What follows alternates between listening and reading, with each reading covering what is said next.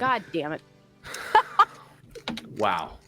Well, it is the finale. So what kind of a finale would it be if I didn't have like 50 terrible fucking things put through my brain just now? If you're wondering, we just had like a 5-minute conversation on whether a vampire could lactate blood. And that undoubtedly will be answered in Arc 2 among I think we many landed other on things. yes. Yeah, right now we're leaning on yes. If you can cry blood, you can lactate blood. And that's a Mayday promise. Good morning, Kindred, and welcome to the Arc 1 finale of Vegas by Night, Mayday Roleplays Vampire the Masquerade Chronicle. It has been an absolute honor to have the opportunity to tell this story and to hear how much it matters to some of you. Personally, I like to think that despite everything that we try as people, we're all a little like vampires. Everyone's a little lost, everyone feels out of place, and everyone is just searching for a way to make the world make sense. I think we tell this story not to find a solution to any of those issues, but to unite in the understanding that it's simply, and in a way sweetly, a part of who we are. My only message before we get started with some of the torture I'm going to expose to some of these people, enjoy what you are and find a way to reconcile with it, because it's the only thing you can be. Now, as for Vegas by Night, this is not the end of our story. In fact, as you'll see tonight, there's much more to be told. Not only is Arc 2 on its way, but we will be finishing out the Origin sessions, as well as I've been working pretty hard with our last Lost member, Vince, for a special Ragel series of episodes involving our long-lost humanity beanie and what he's been up to since his temporary departure from the Coterie. So look out for that. And if you can, join the Patreon, where all of this additional content will be to help you tide over until the next arc. If you've missed out on any chapter of Vegas by Night, don't fear. You can still check it out on Spotify, Twitch VOD, and our YouTube channel as of right now. If you're wondering how you can get more Mayday in your life, you can catch our stream here every other Saturday for our main shows, where we're going to be showcasing a lot shorter breath content, but a lot more focused content, where we're going to be exploring a bunch of different games, a bunch of different sets, a bunch of different groups of people, so that we can really showcase what we can do here at Mayday before we move on to longer form content. You can follow us on all major platforms, as well as Spotify and SoundCloud for podcast-friendly recordings of all our major shows and streams. And finally, you can donate to us on Patreon and join our Patreon Discord. The Discord is really where we've had the chance to build a beautiful family, just a great community around the content we've put out. We have patrons who have joined each other's games and played in some hosted by ourselves. We've struck up the Doom to Repeat Deadpool now that Season 3 has been recording, and we're leaving very cryptic messages in that Deadpool to let you know when terrible things have happened to us. We've had Patreon listeners fighting over who can watch the most Vegas by Night content before the finale. And I'd like to announce that probably, because they watched it in one-time speed, Cameron is the winner. Objectively, I'm just putting that out there. So congratulations. Glad you're here for the live stream. You've objectively beat everyone else, and they should feel bad about it. We've even had members of our Discord create their own actual play. So here's a huge shout out to Stories and Lies, headed up by alumni of our community, where they are playing through some wonderful Delta Green stories. You can check that out now on Spotify. They have 11 episodes up, so plenty of content if you're looking for more DG while you're waiting for Season 3. And in addition to all that craziness, you get an opportunity to listen to exclusive Patreon content and behind-the-scenes information. We'd like to give a shout out as well to our handler level Patreon contributors. It's because of their involvement in our content that we can begin thinking of all the big picture ideas we have for Mayday. We're trying to make real moves happen for us in this coming year, and we're going to be taking some real chances with the product that we create. And part of the reason we even feel comfortable to try that is because of the support we receive from you guys. So thank you so much. It's a specific thank you to Onk, to Ojipan, to Bimblewart, to Cameron S., to Eric A., Jonathan M., Ren, WTF, and Alex Johnson. So thank you so much. And thank you so much to all of the subscribers in the Twitch chat. We love you all so much. Just before we got started there, we had our one and only Trash Bandico resubscribed for a 4th month. So thank you so much for being with us during all of this. It means the world that we're able to create this product for you and that you love it enough to support in that way. Other than that, please check out our Delta Green campaign, Doomed to Repeat, in anticipation for Season 3. We won a lot of accolades for that program, and it's only getting better from here. Every episode we get off of on Sunday nights, we walk away feeling like, oh man, that is just some of the best stuff we've put out. So we're really excited to show it to you, and we'd love it if you were right there with us when episode 1 airs, whenever it does. Our fantasy campaign centered in the island world of Ashoka, where Eli crafts a world so brimming with love it leaks into every recording. And our Old World of Darkness campaign using the Orpheus system with the one and only Vince from Black Project Gaming fame that very soon will return for a season 2. All of which are available on all major podcasting platforms, YouTube, and our Twitch. Finally, we just want to give love to our last member, Vince, who's on a little Mayday vacation. I'm looking forward to giving you all a taste of what Raquel's been put through in his absence as soon as Vince gets back to us. I know it won't disappoint. Before we get started today, I just want to remind everyone that Vampire the Masquerade can be a dark setting, and as such, there are content warnings for any watching. Please be advised that there may be violent themes, plenty of adult language, and the exploration of darker subjects. Please take care of yourself and be aware. Safety tools are so important, not only when you're playing, but when you're consuming. The things that we put out in front of ourselves become us, so it's really important that you watch for yourself and for the people around you.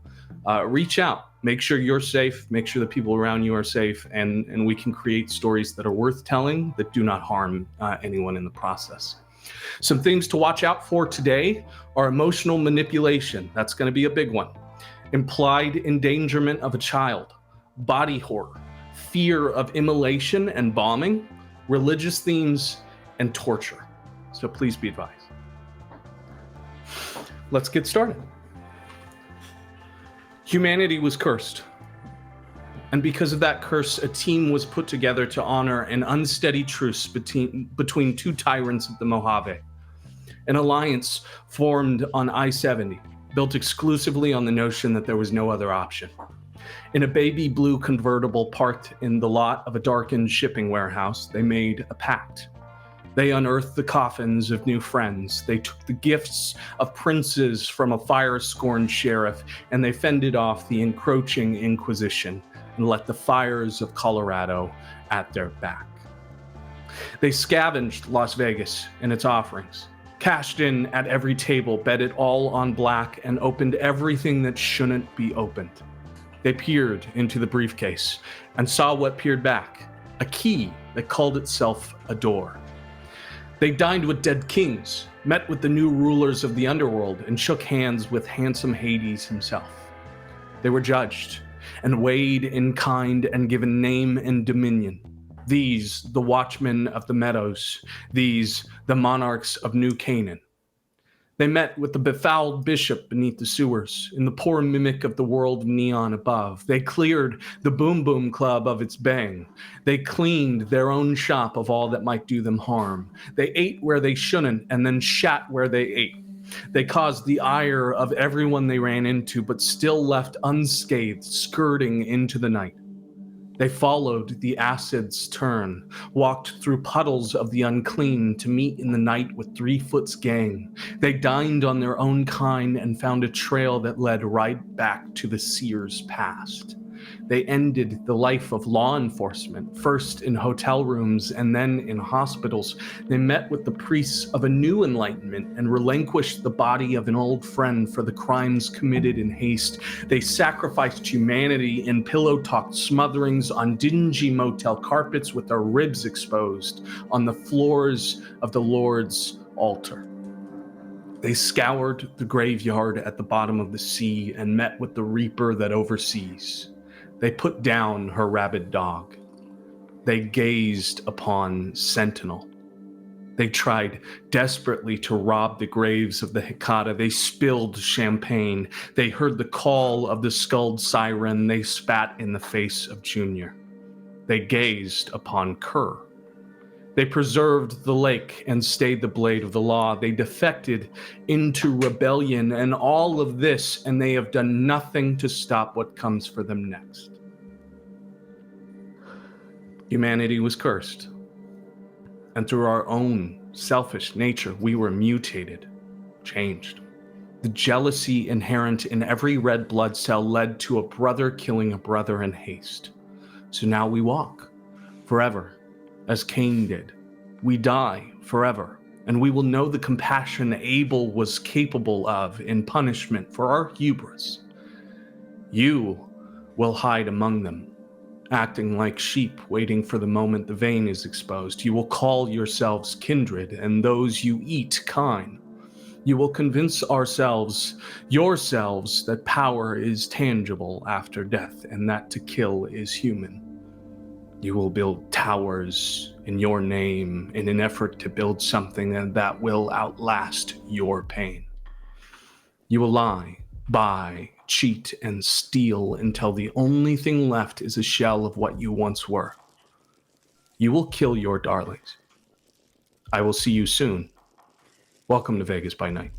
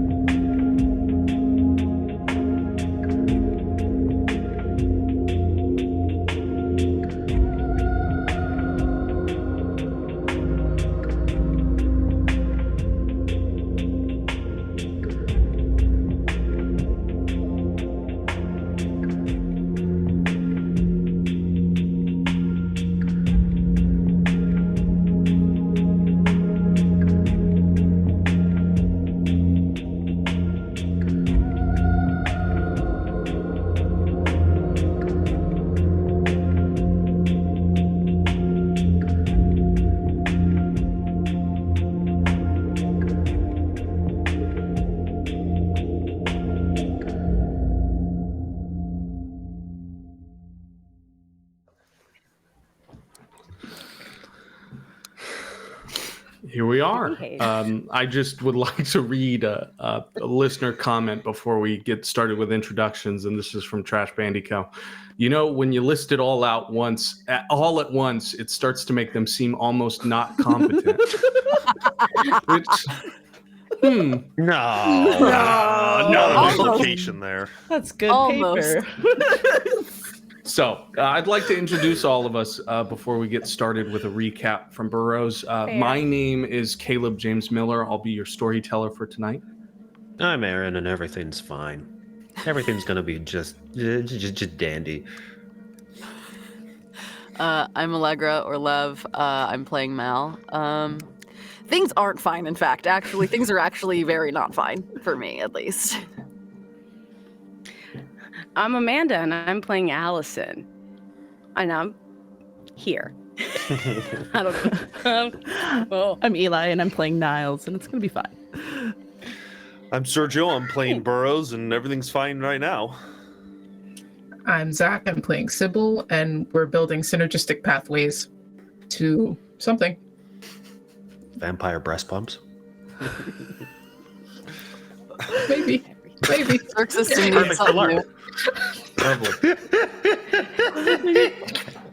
Let's continue with a recap from Burroughs.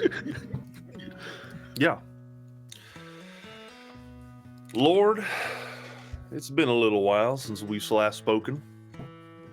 I admit I've been feeling a tad ashamed since eating a member of your flock. I'm referring, of course, to Pastor Dudley. I'd like to think that anyone consumed by a kindred gets an automatic free pass through the pearly gates. Yeah, he's in heaven now. Tonight, we were hoping to bring a little bit of balance back to Vegas. We wanted whatever that key is so we could hand it off to the Anarchs. A big son of a bitch named Kerr had other plans. My only hope is we made enough of a stink at that party as representatives of the CAM that he'll think twice before just handing it over to the prince.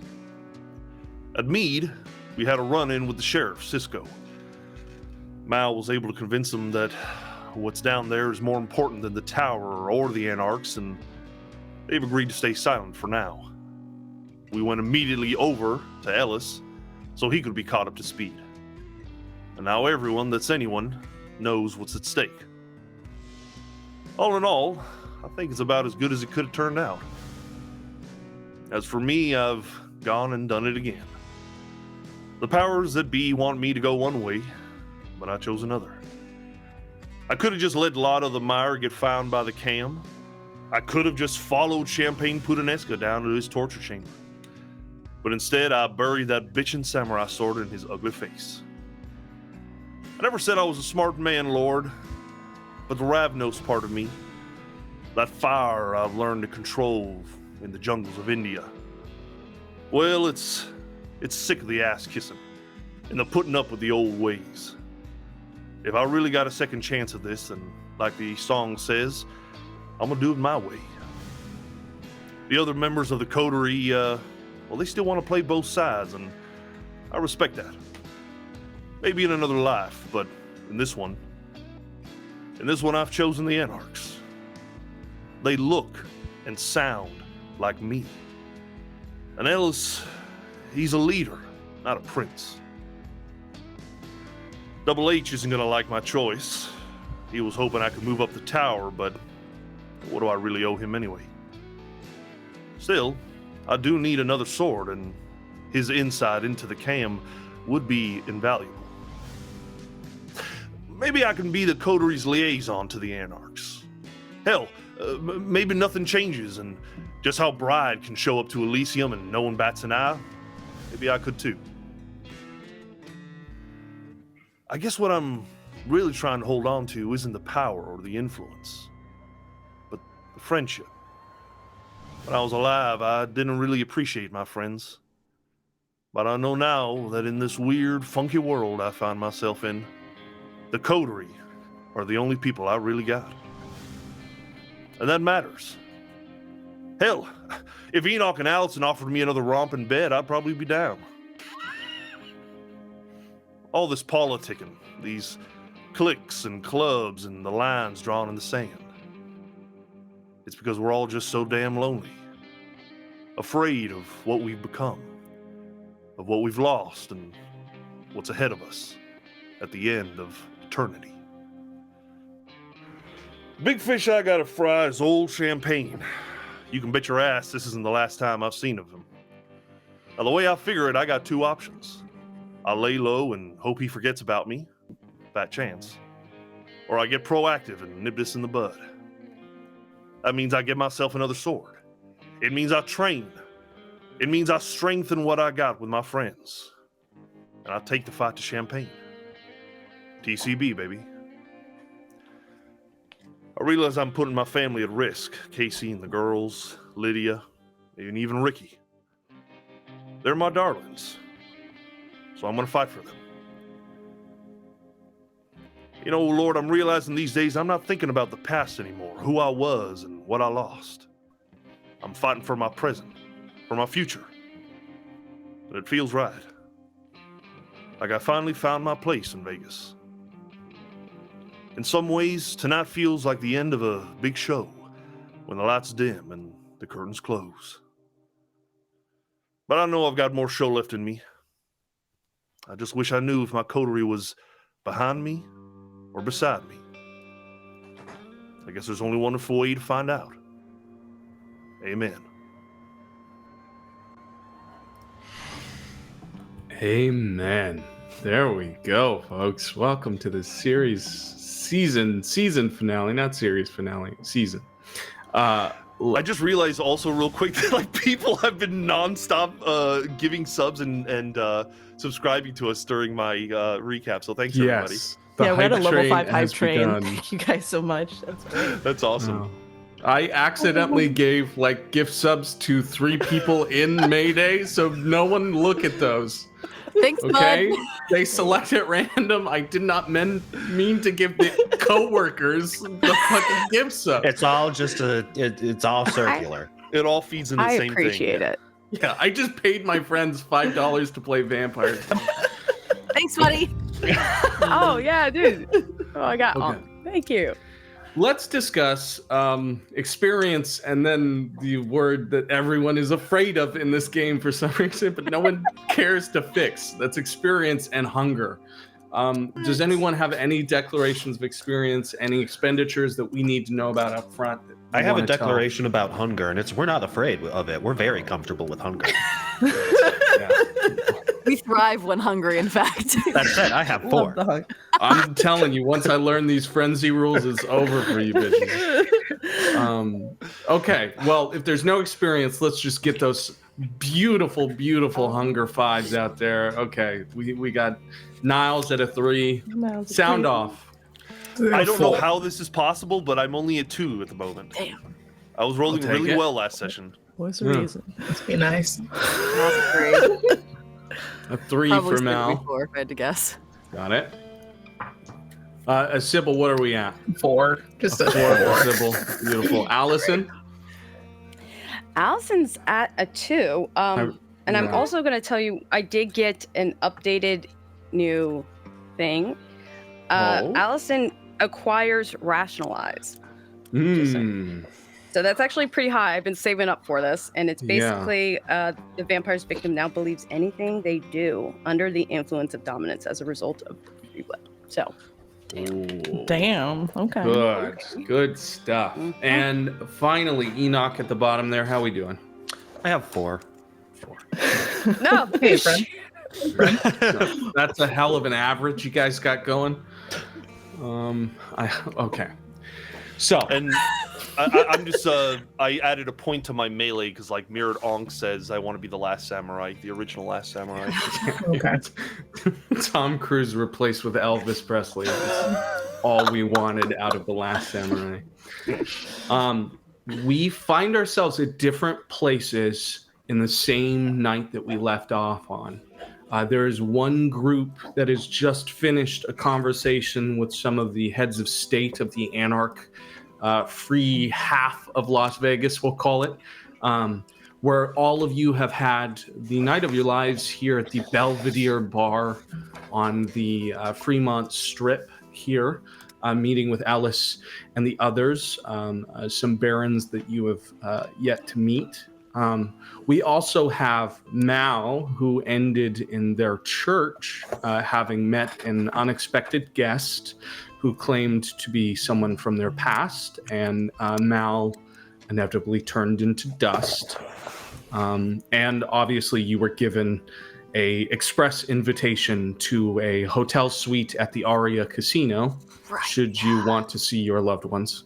And I believe we leave the couple in a donut shop in Naked City under your domain, where someone has broken the laws of your domain and committed an act of murder against some mortal who has been strung up with what appears to be docking line, ropes that you might use from a coast. Now, So, go I'm ahead. sorry. Here's the question I want to ask. Sure. Do I get the feeling that it actually is my domain now? Yes, let's stay with the couple here. So we're in this donut shop. You are here experiencing, you've seen this corpse that has been strung up entirely by these ropes. At the base of that murdered, heavy-set individual who has been stripped of all clothes, written in his own dried blood is the number 13. Now the question is, would this still be considered domain? The prince has made no effective decision to remove that domain from any of you. And as far as you all know, this night, before any other decisions have been made, Naked City is still yours. And this happening in this location would fall under your jurisdiction, not Right. his. I would just want to. The question I'm asking is if I have any. In light of recent events, if I have any reason to doubt that. No, nothing so far has made you doubt your place in the Camarilla. Now that is as of 3 a.m. this night, close to Understood. dawn here. Who knows what the next night brings? But as of right now, this is a crime that has been perpetrated against your home, your slice of Vegas. I would like to have Allison's gonna go from what I remember, because we were just in that main shop. Mhm. I'm gonna record, I believe I took photo and I'm gonna head. I can't remember if I sent this last week, but if so, just in case, I'm going to send it to the group chat. Okay. And I'm going to emphasize I would be we got a problem in our own house. So the members at the Belvedere, as well as our holy individual in the church, you all receive a message in the group chat. For those of you with the Anarchs, it is a clear indication of a man who has been strung up.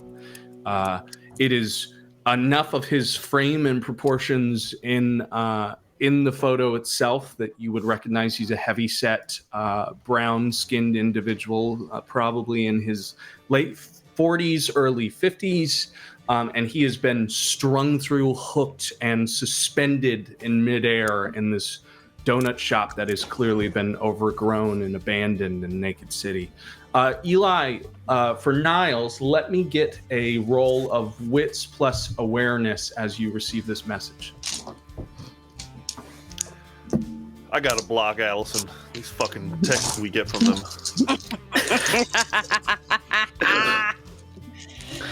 I was gonna say, I'll send a. Art looks nice too. 2 successes.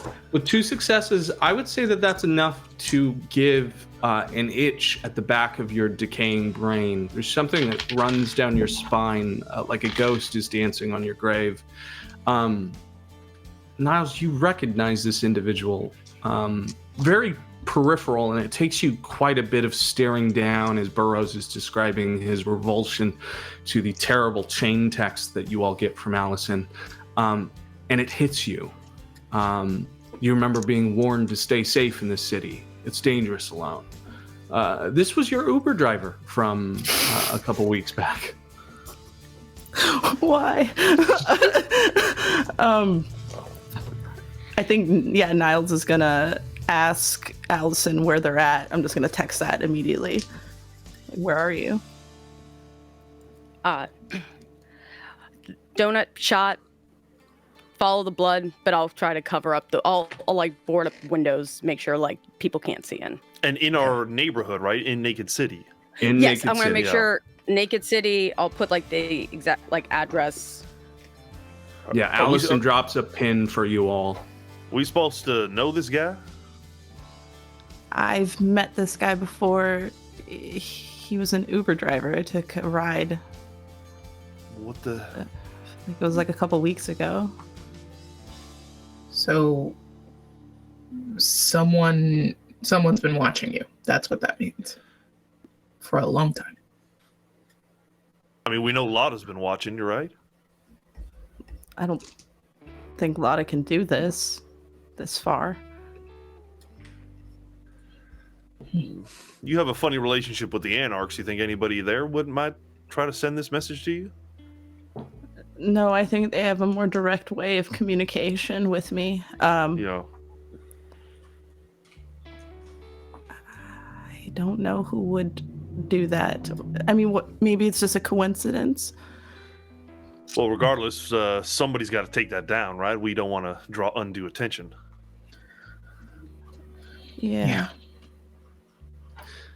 Maybe Enoch, we'll drive over there then. I have a question for you, Enoch. You All right, experienced a vision last session Yes. of Kerr meeting with an individual you did not recognize at the foot of this corpse.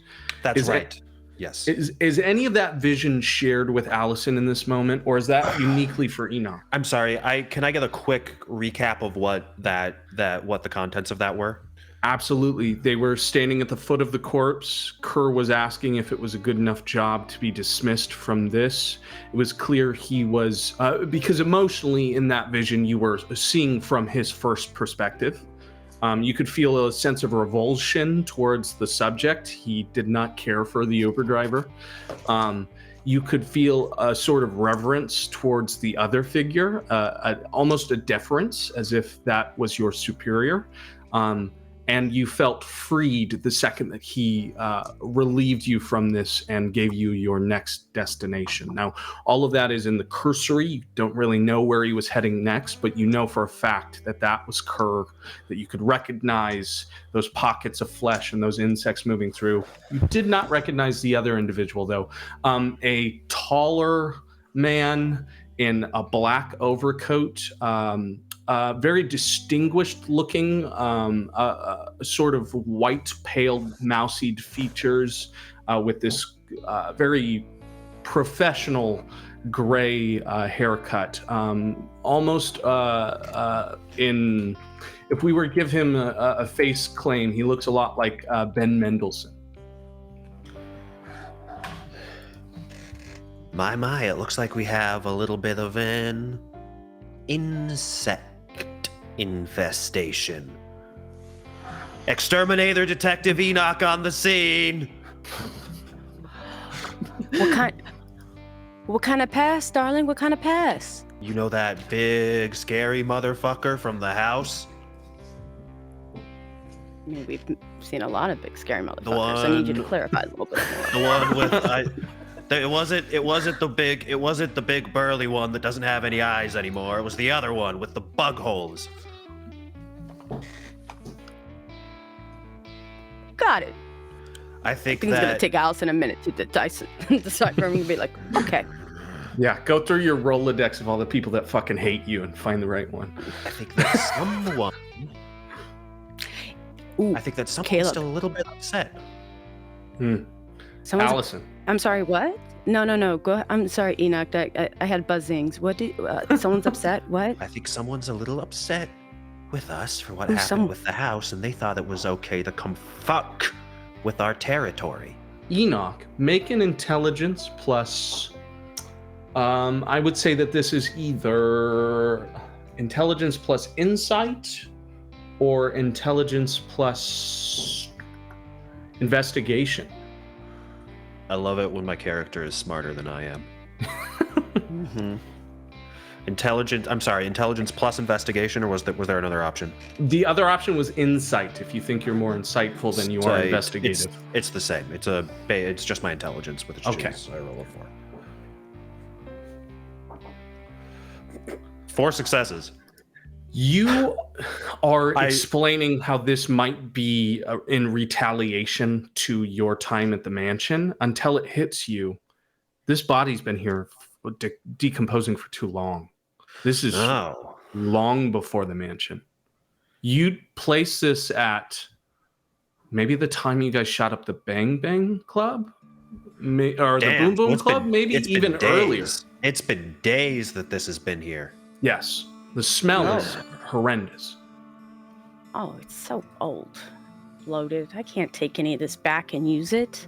Yeah, I mean, come on. If you're gonna stage a body, at least have the decency to embalm it.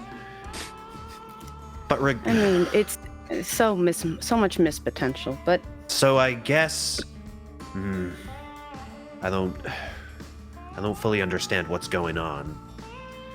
But Enoch, we can't let anybody come into our neighborhood and fuck with our shit. Because if we let one person do it, everybody's gonna think that they can do it. And this needs to be fucking dealt with. go look around really quick. Wait, Caleb, this is the second story, right? There's a roof for sure, but this is more like single-story donut shop. There are additional rooms like a kitchen, a utility closet, a restroom, and maybe like a small break room office. But the higher level would definitely be the roof. I think Take a look around really quick. in that group chain, can I just send a picture of like a I don't know, like a dead hornet's nest? You know, like that kind of pity texture. Yes. That's the only information I'm going to broadly provide. Okay. Are you searching for that on Google Images, or is this something you're trying to find in the live? No, Google Images. No, yeah, no, I'm not going out looking for that. That'll take hours. Good. Although, no. Google. Okay. You all receive a very cryptic image of a dead wasp's nest that in the corners reads watermark of Getty Images. I'll probably ask Allison to clarify what this might mean. I don't know. Do you mention what he told you about his dream? Or his vision? I'll wait on what Enoch does really quick. Okay. Enoch, I are think you you're gonna we put- know what he did. Okay, I got think it. I've been completely self-explanatory. Okay. Well, Okay, I'll just the Anarchs explain. are on their Green. way anyways, right? You guys expressed that the three of you are driving. I'm sorry, Sybil, to lump you in with that title. Excuse me. The three of you, the Yes. other half of the engine, not all Anarchs, because of course Sybil would never do that. No, yeah. You're all driving out to the donut shop, correct? Was I correct in that assumption? I think so. Yeah. Okay.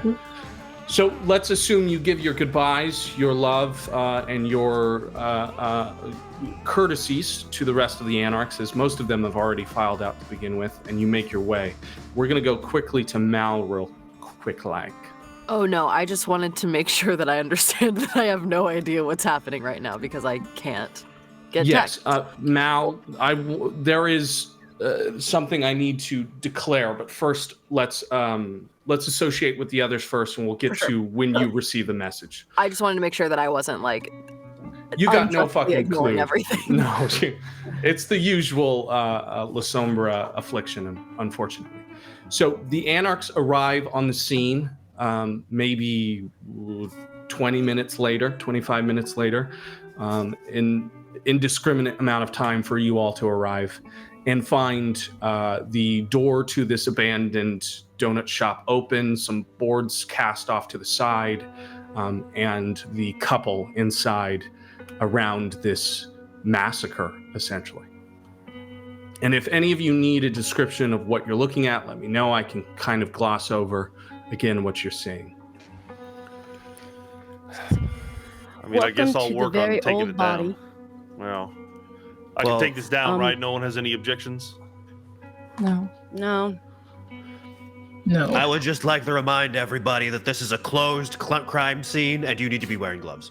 I want to take some of the gloves that the donut man probably used to put on or to fry their donuts and grab a knife since I don't have my samurai sword anymore and just start Can't working on disturb the cutting the evidence. ropes. Has this body, I know it's gross, but has this Yeah. body been drained of blood? Go ahead and make an investigation plus wits, Sybil. Okay. I mean, it's been left out for a while. Yeah, hunger 4 though. Very true. That's one success. One success is enough to tell you that he has been completely voided.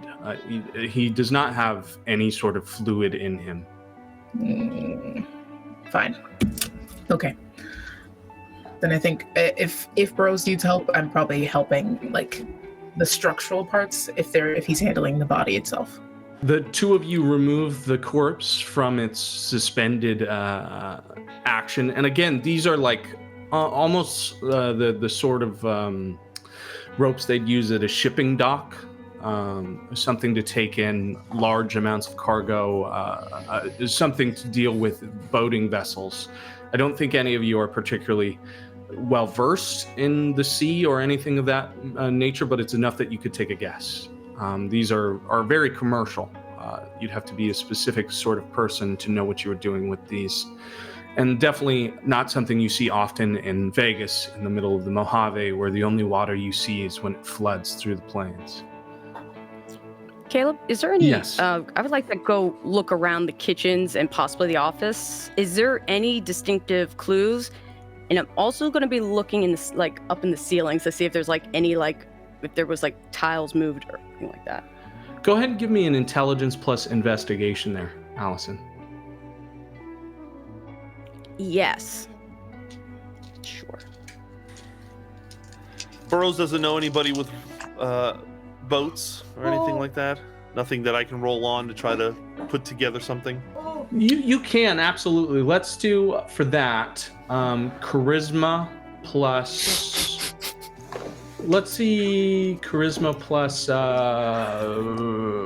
politics. I hate this face on Allison. Yeah, what'd you roll? I don't know. What'd you roll, buddy? Oh. Okay. So I have 2 1s, and one is from my hunger die. So I have a bestial failure on top of another failure. Is it a 1? Did you roll a 1 on the hunger die? Or was it just a failure? Yeah, It was a 1? yeah. Okay. I got 2 1s. Would you like I to got 2 spend willpower to save yourself from a bestial failure? I think that would be for the best. Yeah. Though I am One curious. success would save us here, because a bestial failure in a room full of 4s. Though I'm really curious to know what a bestial failure on an intelligence roll looks like. Yeah.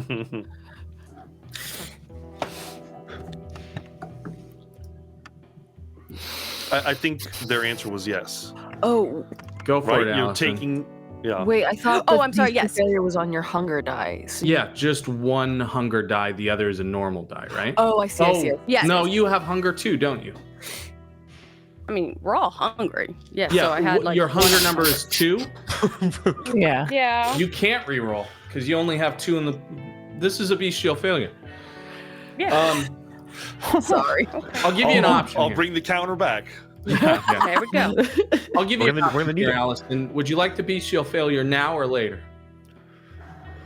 Oh. Bargain.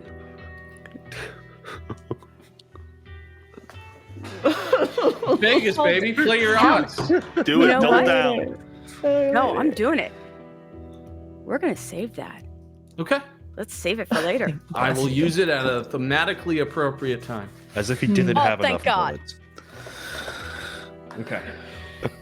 With that being said, you do not seem to find anything in the rest of this donut shop that gives you any indication. You were never really the inquisitive type. You're used to darkened bars where the music is so loud you can't really focus on anything other than the person grinding in front of you. And so your deductive skills are a little lacking in this particular circumstance. Any other actions within the crime scene before I go over to Mal? I think I'm just thinking about what the significance of the number 13 is, aside from, the obvious. If there's like any kind of like symbolism or anything that any of us might be aware of. Love that. Anyone who is participating in the thought of 13 can roll wits plus awareness.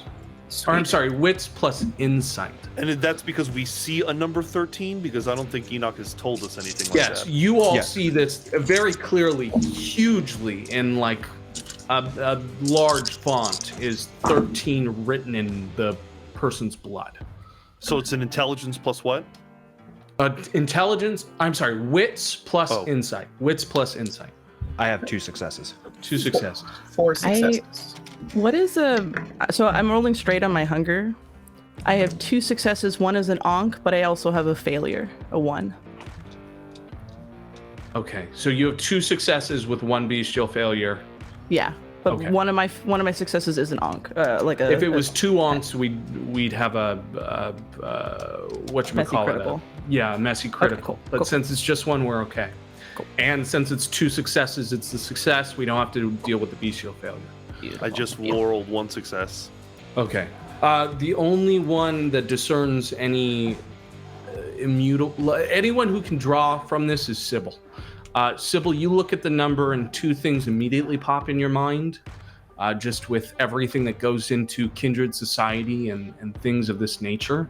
And you believe that it could be one of 2 leads, and that is the 13 clans or the 13 apostles. Okay. Okay. What about the 13th generation? Could also be the 13th generation. I'll say that comes up in discussion. It's some kind of it's giving official sort of government, like either way, if it's 13th generation, which is, I believe, the last generation before people start being afraid of thin bloods, or suspecting that people are thin bloods, or 13 clans, or 13 apostles, either way, this is like Kindred 101 Okay. stuff.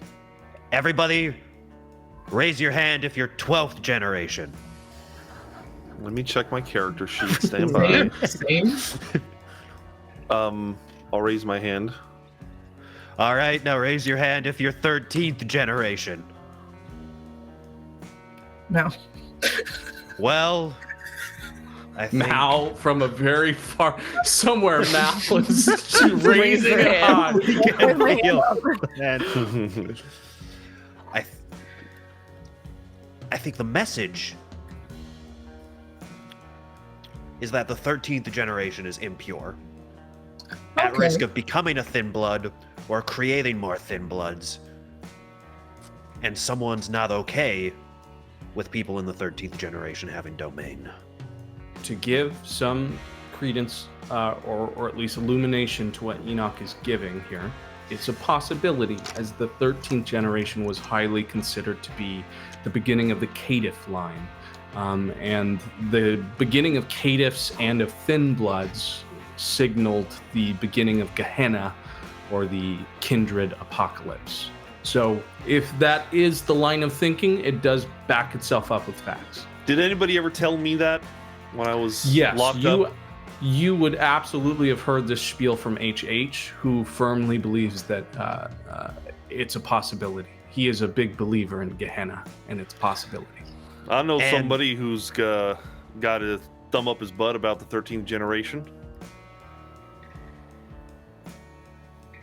I could also see why they might be a little annoyed at me and my coterie. I mean, there's a lot of people very annoyed with this coterie. Fair. Yeah. I'm just saying I can make a call and maybe see if I can get them to confess. It'd be But worth looking into. May But I if- voice something for everybody really quick? Is should we all just go take a nap? I mean, I'm not trying to dismiss, but I think we all look like raggedy shit. It is about 3:30, 3:45 in the morning, and dawn will be coming for you in about an hour and 25. Shit. One phone call doesn't take Burroughs, a if long you- time. Go ahead and, if you want, go ahead and reach out. But maybe we can hold off any meetings until like tomorrow. All right. Yeah, I mean, I've been meaning to call Double H anyway. I guess I have my own cell phone, and I would hope that I have a way to contact Double H. Absolutely, you do. Yeah, I'll reach out to him. Okay. You put in the call. It rings for quite a while, but that's the norm with Double H. But eventually, on the other side, a voice picks up and says, Burroughs, my dear, it has been quite a while since you and I had a discussion, isn't it? Double H, how you feeling these days? I'm feeling old, but that's nothing you're not familiar with.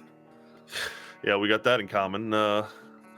Listen, got a little question for you. Got some friends that we all run. Friends. Yeah, we all run Naked City together, and well, we found something at this little donut shop. Kind of a rotund man hanging up on some ropes. You wouldn't know anything Naked about. City. You wouldn't know Very- anything about that, would you? A rotund man hung up in Naked City.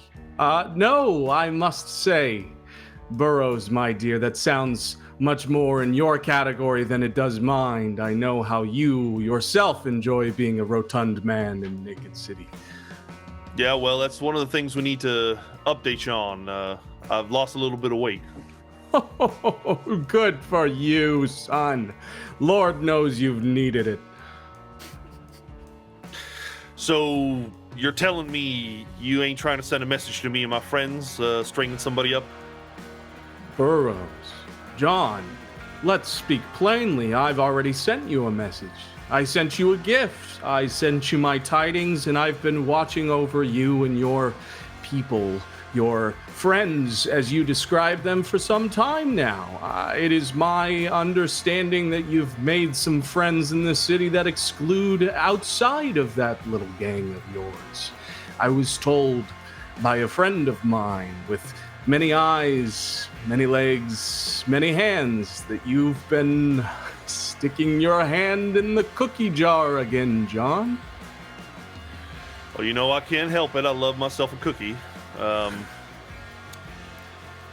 look, Double H, on that subject, I'm going to need another samurai sword. My boy, you've already lost my gift to you. It wasn't so much losing it. I know where it is, but I got to retrieve it. And in order to do that, I'm going to need a weapon to protect myself. Well, if another weapon is what you need, then another weapon is what you shall have. You have insulted me to some point in assuming that I would act against you, John, but I have never once forsaken our relationship. Although this next blade, it will come with a cost. Are you ready to hear the cost, John Burroughs? Yeah, I suppose so. What is it? I'd like that meeting, John. The meeting between me and my coterie, or... Yes. Not just to discuss a certain ring I asked you for, but for something else. For a door that should stay closed. I think I know which door you're talking about if you've been following me around. Hey, you ever talk to a guy named Kerr? Kerr? No. Don't know that I know the name, and I know many names as you've come to know me. Kerr. Yeah, I know you do.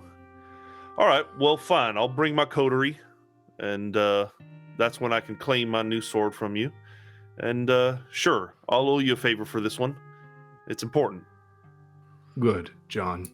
I want you to know there's no ill will between the two of us. Even though you walk on the surface and me, I'm still here, waiting.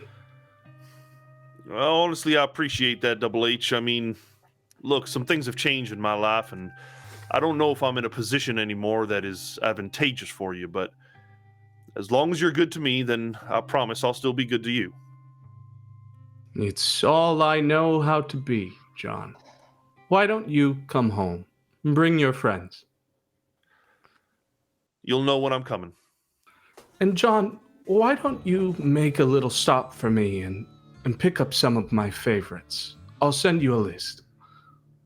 Sure. Good. Good. All right, Double H. All right, John Burroughs. You stay safe. I'll hang up with him and turn to the group and say, he is a man of his word, and he says he's got nothing to do with it, so I guess that leads dead. He does want us to meet, though, so at some point, we're going to have to all meet my friend Double H. Friend? This I'll make a new friend. Oh, yeah, he's certainly somebody worth having in your corner. darn. Mal, question. I don't think Mal's with here. us. Mal You is look fully around in to it. find a disturbing lack of the shadows. They're They're never probably here when you need them. they're probably just hiding in the corner. Just say what you gotta say. I'm sure they're here. Mal, if you're here, we gotta talk. Smash All right. cut to the inside of church. Around the same time that the rest of the group received a bloodied picture of a overweight Uber driver who has met his final end, you receive a message as well, buzzing from the inside of your pocket there, Mal. But the buzzing comes to an end, and a chip-tuned, very fried audio track begins to play through that continually glitches and breaks out from its cadence as this almost 8-bit rendition of "You Are My Sunshine" begins to play through the phone itself. and it continues to break apart and then come back to fullness and then break apart again as this chip-tuned audio plays over. And across the screen, you can see it made the usual noise it does when it's struggling to fight against what you are, but it is now taken on this blue screened effect that is almost like you've broke the digitizer on your phone and the display has gone out entirely. And across it comes this sort of dead pixelated font that slides into view one letter at a time and spells out A, and then R, and then I, and then A. Fuck.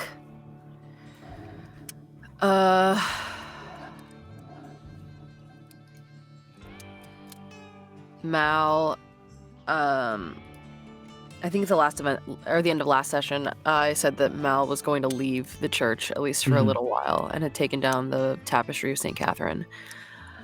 So I've got that kind of slung over my shoulder. I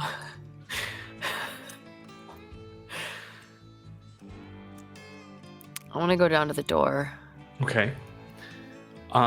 There is still this massive crashing against the other side that begins to grow even more fervently as it can sense that you've stepped at least closer. Even as you come to the threshold of the stairs, it's like a dog that has an understanding its master has returned. I think Mal kind of stands there with their hand on the doorknob for a minute. So moving some of that wreckage away that has barred the door, you push against it so that your shoulder is still against the wood itself and your hands clasp that.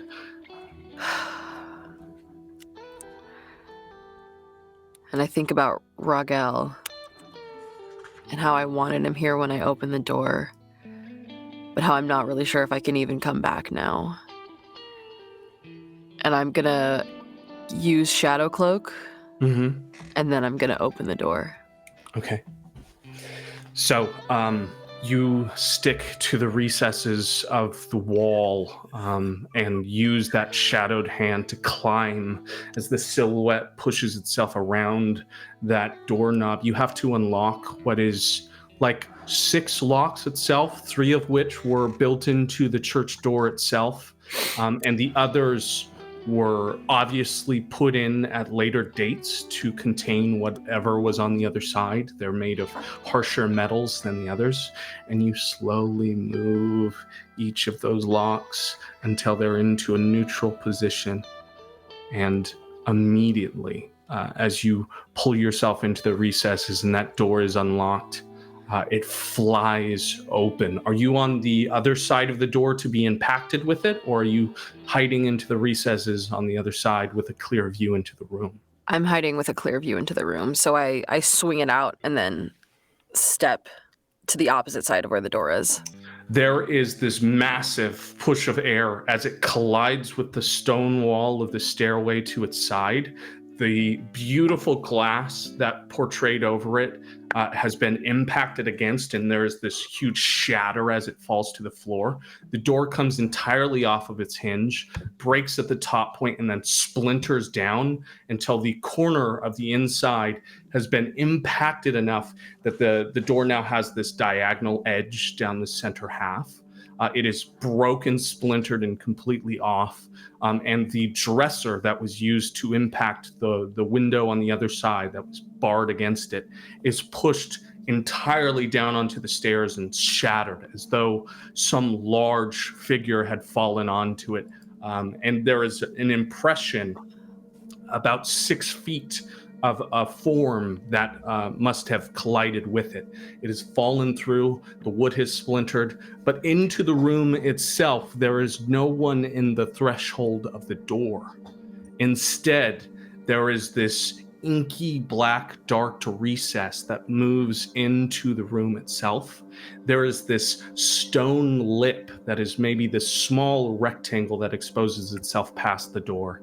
And past that lip, falls into what must be the foundation of this church, where a basement might have used to been, but was removed by some stroke of luck, and becomes clod, dirt, rock, and puddles of rainwater that is accumulated and then festered and becomes standing in the middle of this. And you can see some of the posts that make up the stone foundation of this church, but it only goes past to the first few posts, maybe 15 feet into the room, and then becomes complete and utter darkness.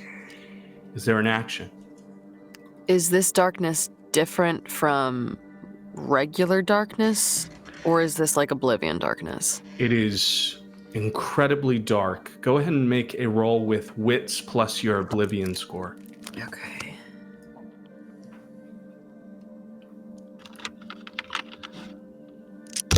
Oh, sorry.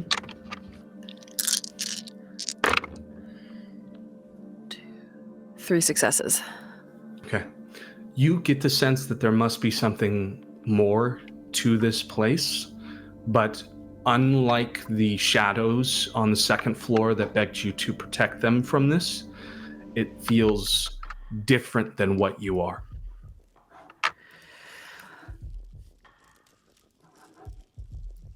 I'm gonna walk into it. Okay. How far in are you moving into the room? I'm gonna move just to the very edge of where I can see normally, and then stop my full body and just reach a hand out. You move to the edge of your periphery vision to where the darkness shrouds the most. And it is a bizarre feeling, Mal, as you step your feet onto the clod dirt that forms the foundation underneath. You can feel your feet sinking into how wet the soil has become. But moving past into what you assume would be the edge of your vision, there is almost this sense of like you were keeping a lantern by your side, as if you had a light source, because the darkness moves almost entirely about you as you set in. And now looking back behind you instinctually, the entrance that you had just come through is shrouded in darkness. And you can no longer see the steps you had just taken to bring yourself to where you are now. Go ahead and make me a wits plus awareness roll. All right. Where is my awareness? Okay.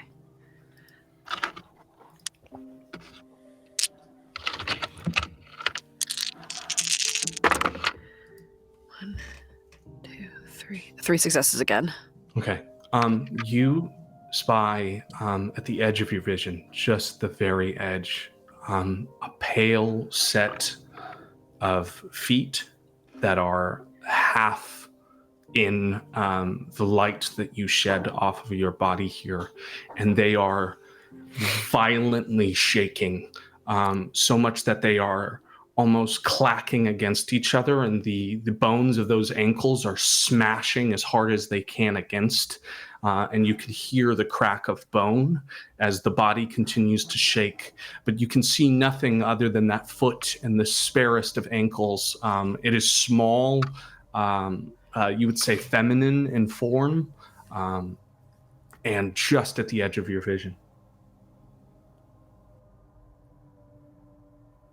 Does it look small, you said? Like the person would be shorter than me, probably? Remind me again of what Mal's height is like?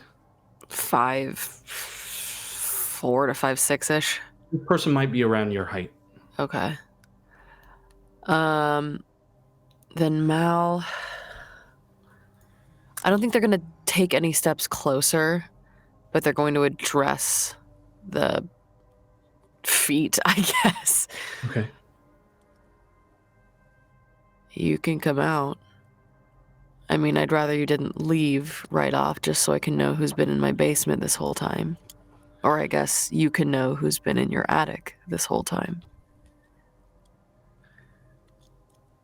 There is a sudden stop to the body as the feet fall still, but out of joint, dislocated from the leg, devoid of connection to the rest of the body. And the room becomes so eerily quiet that you're aware of the movement of wind through it. And that feeling of the breath of this room against you, running up your neck, across your body, is the only thing that fills it. And you're acutely aware of the door behind you shutting. The broken door that you would come through first.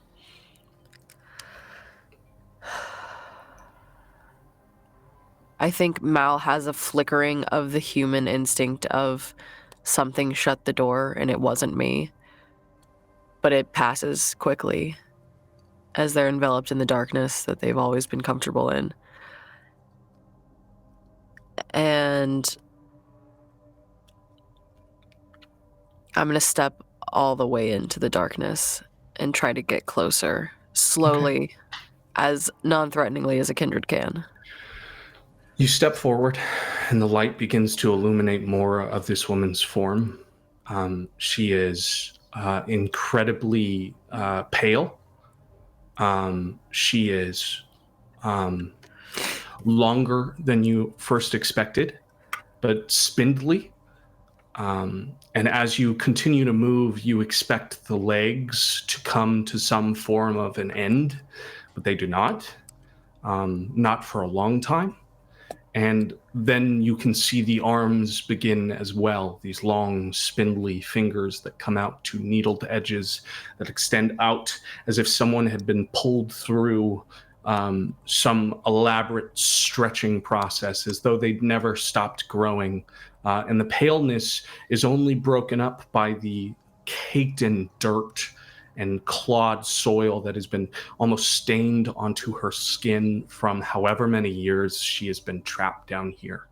But as you grow closer, you can find that there are these black dots that trace from the center of her chest in this long circular form that is almost like a tattoo, and then breaks up into smaller dots that climb up her long neck, up to her face, where you can see her jaw has completely dislocated from the mandible and come out so low that it sits down to the center at the base of that circle. And she is brought into this permanent scream where she has been stretched past the skin. You can see the eye sockets itself sit in these bags where the eyelids used to be. And the exposure of her musculature, her skin, everything underneath is exposed in the plastic bag of skin that is brought up her face now. And as you enter in closer, she begins to writhe again, shake, and seizure underneath you as she breaks into this terrible scream, this unearthly breath, as she begins to shake, break, and her chest comes forward, and from out of her throat climbs something, these hands that break past and pull her mouth across, and you can see as this silvery being, whatever it might be, massive in form, begins to climb and escape out from her face. Do you have any action in the meantime?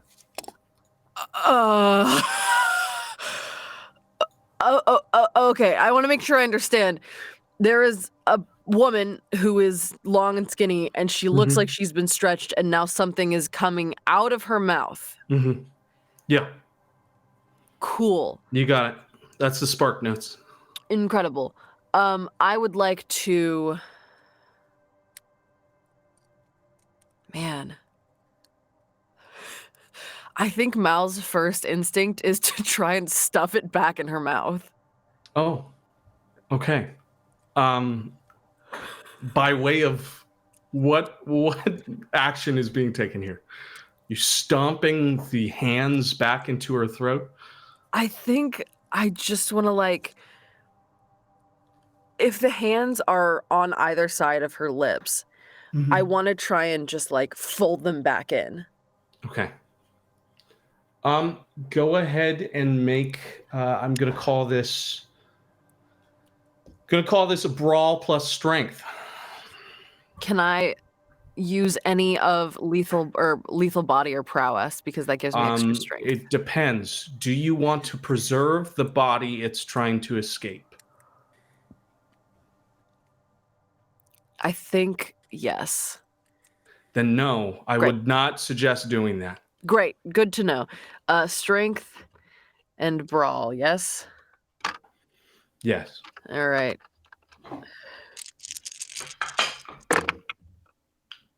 Two successes. 2 successes.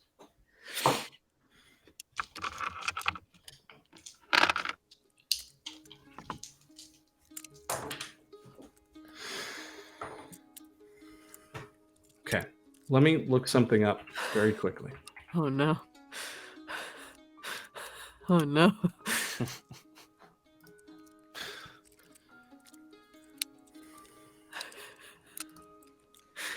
It's like a physical exorcism. Go back. Just Oh. get back in there. Come on. That's not where I thought you were going with this, and I'm. We push it back in the like. Let me push it back. Bring back where it came from, or so help me. One thing that happens in this campaign is if you open a door, you can absolutely close it back, and there will be no consequences. Yeah, no, that's number one rule. That was the first thing we established. Yeah. If this I doesn't believe- work, what is it in D&D? You can disengage. There you go. It's an action. Who A is free more of a action, I rogue? remember. No one else is more of a rogue. that's true. Bonus action disengage. Sorry, guys. Give me 1 second. I just wanna make Oh sure- no, we're delaying. No, We're just delaying. I'm very afraid of what the fuck you're looking up. So We're writing new mechanics, Yeah, so don't even worry. I'll cross mechanics this. Yeah. Okay. I said I've been wanting Eldritch Blast this whole time. Yeah, Oh, that's a have clear one. discipline. Comes straight from the Vitae. Mhm. Okay. Oh boy. I know what I'm doing now. Good luck. Oh, good. I'm glad one of us does. Okay. Oh no. This shit's gonna possess you or something. Yeah, make resolve plus resolve. Just resolve. Just roll resolve. Just only resolve. Yeah. Yeah, that's fair. Cool. Thanks for the for the reminder that I'm about to make a possess search. Ooh, 3 successes. Okay, that's better than I was Awesome. expecting. You feel something pass through you immediately as it breaks past your hands as you desperately try to tamp through this thing.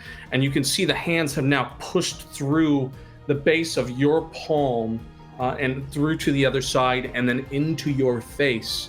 As whatever this is sort of clawing around in the insides of you, as you can feel this terrible tug at the bones, the muscle, the ligament, and then what must be your decaying brain back there in that cavity as things have become far too big on the inside of you as you are fighting whatever this is. And for a moment, Mal, you no longer feel you exist, and there is just this inky blackness.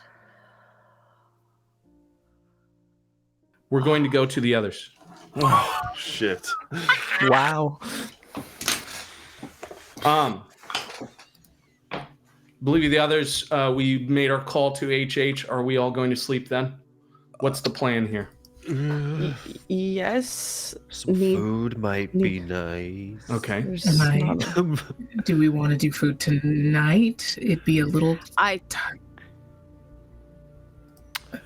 We have If it's possible, that would be great. Because I know a lot of us, as I nod towards Enoch and his like motion messed up John arm, that We still could got- be fixed. we still got that champagne in the cellar. Like actual champagne or The bodies. Oh no, we have like fresh bodies. That was the gift from Grandpa. They're very tasty. Very. Enough to feed at least 2 of us. okay, that's good. I'm covered. I think Sybil just looks at Niles. I'm fine. Okay. Yeah, I plan to have dinner with my family tomorrow night anyway. It's all good. Okay. I think we go for what we know and we just meet up tomorrow. Okay. Could someone go and make sure update Mal or whatever? Yeah, I could go do that. No one else wants to. Oh, I was gonna say text them, but Yeah. Yeah. Okay, good. Okay, so it sounds like the couple is going off to to Club Canaan to feed. Niles, you're going back. Ooh, who knows? We'll pick up with that. And then Burroughs is going to check on Mal. Sybil, Yeah. are you going off to Canaan as well? Is there a thought here? Are you going back home? I think she's going back home. Okay. Yeah, no one needs a ride or anything anywhere. My bike. No. I was really quickly. Instead of Club Canaan, I would like to actually still go to Bugsy really quick. So if that means do we have time? Now, I just want to specify, I think, and I may be against this, so if I am, let me know. But I think the intention was to have the whole group go to Bugsy eventually. My fault. Yes, was I right on that? That's cool. Yeah, Okay. I think that's something we can redact- do tomorrow. Yes. Okay. Yeah. So that will happen, Allison. I'm sorry to make you wait, but it sounds like everyone wants to be a part of that, and one of you just got possessed by a ghost, and the rest of you need to eat. So. What do you mean? Allison's just talking with her girlfriends right now. Got it. So fine, we'll just do it tomorrow. Okay, so I want to start at Club Canaan with the couple then. The two of you arrive back in Naked City. You're back in your place. Ironically, some of the furniture has arrived in crates and boxes for all of you from the prince itself. That's 1-day delivery, which is pretty damn good for a prince. But this place is still looking sparse and not quite put together as much as you'd like to, and it's still security fenced into the place. Is the plan just to eat? What's going on here? Well, we don't have a lot of time. Sorry. I was just gonna say that. Yeah, we probably we'll tap into the Emmerich's gift as much as we need to. Go ahead, Allison. Sorry. No. That was it. The only thing I was going to do was I'm going to text someone from my herd to be like, we might need a meetup. We might need a meetup tomorrow or very soon. Okay. Who I am reaching out to? Yeah. Who you got? Who's it going out to? It's going to the gentleman who owns that fun little business that is very explosive. Understood. You get a text back from him, and it says plainly, I thought that you might be seeing me soon after what I saw. Congratulations, by the way. We can absolutely set up a meeting. Kissy emojis.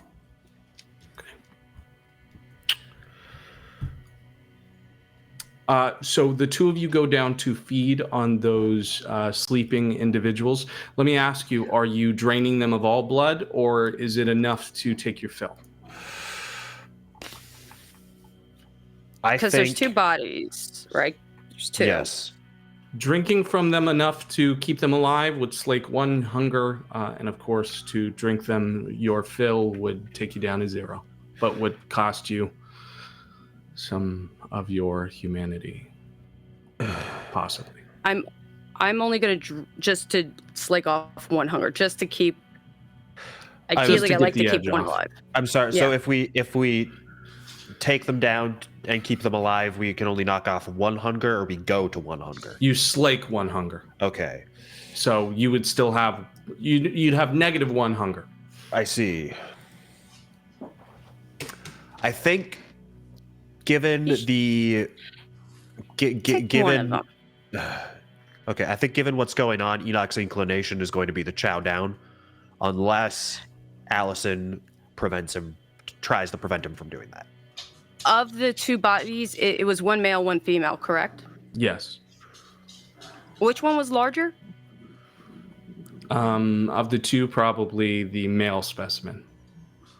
Okay.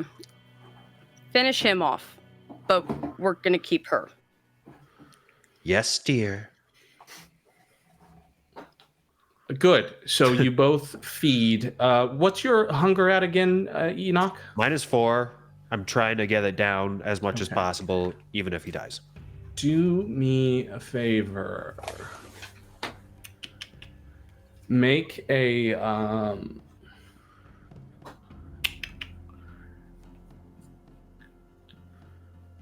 frenzy test, and that's going to be your willpower plus 1/3 of your humanity. Let's see. My maximum willpower or the current Maximum. willpower? Okay.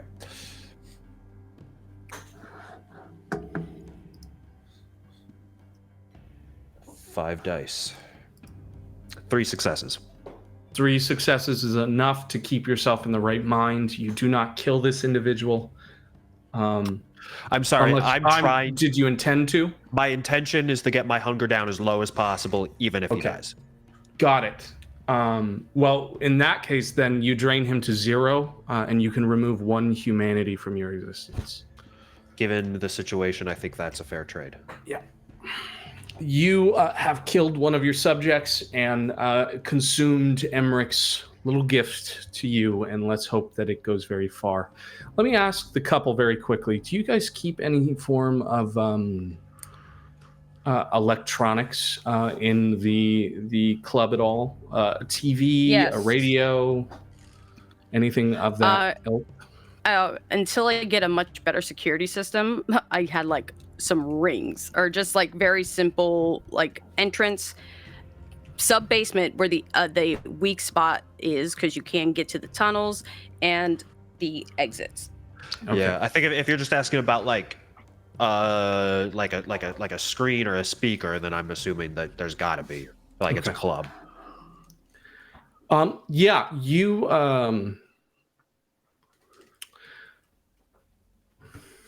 Allison, go ahead and roll wits plus awareness. Actually, Okay. Enoch, roll a wits plus awareness. Allison, I'd like you to roll. Let's call this. Fuck. Let's call this. Let's go off of your advantage. You have status, correct? Yes, I do. I want you to roll your pool and status right now. And Enoch, I want a wits and awareness. Let me hear Enoch's first. 0 successes. Okay.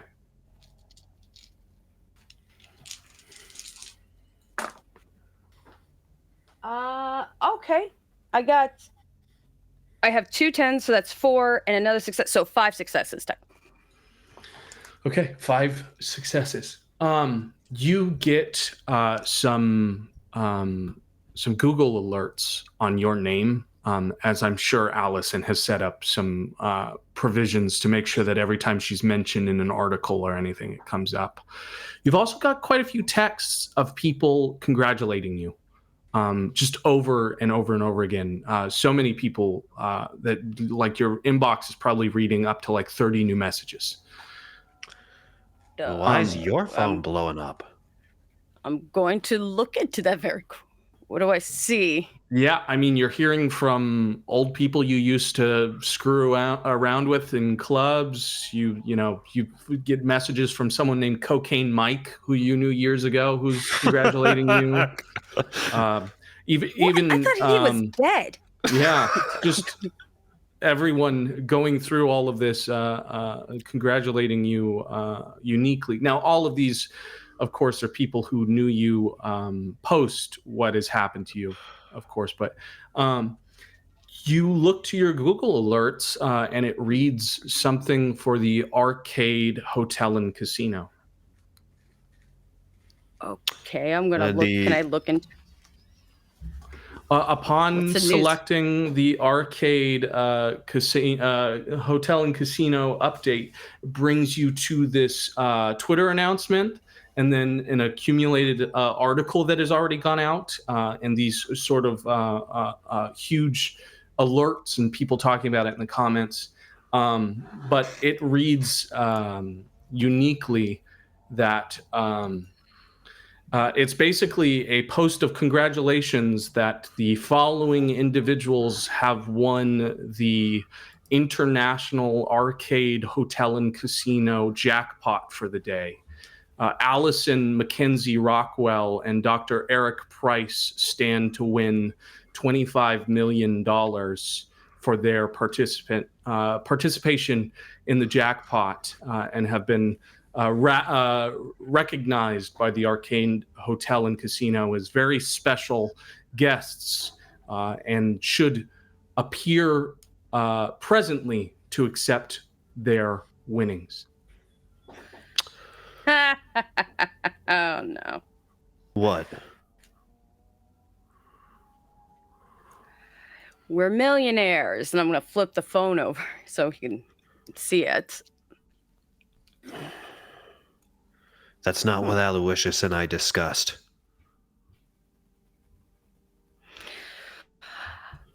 Okay. Something's wrong. How about this? I'm gonna notice the time. It's getting very close. Can I trust that if we go to sleep, you will be here when I wake up? Allison, at that moment, there is a crash upstairs. But Fuck. It sounds vaguely like a wall breaking down. That level of shake in the building as you can feel the foundation take a hit. And there is a revving of a car engine. I'm going to go down the. I'm going to the tunnels. Okay. I'm heading straight down. I'm sorry, can I don't know how much good this is going to get me, but can I attempt to invoke a premonition to get a sense of what is going on? Yes, yes, you can. Enoch, as we have done so many times before, let's see what's in the cards. Okay, so rouse check first. Yes. I fail and my hunger rises to 1. It's good you just ate. Yep. And then let's see. 8 dice for the pool. Okay. Jeez, 1 success out of 8 dice. Would you like to use a willpower to re-roll any of that? Yes. You can roll up to 3. I have 3 superficial willpower damage, so I don't know if I can. You should be able to. You could take how much maximum willpower do you have? I have 3 maximum willpower and 3 superficial willpower damage. So 1 more willpower expenditure would just turn one of them into aggravated willpower damage. And how? Okay. What's the mechanics for getting that back? The mechanics are similar to returning aggravated damage. So you would be able to return 1 at the end of a session. I will do that. Okay. And then I get to re-roll 3 dice? Yep. Now remember, if you take 3 aggravated willpower damage, you become what's called impaired, and you will have no control over your body. You'll effectively shut down. Good to know. 3 successes to rise me to 4. 3 successes to 4 is a much better outcome. You are shocked into a moment across the cobweb as you can imagine this almost coke-fueled imagery of yourself running across webs like a spider itself. You're an Enoch with 8 legs. You're running along the great web of spiders that Malkav gave birth to so long ago. You've been here since then, since the future, since now, and you can see all possibilities that weave across this Malkavian web. For a moment, you can see Emmerich running alongside you, and then Allison, who makes for the most beautiful spider you've ever behold. And then eventually you pierce through until your mind is smacked into this new position, and you are in the body of some piece of shit bouncer in bad cologne. Your head is shorn, maybe for the first time in your life, and you have a dirt stash that is not fully grown in, and you vaguely remember that you hate your mother for some reason. But moving past all of those thoughts, past whoever you are now, you're standing in front of the most immaculate, beautiful man with these golden eyes, this well-trimmed beard, this furred coat, and he's standing aside this desk in a familiar club. Enoch, you would recognize it as the Echelon, where Elysium is held. And around these neon crosses in the beautiful darkened bar are so many kindred that you have never truly seen so many in one room before. In fact, the club is packed to the gills. And as he's standing aside this desk that is set up by the private viewing area in that cross-shaped hallway you haven't seen since long time ago when you came back to Vegas, he is delivering a speech to all of them. And while you cannot feel the words itself, you can feel the vitae in this cheap cologned body bubble and rise across every part of you. And there is a singular thought that pervades everything. Blood hunt, blood hunt, blood hunt, blood hunt. And there is the break of this premonition as it returns to you, and there is a hail of gunfire upstairs as Allison is beginning to run for the tunnels. Fuck. Allison and I are separated. Is that what you... I believe Allison went ahead from you while you were premonitioning. Yeah, I see. So we'll say she has a very slight head start. I am following her. As soon as that shit went, I went. As soon as I heard some noise, I was gone. Yeah, I'm following her to the tunnel, encouraging her to go as fast as she can, because I get the sense that something has gone wrong. Yes. And Good. I don't know if this is possible. I don't know if this would work. But as the premonition is playing out, is there any way that I can use my Malkavian spider sense to, in some way, communicate with Emmerich? Because I see that he's there. I know that we can all kind of hear each other. We all have Malkav whispering in our ear. We're all a part of that whisper. I'm wondering if there's, even if it's like a non-verbal type of exchange, I'm wondering if there's any way that I can. I've got to stop like describing cool shit to you guys, because then you try and use the cool shit, and I'm like, oh man. Go ahead. What are your disciplines again? Remind me. My disciplines are, Auspex, Obfuscate, and Fortitude. Okay, you're gonna use your Auspex pool, and that's it. Just your Auspex pool. 4 dice. 3 successes. 4 successes. 3. 3. Okay. You send out that message into the world. What do you want Emmerich to hear in specific? I get the sense that Emmerich is also going to be on the other side of this coin before long enough, and I would like to try to convey a sense of loyalty to him, and that I am willing to follow his instructions.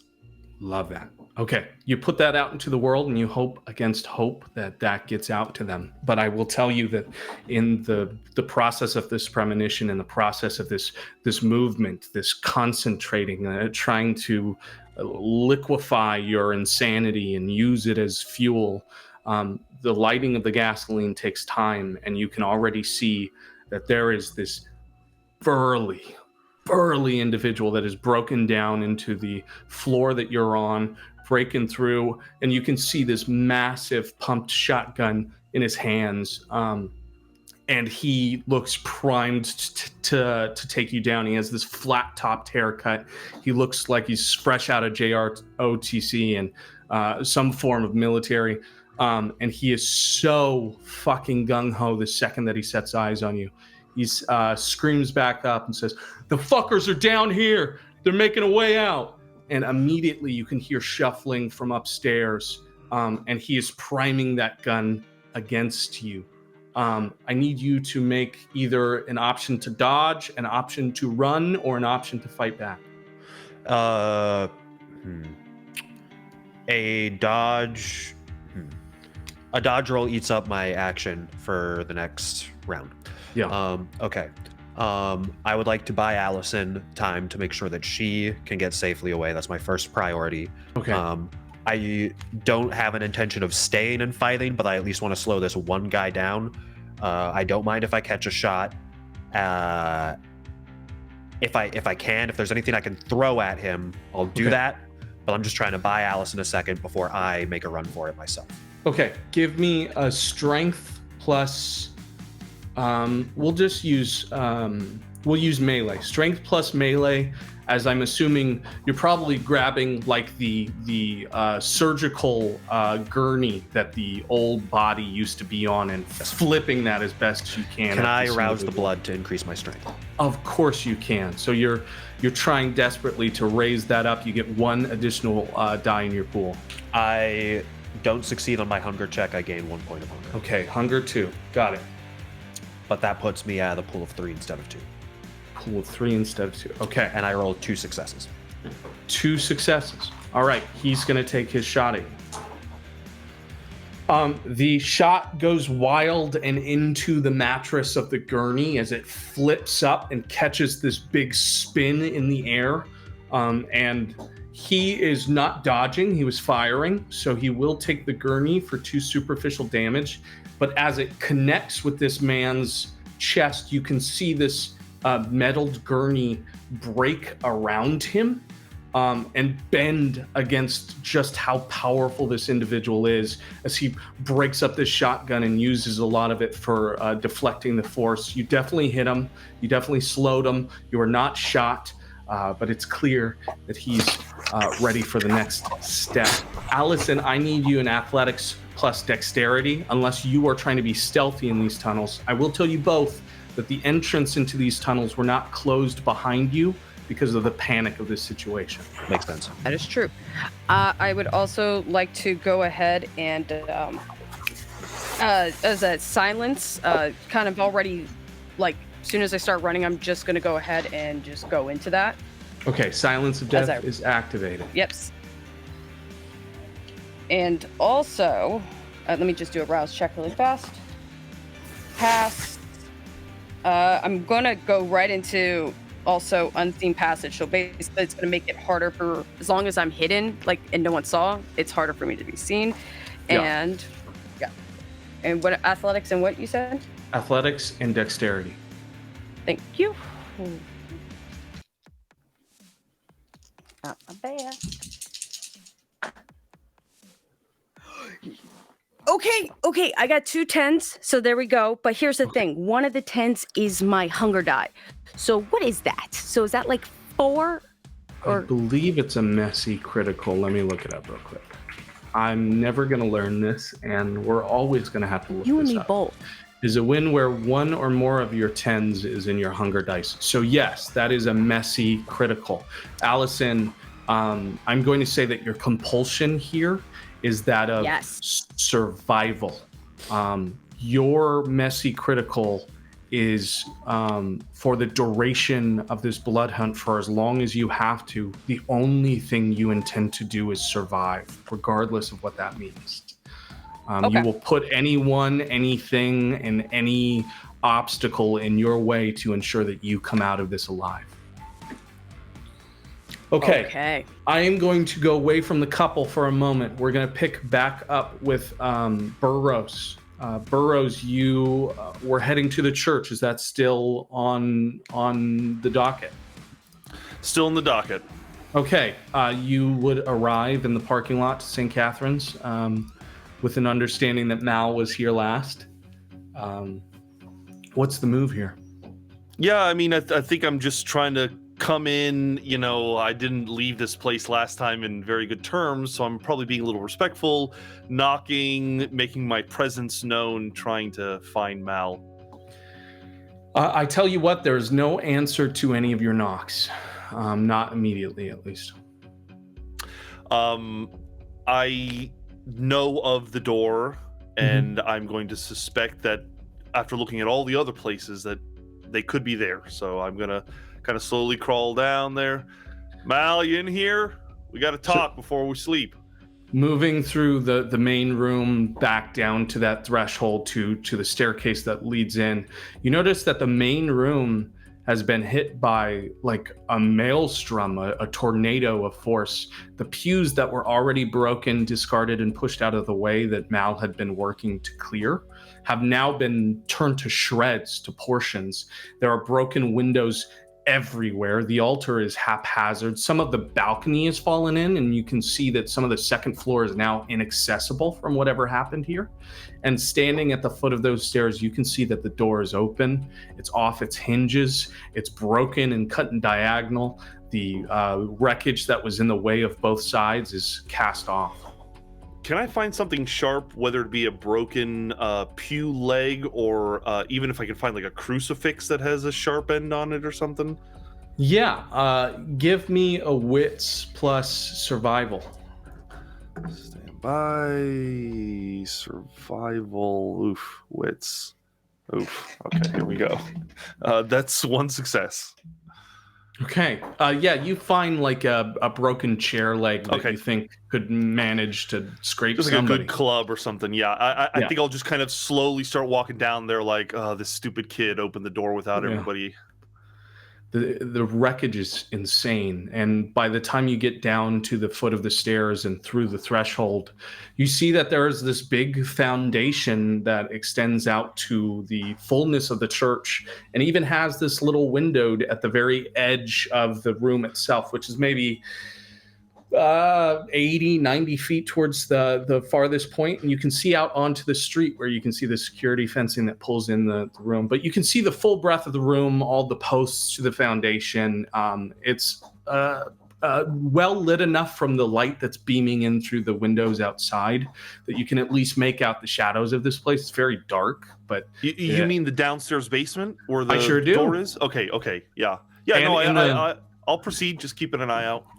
In the center of that basement, visible from your place at the threshold of the door, are two bodies in the center, one of which is clothed and is Mal, and looks to be in some state of sleep or something. Appears to be knocked out on the floor. And immediately opposite her is this very beautiful woman, naked, pale, skinnier than she probably should be, than is healthy at least, but high in cheekbones, beautiful. It looks like whenever she was put down here, it was with a full face of makeup. This raven hair that comes about her shoulders, and has this peculiar tattoo of a big black circle on the center, and then dots that rise up and collect almost like a collage that runs across her neck. Damn, Mal, didn't know you like to get freaky. I'll just kind of rush over to Mal. I think I'll prioritize them and just kind of, I don't know, like probably, since I didn't know there's not going to be a beat or anything like that, I'm just like picking them up, trying to smack them a little on the face, see if they come to. Okay. Yeah, you, Mal, if you could make a stamina plus resolve. Stamina and resolve. Okay.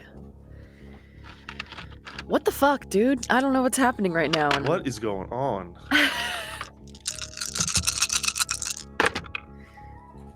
2, 3.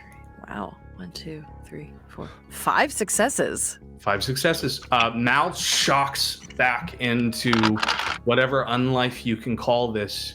And Mal, the seconds between what had just happened to you with whatever crawled out of that thing and this moment in Burrow's arms are right next to each other. This happened within the span of a second for you. I immediately start looking at my hands and like feeling my face and trying to like feel where the silvery thing went. Do I Val, feel there's a- anything feel There's different? enough freaky shit going on in this town. I don't need something happening to you. Well, what the hell's happening? Do I see the lady? Yeah. What? She's hot now. Why is she hot now? She was like stretched the fuck out and this weird thing came out of her mouth and then it came and it went at me and then you were here. How did you get here? I came here to talk to you. We made some decisions. I just wanted to share some information with you. Looks like you got and opened the door without us. I wasn't gonna stay here anymore. Why? I was gonna leave. Not Vegas, just the church. Why? Fuck. My sire's in town, I guess. I don't know. Someone came and he's here and I didn't know he was here and I don't want to see him, and if he knows I'm here then he's closer than I thought, and the Aria Hotel, I have to go to the Aria Hotel because he might have Hold on. Was this person here? Did they come for you? And I'm pointing at this naked woman. She's breathing. She's breathing? Yes. She was just down here. She was just down here and She was in the stretched door. out. Yeah, she was what was behind the door. And it was darker. It was way darker here. It was way darker here. Why can you see? I couldn't see fucking anything. Why can you see? I don't know. You open a door with something that's banging behind it, and maybe it clears the air a little bit. I don't know. No. It wasn't like this before. What the fuck? Well, maybe we should go and we can work this out. What do we do with her? Shit, I don't know. I don't think she'd appreciate being put in my trunk, so maybe we just take them with us. Yeah. I don't have any fucking extra clothes. Shit. I'll take the tapestry of Saint Catherine and try to like drape it over her in like a toga situation as we kind of prop her up. Okay. Yeah, I think we'll work together to get them out from there, and if they're unconscious, I'll carry them, and we'll get into my car. And listen, we don't have much time until noon or till dawn. I'd like to ride the lightning as much as anybody, but we need to find a place to hide out. That's fine. We could always go to the Belvedere or one of those places if you're okay with that. Yeah, I mean, I guess we could still technically stay here, but I don't want to stay here if he knows where we are. Yeah, let's go to the Belvedere. All right, you can meet Ellis. Cool, yeah. Wait, no, we can't go to the Belvedere. If we're going to see it, we can't see Ellis. I can't see Ellis. All right, well... I just told Cisco that I wasn't changing sides, and okay, if I... sure. Well, just name a place then. Fine. I know hotels around town if you don't have any ideas. I don't know. Let's just go to a hotel. Let's just go to a hotel, I guess. Whatever. Yeah. All right, there's a place I haven't been to in a couple weeks, and I'll start heading over to one. Okay. Thanks for coming to get me. I'm just glad you're not dead. I see you on the ground with this woman. I don't know what the hell's going on.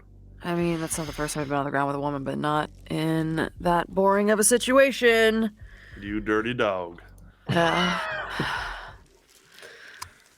With that, we are going to take a short little 10-minute, 15-minute break, and then we'll be back, folks, with more of Vampire. And I know we're going to get a lot of these people who have not seen a lot of the fray so far to get their tragedies out. So we'll see you guys in about 15. We'll be right back. It's been an honor to watch you. Me. That bled over. Hey, everybody. A lot of things been happening. I know. Just we're gonna steer the ship right. We got things. It's gonna be fine. The new gen. When have they ever let you down? Always. We always win. And we're gonna continue to win. Allison, you are currently running through the tunnels that extend out into the sewer system beneath Naked City and out through all of Greater Las Vegas, the place of the mole people. What is the plan here?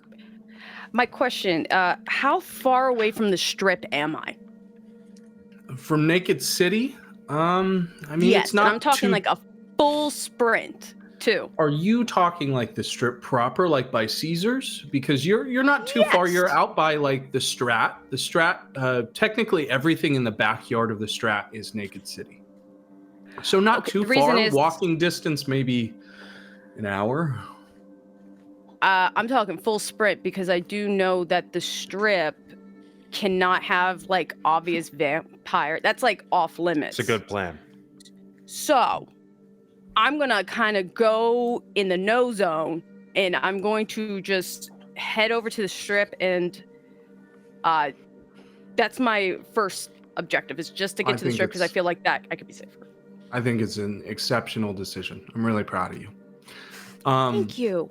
Now, down in the tunnels, is your expectation to do this with great speed or with great stealth? Or great responsibility. Or great Well, responsibility? correct me if I'm wrong, but with Silence of Death, you could have it both ways. You could have it both ways. You're still very much seen, but you could have it both ways, yeah. Definitely will help. I will if I'm gonna, I hate to say it's survival mode, so it is speed, but I did activate silence. That's the least sound and unseen passage, so I don't know where you would like to go on that, but I can drop that if that breaks mechanics. I don't know if you can have both up. I'll let you have one or the other. Are you invisible or you are unsounded? I rather just say unsounded because it's already dark now. I mean, Got it. Unsounded, I feel like. Yeah. Give me athletics plus dexterity. Yeah, I can't talk myself out of those.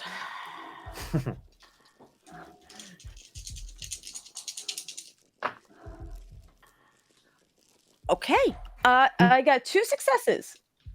2 successes. Very good. You're making your first foray into the sewers, dousing yourself in shit and grime and hoping that it's enough to keep you away from the rest of the world. I will tell you that as you start moving past some of these intersections, while you are unsounded, there is something in this sewer system that is making moves. There is a peculiar sound to your right that sounds familiar to you as you saw them the last time you were a detective. The smattering of flesh, not unlike a mass of skin scraping against the walls of the sewer, is making some movements far to your right. And then to your left, even further than that original sound, is the pattering of jackbooted individuals, some sort of clatter of feet against the water that is beginning to echo in huge amounts of volume throughout the sewers. Okay. You hear it? It's that campaign. It's that mission we decided to ignore. Yeah. Okay. And they're both are they both intervening closer to me? No, I would say that you're probably in the middle distance between both. Go ahead and make a wits plus awareness. I'll tell you what you think wits plus insight. And I'll tell you what you think you can discern from these noises. That's a yes. I like that. I can do wits. Okay. I have 3 successes.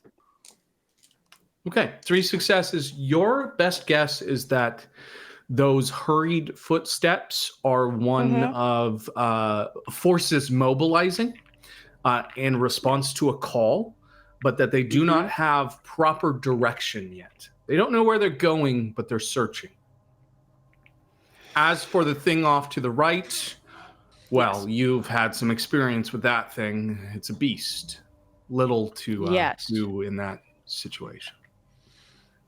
Okay, I have an idea, but to do this, I kind of need to know general direction, which area is the strip? Is it where the beastie thing is or where the stompy feet is? It's closer to the stompy feet, my friend. Okay. How much water is up? How high is the water? I'm going to say you're in gray water up to your knees. Okay. Okay, so I can't. You can run conceivably, and there are lines along the sides, the stone sort of edging to things that you think you could probably use some agile movements to use to run. So I'm going to go, because I want to go the closest to the strip, and I feel like that's the feet. They're coming this way. I'm going to go ahead and stop, activate the unseen, because I'm going to be still, and I'm going to take some like a pipe or a rock, Okay. and I'm going to go ahead and make distraction noises down that where the creepy crawly thing is. Okay, I love that. Go ahead and make stealth plus manipulation. Oh, thank God, something I did. Yes.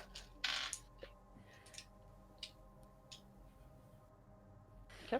Okay.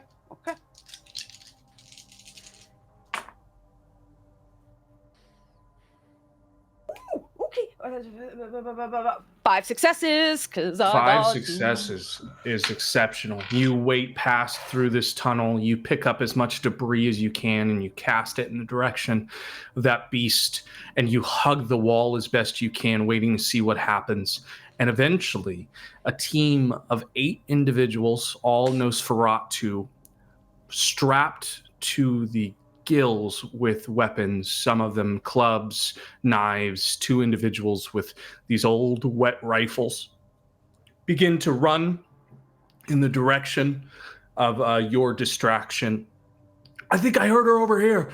I think they're this way. Come on. And then they start to move immediately through the tunnels in the direction of your distraction. I'm going to go back up to Aaron. Aaron, you're on that first floor. That individual just absolutely bodied the gurney you put in his way, but it is your action now. As he is coming forward into the battle here, it seems as though there are 3 individuals coming down the stairs as well. One of them, you would guess, is a gangrel, as they have already transformed, and their arms have turned into these long, elongated wolf's clawed hands that have broken out into these massive blades at the end. Here's what I would like to do. Sure. I'm gonna take out my phone. Yeah. I'm gonna punch in 911. Okay. Hit call. Throw the phone on the floor. Silence of death. Run after Allison. Okay. And I'm assuming you're throwing the phone away from them, right? Yeah, I'm just trying to throw it out into the room so the sounds of gunfire and the chaos. I'm trying to elicit some kind of emergency response to cool things down. Make me a dexterity plus athletics to escape this situation as you're running after Allison. Dexterity plus athletics. These aren't my good stats. Okay, I know that burning through hunger like crazy, but can I rouse my dexterity again? Yes, you may. Success. Don't get hungrier. Thank God. Okay. So your blood surged. Your dexterity gets an extra die to the 3 pool. successes. 3 successes. Okay. One of which is a crit. Not on a hunger die. Not on a hunger die. Okay. You are running for the entrance into the tunnels that you all created in the bowels of Canaan, and that wolf-edged individual runs with a speed that you have seldom ever seen from other kindred, even your friends, as there is this blur as he almost disappears from existence and then arrives on top of you and swipes against your back. You're going to take 4 superficial damage as he glides into your back with these horrible, wretched knives that extend in, and you can feel them grate against some of the vertebrae in your spine as it tears through your suit. 4 superficial damage? Yes. You can use 1 willpower to mitigate all of that if you would like. If I don't, I will die because I have 4 superficial damage already, and means I would be taking 4 aggravated damage, which would kill me. So I will do that. Your full cap is 4 aggravated damage. You're 1 aggravated damage away from dying. So I have 3 aggravated of my pool. I have 3 aggravated and 4 superficial. God bless America. Yes. Okay. So now that brings your tally to you are 1 aggravated damage away from dying. You are 1 aggravated willpower damage away from being impaired. Or excuse me, not dying, being sent into torpor. So I have. Okay. So if I expend the willpower, that just knocks off 1 point from the incoming damage. Yeah. Okay. I will have to do that, and I have I'm 1 aggravated point away from being in torpor. Okay, so you take no superficial damage, but trade it for 1 superficial willpower.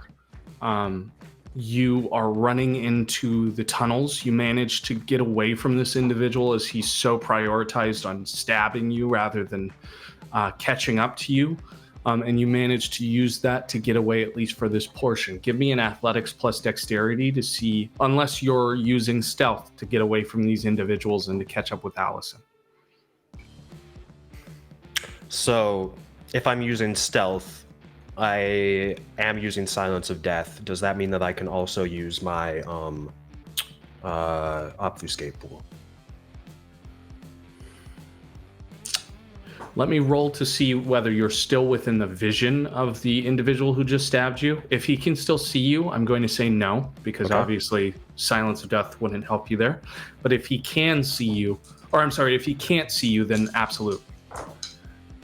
Fortunately for you, he does not.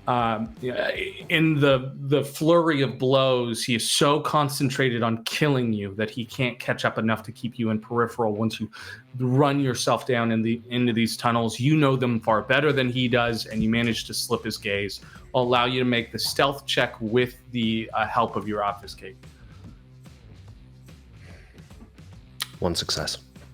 1 success. Let's hope that is enough. We'll say that regardless of whether it's enough to keep them off from you, eventually, Allison, you hear footsteps. Or no, I'm sorry, you don't hear footsteps, but you feel that integral pull at your heart as you know. There's always this instinctual sense between the two of you for as long as you've been doing this. You can feel him, and as soon as you do, you can see him too, turning around. Enoch has caught up to you. And of course, we can't speak to each other because we have Silence of Death. Yep. But I'm just going to grab her. I'm not going to grab her, but I'm going to push her on the back, and I'm just going to get us moving as quickly as possible. And I would like to point out, if I see anything that looks like a gas main, I would like to know about that. Go ahead and make a wits plus awareness. Both of you can, to see if you can identify a gas main as Enoch points this out. Or starts to look. 2 successes. 2 successes from Enoch. 3 successes. Okay, with the combined successes, I'll say you guys can absolutely identify a gas main. I don't know how much it would slow me down, but if it is possible, I am going to try to rip that line open as we're running past. I'll tell you this, it's a gamble. You don't know whether the stealth check was successful or not, whether they're on your heels or not. But if you'd like to take the chance that they don't know where you are and they're about to run into this, then absolutely. I believe that it's better right now to keep running. Okay. All right, you keep moving. We're going to pick back up with Sybil. Sybil, you are at your home, at your apartment. You are winding down for the night, as your friends probably should be doing the same. But unfortunately for some of them, the dawn that is about to come in maybe an hour is a lot more pressing than it is for you. Mm-hmm. What is the process here? Is there anything you'd like to accomplish for this night, or are you waiting for tomorrow to happen?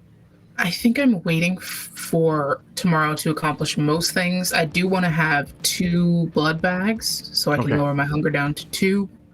But I think that's really all that she's trying to accomplish. I mean, it might be a little bit of like scrolling on Instagram, but even like she's too busy to post anything right now. It's just trying to relax.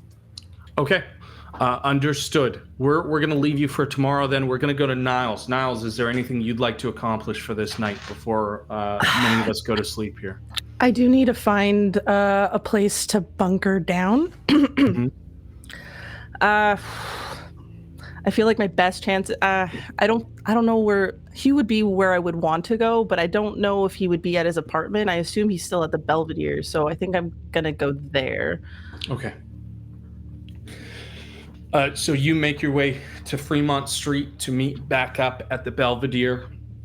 Your intuition is correct. I mean, moving through the first floor, it's clear that everything is closing out for the night. And while it is a 24/7 place, this is not exactly a 24/7 crowd. There's only a few barflies left. But the bouncers have not left. Still so many people in guard of this place, and they escort you up to the second floor, where out on the steps of Belvedere's Elysium, you do find Alice in conversation with a very, very hurt Hugh, who is housed up on one of the long couches out there. They look to be having a very intimate exchange, so much that Alice has pulled up the chair, that the sort of wing-backed chair he was in before, to where Hugh is seated, and is petting Hugh's face and sort of pushing back the long shoulder-length hair that Hugh keeps. And they seem to be in whispered conversation until they might notice you're in the room. Yeah, I try to not announce, like I'm trying to be like as respectful as I can to not like listen in, but also like just stand there. I think that it only takes a moment. That I think Alice and Hugh both have this sense that they're not alone up there, and those preternatural senses cause Alice to look over at you, sort of laugh to himself and size you up, and he pats Hugh on the chest, stands up, moves over to you, says, "Well, you know what? I mean, all this has been hell between you and I, but it's starting to look like it might even start working out so far, huh?" I think so, now that at least Burroughs and Sybil is on board. Yeah. They're good people you keep around there. I like that Burroughs individual. I've been a fan of his for longer than I can admit. Look, I know that you probably have some mixed givens about the way that you've been treated by us, but I want you to know that most of that was done in an effort to let you know the space that you were occupying is it's tended to, it's curated. I get that, or get that now. Okay. Hugh cares, and he sort of steps you away for a moment just to make sure, even kind of glancing his eyes back at Hugh, and taking you by the shoulder and moving you back through to the balcony overlooking Fremont, where you can see this beautiful LED tunnel that runs through to all of these drunk revelers. But he takes you by the shoulder and he takes you over there, and Hugh cares a lot about you, more than I thought was capable for someone who disappointed him as much as you do. And I hope you don't take that as an insult, more as like a statement of facts of your previous, your report card, you know? Yeah. You kind of shit the bed quite a bit there for New Blood, even for New Blood. So I'm trying to do what's best in my ability to see you in the light that he does. Because he has this this remarkable view of the world that is kind. And for me, kindness died about 100 years back. And sometimes you go looking for things that have been dead, hoping that you can bring them back. And this is all just to say, Niles, that you got protection with us. I'm going to take care of you.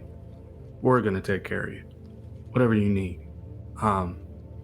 But that don't come without its responsibilities. In fact, I got something I'm meaning to ask you.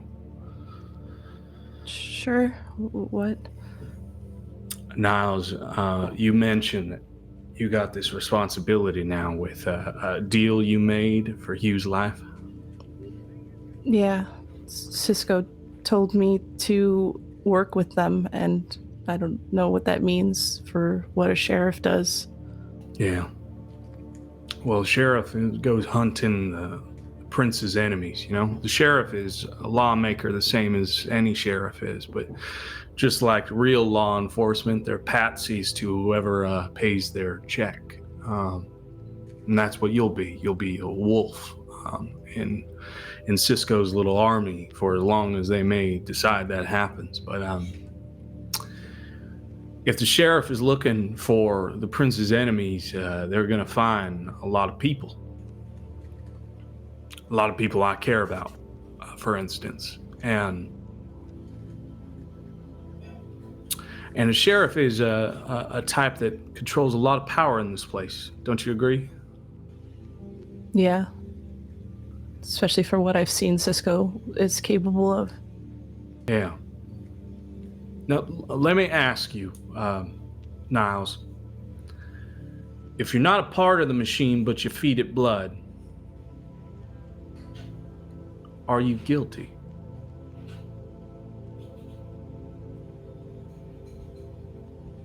If you know what the machine does, then yeah. I agree.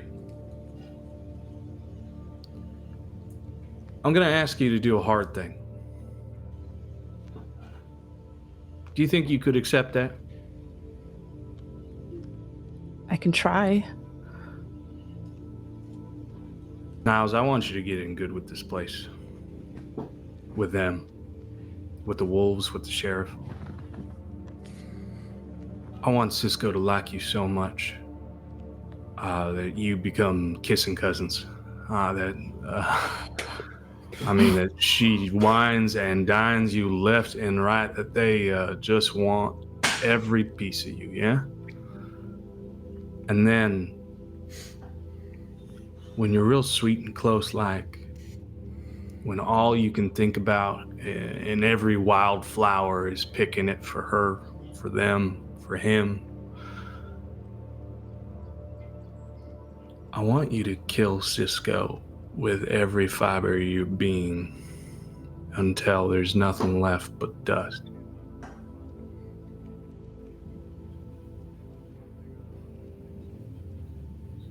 You want me to kill the sheriff of Vegas? Yeah. You know what? I guess when you put it that plainly, I do. You got a unique position here, Niles. You have been given a lot of responsibility because I think you're keeping some very special company to Cisco. And Cisco doesn't really take on wolves, from everything that I know of him. I mean, an old friend of mine tried desperately to be one of those wolves. I thought that he would have a better life over there. And even then, they denied him. And now he camps out in an airport acting like that's a job or something. So you have been given something that none of us have ever been able to find, and that's a chink in Cisco's armor. And I know you're young, and I know you probably could take all this information to the prince and sell it right back to him. I know the consequences of this action, of me taking a brazen approach, but I also know that I could just as easily kill you. So, I feel pretty squared away. What do you think? It's real easy. You kill them and you're guaranteed a home in our family, and I take care of you for as long as you live, and whoever might decide that you're shit, I will make sure that they don't live long enough to call it twice. Or you don't and you die. I think it's a pretty good deal. Right?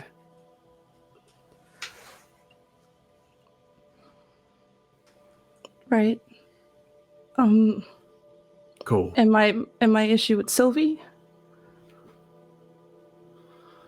Well, you know what? I don't know how much he's going to call it done, but I'd say if you do this right, then I would call no form of execution should you not fix things up, Sylvie. Now, why you would like to keep an angry gangrel in your back corner, I don't know, but I would be happy to ward off any opportunities he has to take advantage of you.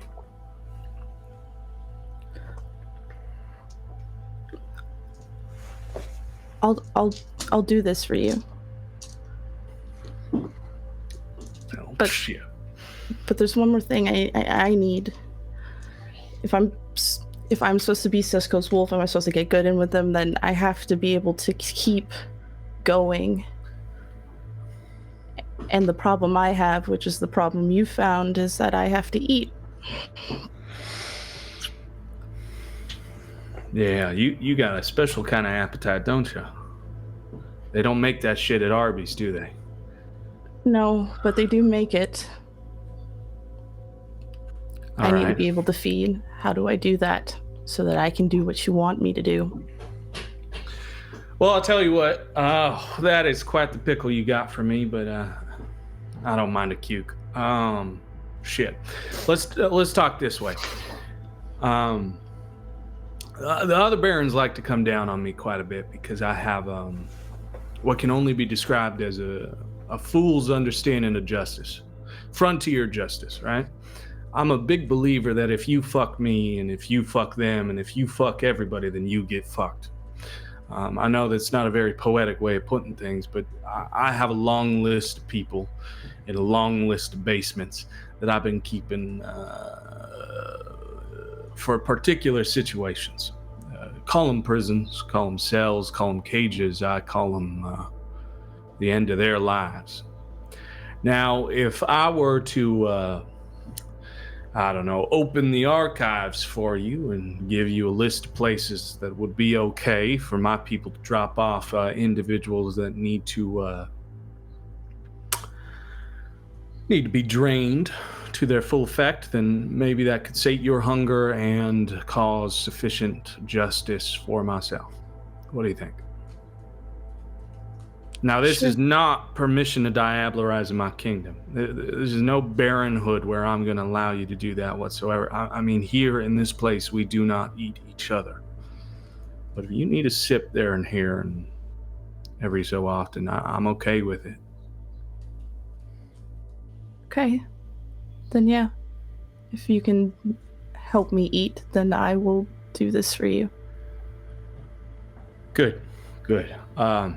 Listen, when the time comes, when you speak with Cisco, when you have this opportunity, I'm going to feed you somebody. And you're going to catch them. You're going to take them to Cisco. And you're going to use it to get into their good graces. Okay. Someone that they've been looking for a very long time. And it'll skyrocket you. You just got to be careful of the jetpack they put on your back because lots gonna come your way, kid. Okay. All right. Well, it was good talk. Niles, you got running the place. You got somewhere to sleep, whatever you need. Belvedere's yours. I'm gonna head out for the night. I gotta go talk with Miss Sawyer about how much we hate each other. Excuse me. And he steps past you and down the stairs and leaves you on the second floor with Hugh. I think I'll go over to Hugh and kind of take the seat that Ellis was sitting at. Is he awake or does he mind my company? Conscious. He does not look like he minds your company. He gives you a slight smile as you sit down. He doesn't feel terribly lucid, but he does look to you and his focus is on you for sure. You look like shit. Yeah, I feel like shit. Hey, don't fight the sheriff, apparently, because they have a big fucking sword. I wish I knew that.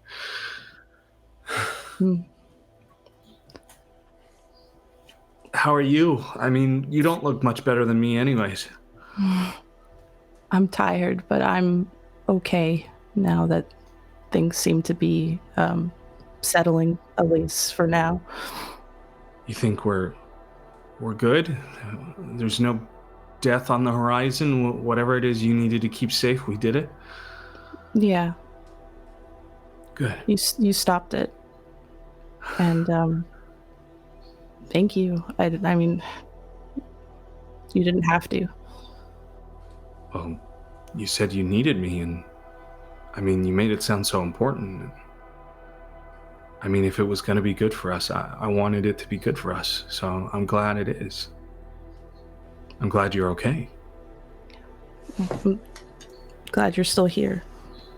Yeah, me too.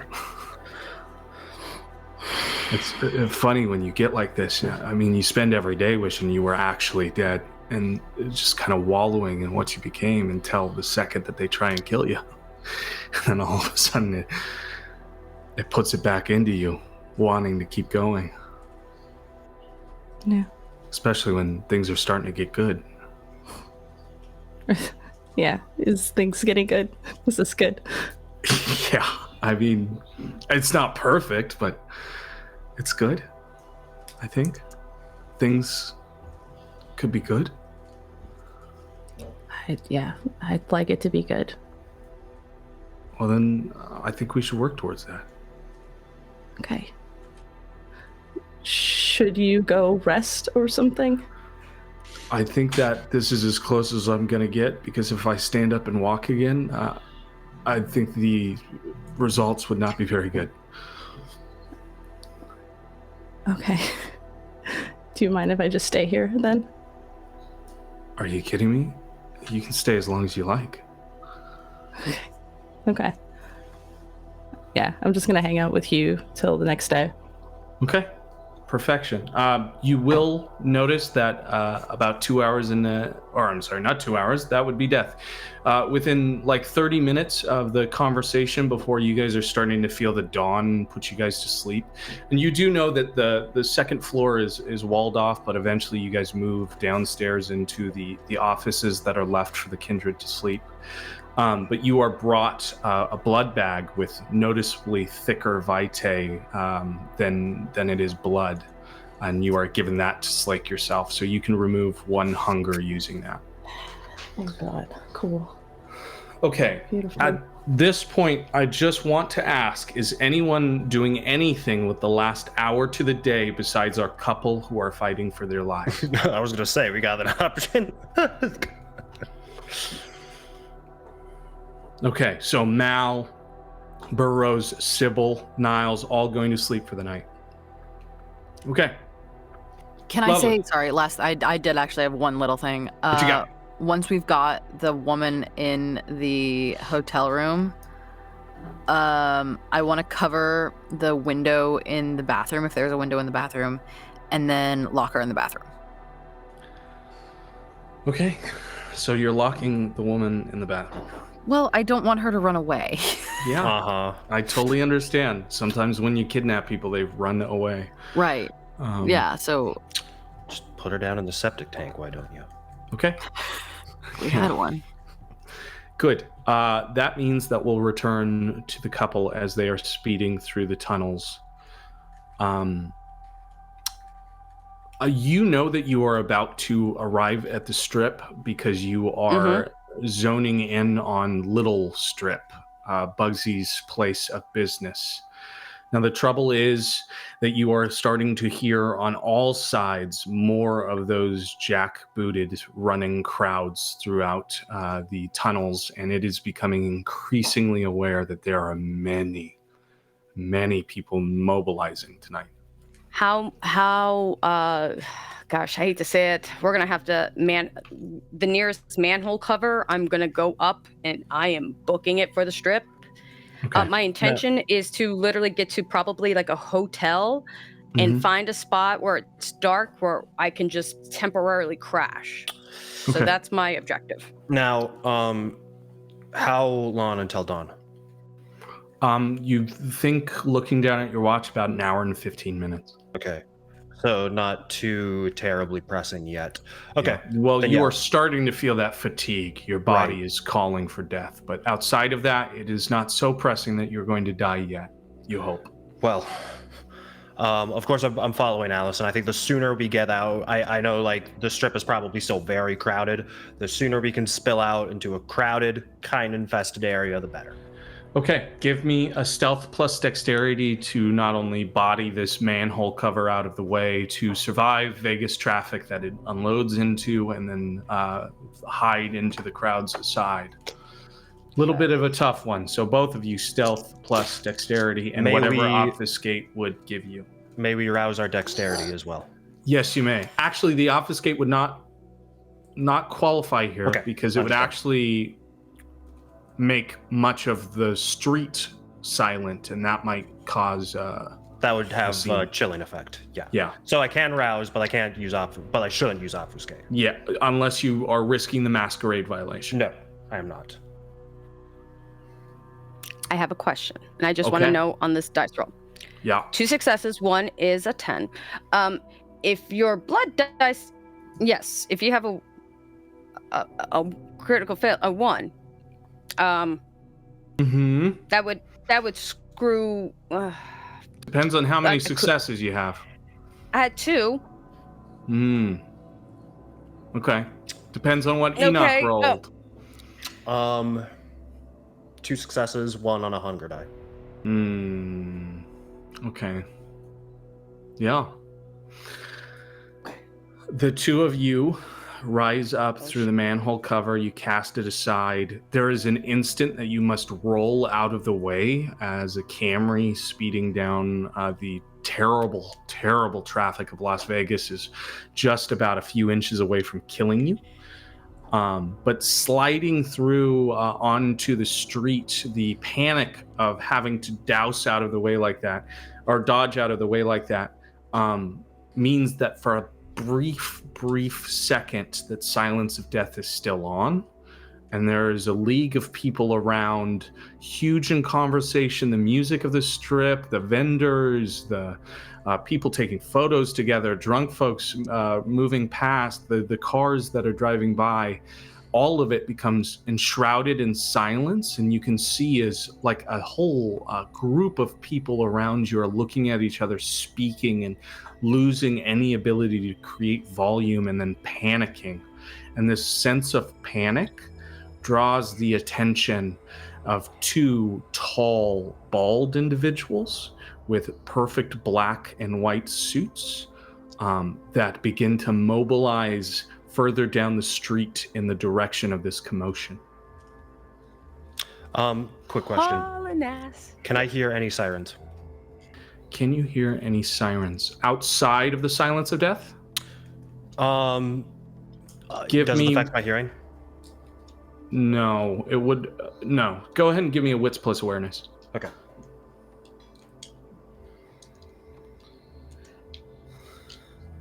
One success. And question, just for a visual, I just want to make sure we're in the middle of the street.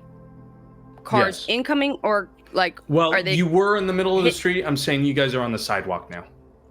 Awesome, thank you. Just think.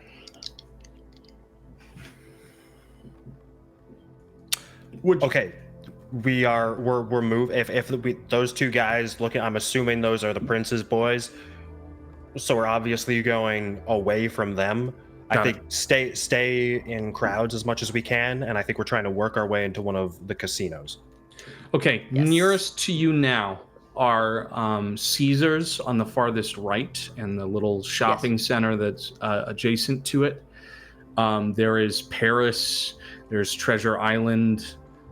There's also the Asylum that sits out here, the club that Bride runs. Echelon is a few blocks away, where Elysium is held. Down farther on the opposite side of the strip would be the Prince's Casino. I'm gonna head towards Asylum. I feel like, because she was at. So is Enoch following for Asylum as well? Okay, so you guys are making worried. I'm not really. For Bride's chapter of Asylum. You go ahead. Are you trying to stay stealthy away from those bald individuals, or are you trying to make At haste this point, away? yes. If we can I'm trying lose to, like, them in the crowd, Even better. Yeah. Okay, stealth plus dexterity from the both of you. No use of obfuscate unless you'd like to risk a masquerade violation. I also don't think that would help with the stealth because a Yeah. weird pocket of silence on the strip is Yeah. 2 successes. What's my 2 willpower?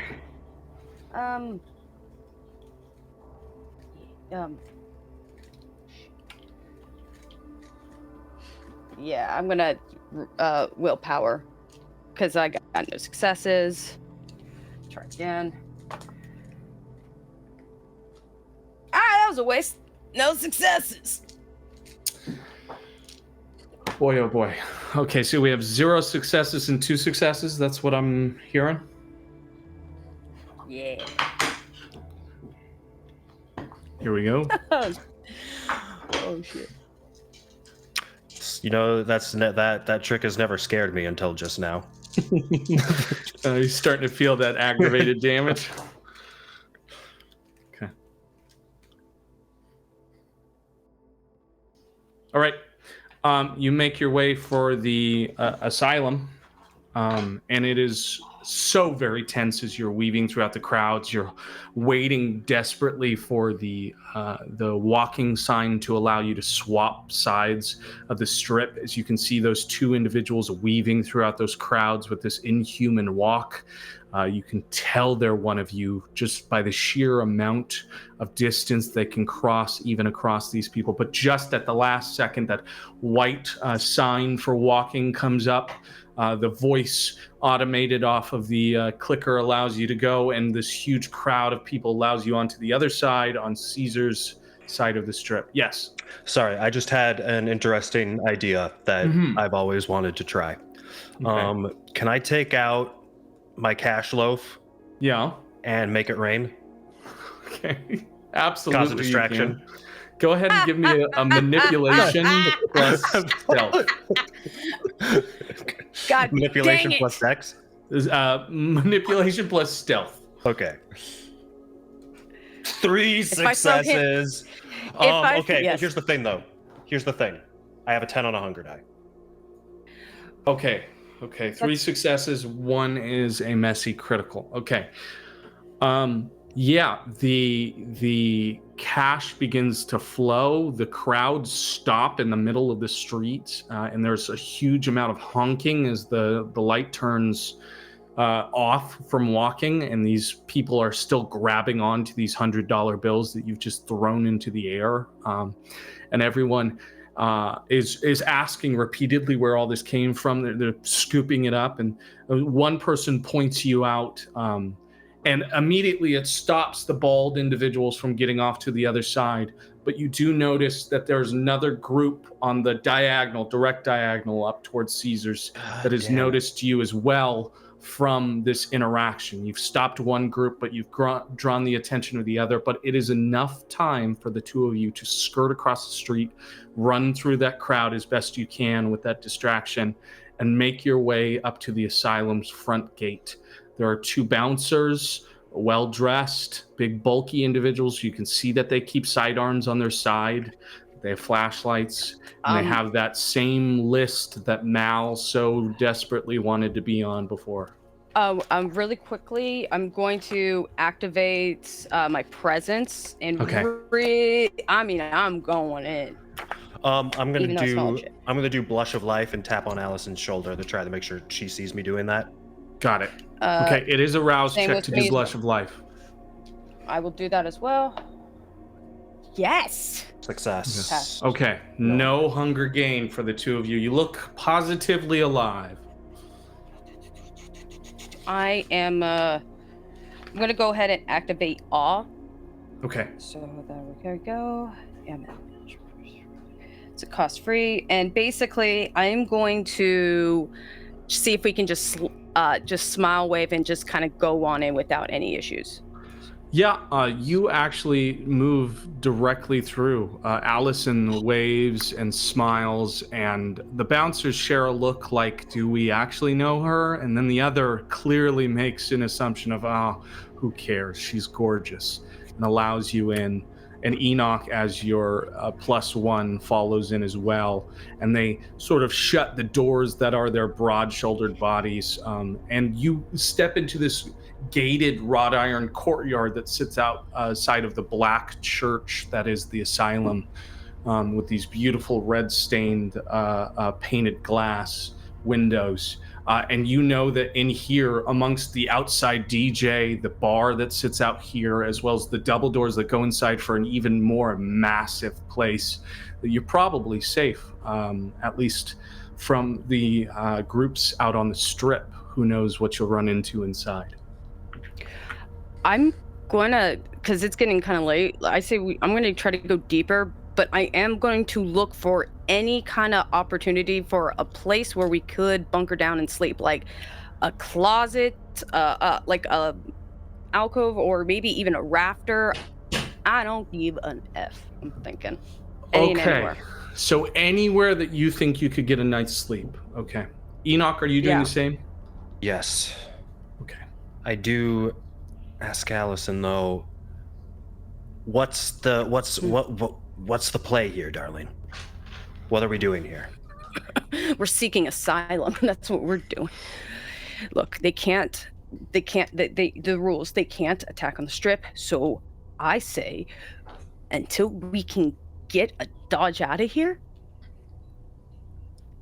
we don't leave this area, and we don't give them an opportunity to grab us. Okay. Is that good? Right? Hey. Yes. What? Yes. I love you. Oh shit! Yeah, we're not doing this. Okay. I'm gonna. Love you too. Now move, and I'm gonna push him towards the back. I'll be like. Okay. Go ahead and give me a wits plus awareness, Allison, to try and find a safe place to sleep for the night. Is there any way I could assist? Yes, you can do the same. Roll one, because that didn't. Three successes. No, I read that wrong. Two successes. Okay. The two of you find an office that is isolated off of the kitchen and was empty by the time you got into it. You lock the door behind you. You probably barricade as well. There are no windows in this place. And probably sleeping under the desk, you have at least a place to hide for the night. What kind of ceiling is in the room? Is it the kind with like the crumbly tiles? Probably. Yeah. Okay. I would imagine so. Plaster. All right. Then like the kind that you can push up on? Yeah. To get to like the Yeah, we'll say yeah. Okay. Good. The only reason I ask is that's an exit route. Okay. I would like to barricade the door. Okay. Go ahead and give me a survival plus wits to see how well you can guard this room. Plus wits. One success. Both of us, or? One success. If you're assisting with that, you can absolutely roll. Okay.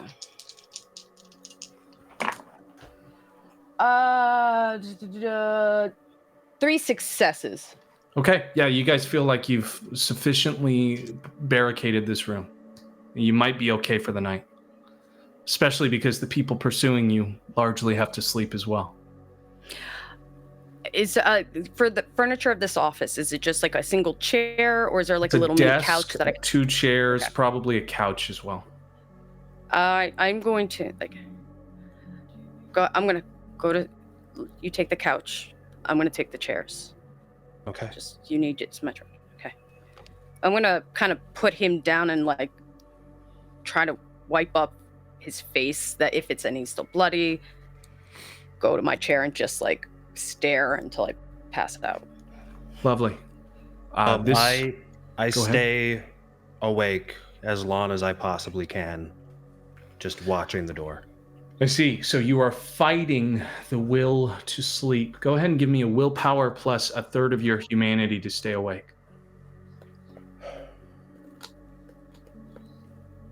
Actually, so if it's a willpower roll. Yeah. Okay, I'm not spending willpower. No, you're not. Okay.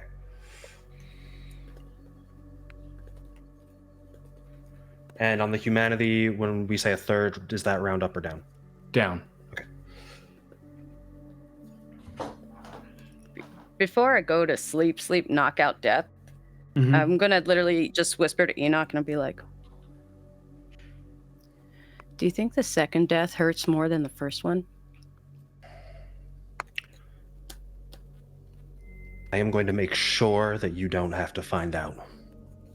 Even if it means I have to find out for you. Go to sleep, darling. I'm gonna take that as a yes. Then just kind of honestly roll away and just go to sleep. Enoch, what do we 3 have? successes. 3 successes. You managed to stay up for as long as physically possible, and thankfully there's no knock at the door, nothing that bars you. But eventually sleep comes for all of the next generation at the end of this first night.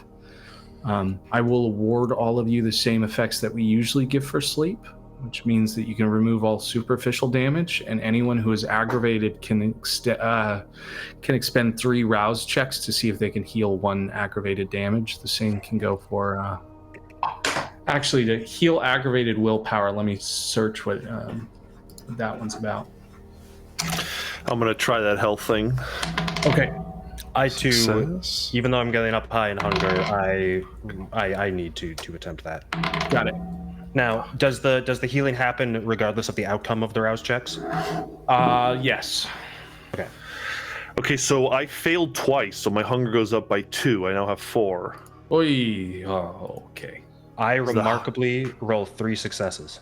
Okay, all right. So you're good. You can remove 1 aggravated damage.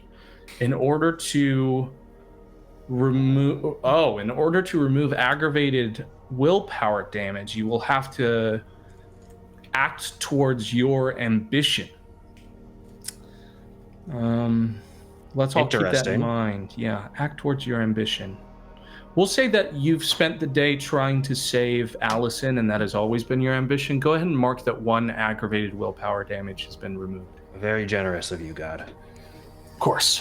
Here to keep you alive. For now. Put up I noticed with that. me. Okay.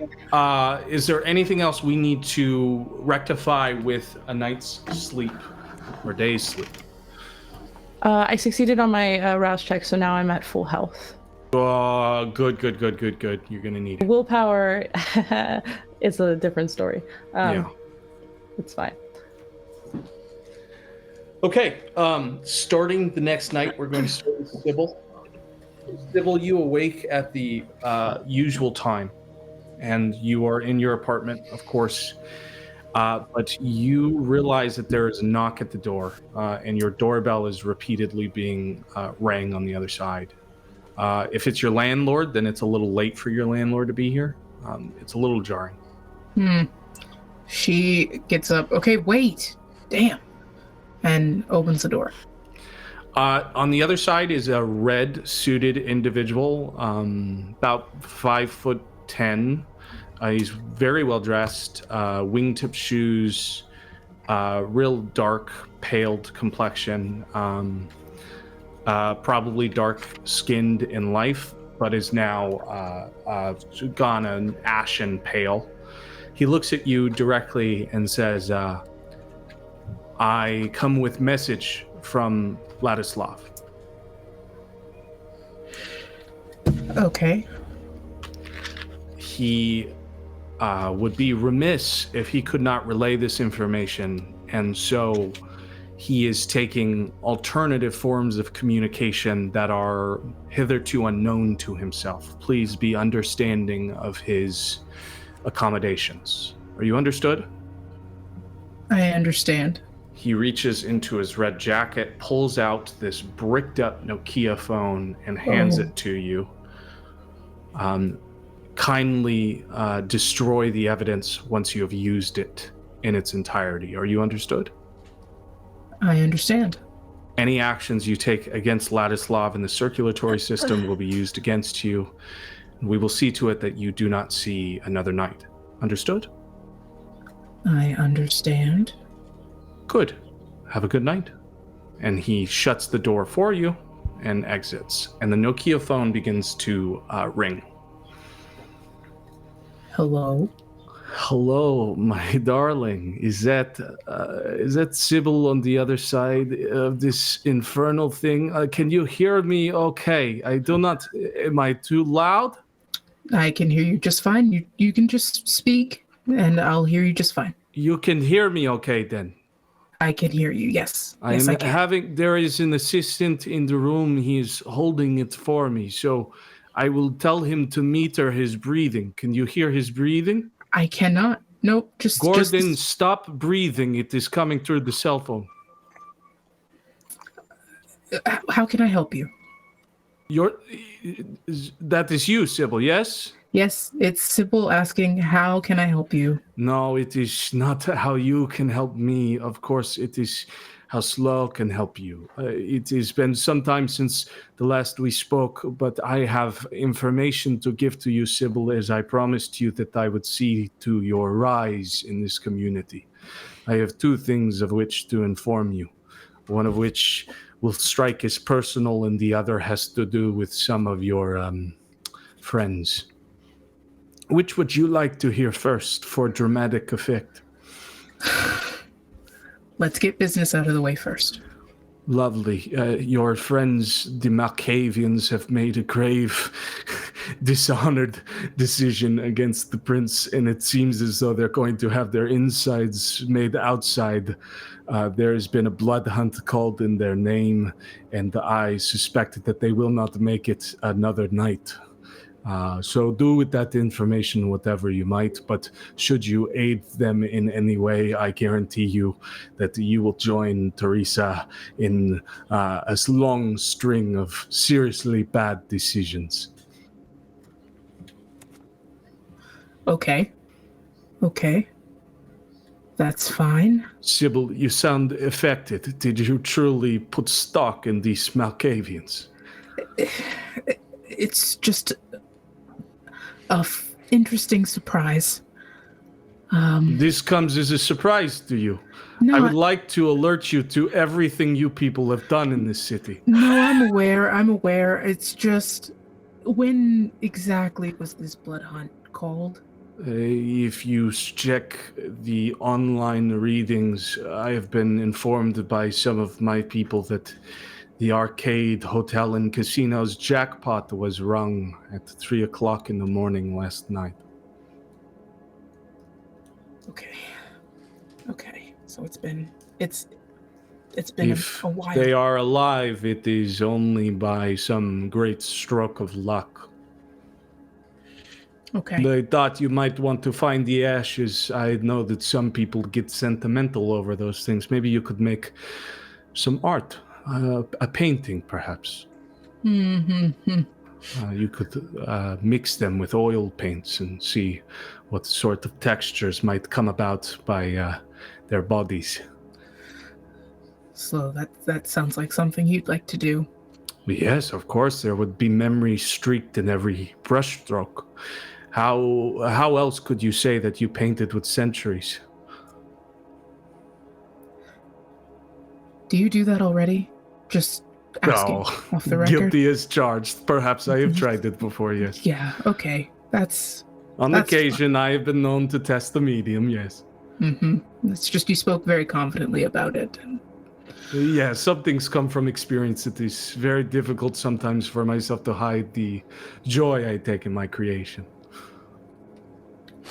While she's on the phone with him, she's already texting, I think, like a separate group chat without the Kinksters in it. So I think at this point it would just be Niles and Burrows. Just texting them to, does anyone have eyes on Enoch and Allison? And continues the conversation. So with that out of the way, I thought that maybe we could turn towards you and your future, Sybil.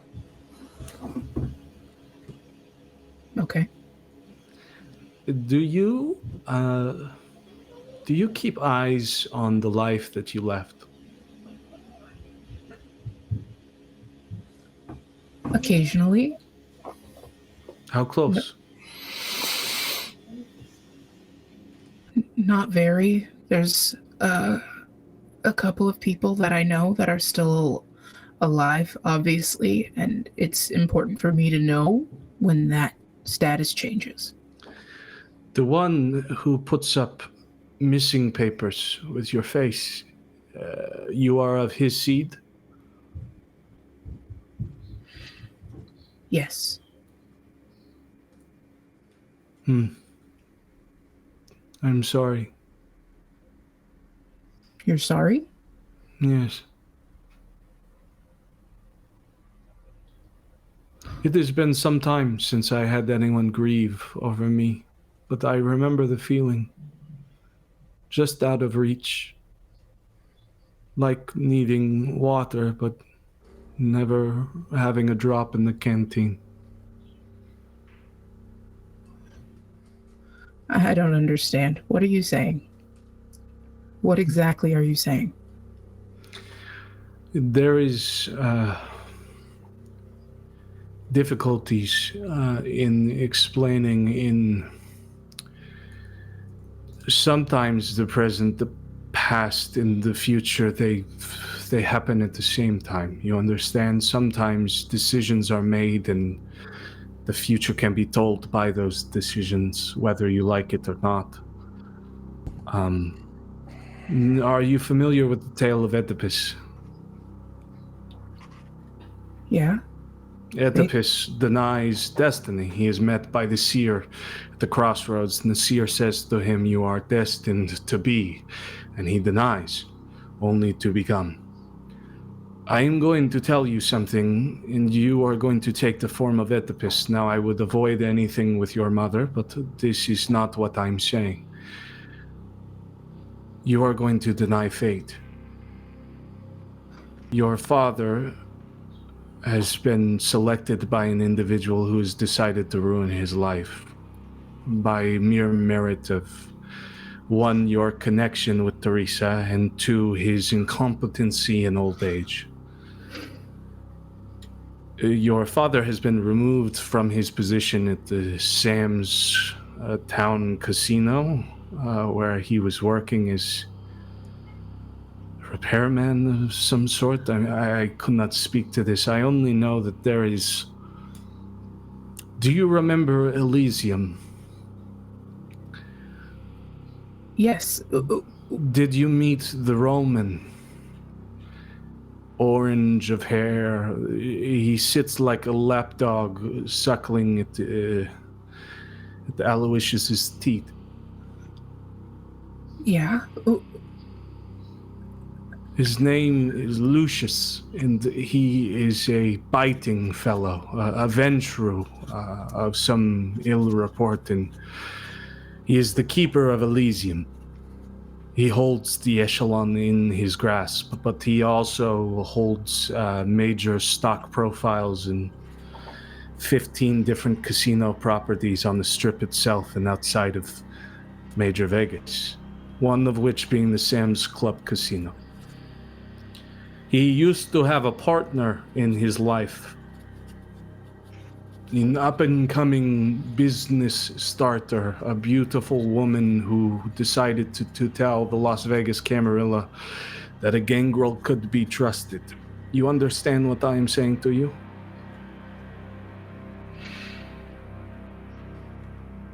I am starting to.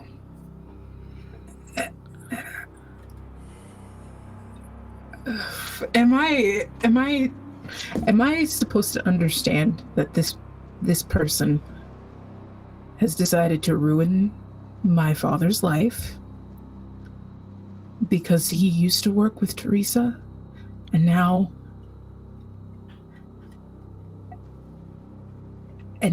he's... Where is he now?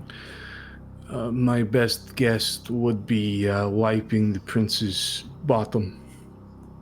My second guess would be in attendance at the Echelon. Okay. He is building that casino to act as representation of everything that he is in this city. But you understand that, at least I believe that he is doing this exclusively to draw you out. I have reason to believe he believes that you know where your sire is. I've told everyone that. Why would I be here if I knew where she was? I wouldn't be scraping the bottom trying to find any sort of place to exist if I knew where she was. Oh, trust me, if Teresa was still in presence, I don't believe that you and your coterie would be as fucked as you are. But the situation is that whether you know where she is or not, it's what he wants, and until he gets it, again, you will try to deny destiny, but I am telling you, the odds are that your father does not live long. This is step one of drawing your attention. He is hoping that you are watching. He has drawn the connection that he is yours. It is only a matter of time, Sybil. Understood. Thank you for telling me this now. Of course, I thought it would be interesting to you. I thought you might want to know. Yeah, I do. So, give me a second here. I'm so sorry. I need to, how much room do I have to settle this by myself? He is an insipid, slow, and insidious piece of shit with a mouth that is far larger than his wallet, and that is considerable, saying that he could crash the NASDAQ. Listen, you have time, absolutely. He is a filibustering little piece of shit. But you need to get him talking. You need to give him reason to talk. You need to entertain his court. You will try and play senator, and you will try and play peasant. He is a venture. Just let him spreadsheet. I understand. I know you do, Sybil. This is why I gave conversation, simply because I would like to see you stir things up in this town in a way that does not draw terrible reputation to your name.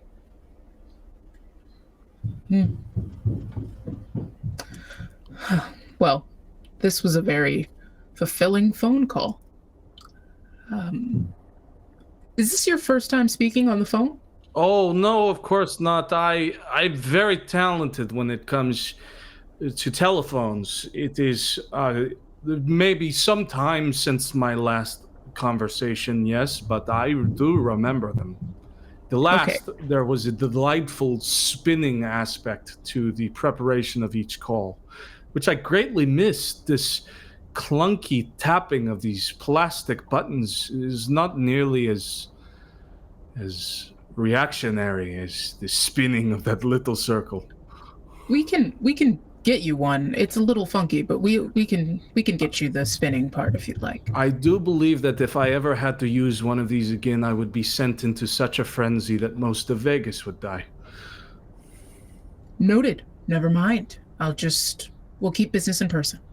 I do hope you come back to the circulatory system soon, Sybil. There's many new art pieces I would like to show you, and I am missing your company. I will. I've been a little busier than normal, as I'm sure you've heard. Yes, you need to make better friends. I know.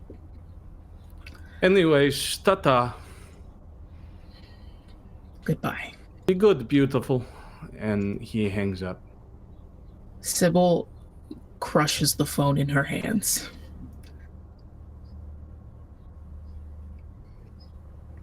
And And immediately, if there was a stronger Slack message to send, this is what Sybil is sending to everyone, except for the Kingsters, because that's tough.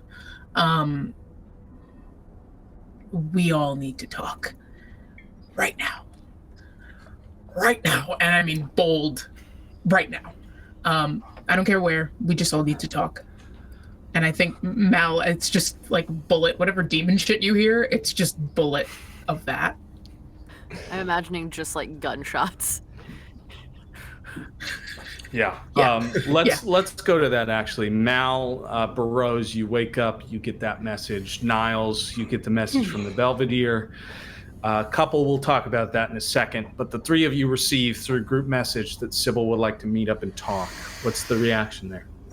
Yeah. Well, first I respond with haven't seen the Kingsters since last night, and then immediately get this second response. And I'll wave it at Mal, and then realize it probably isn't working when I wave it at them, and we need to meet. Sybil, she's asking. Okay, well, what do we do with... Damn, I nearly forgot about them. Yeah. I don't know. See if they're still conscious, if they're unconscious still. Yeah. I'll Mal will super awkwardly go over and like on the bathroom door.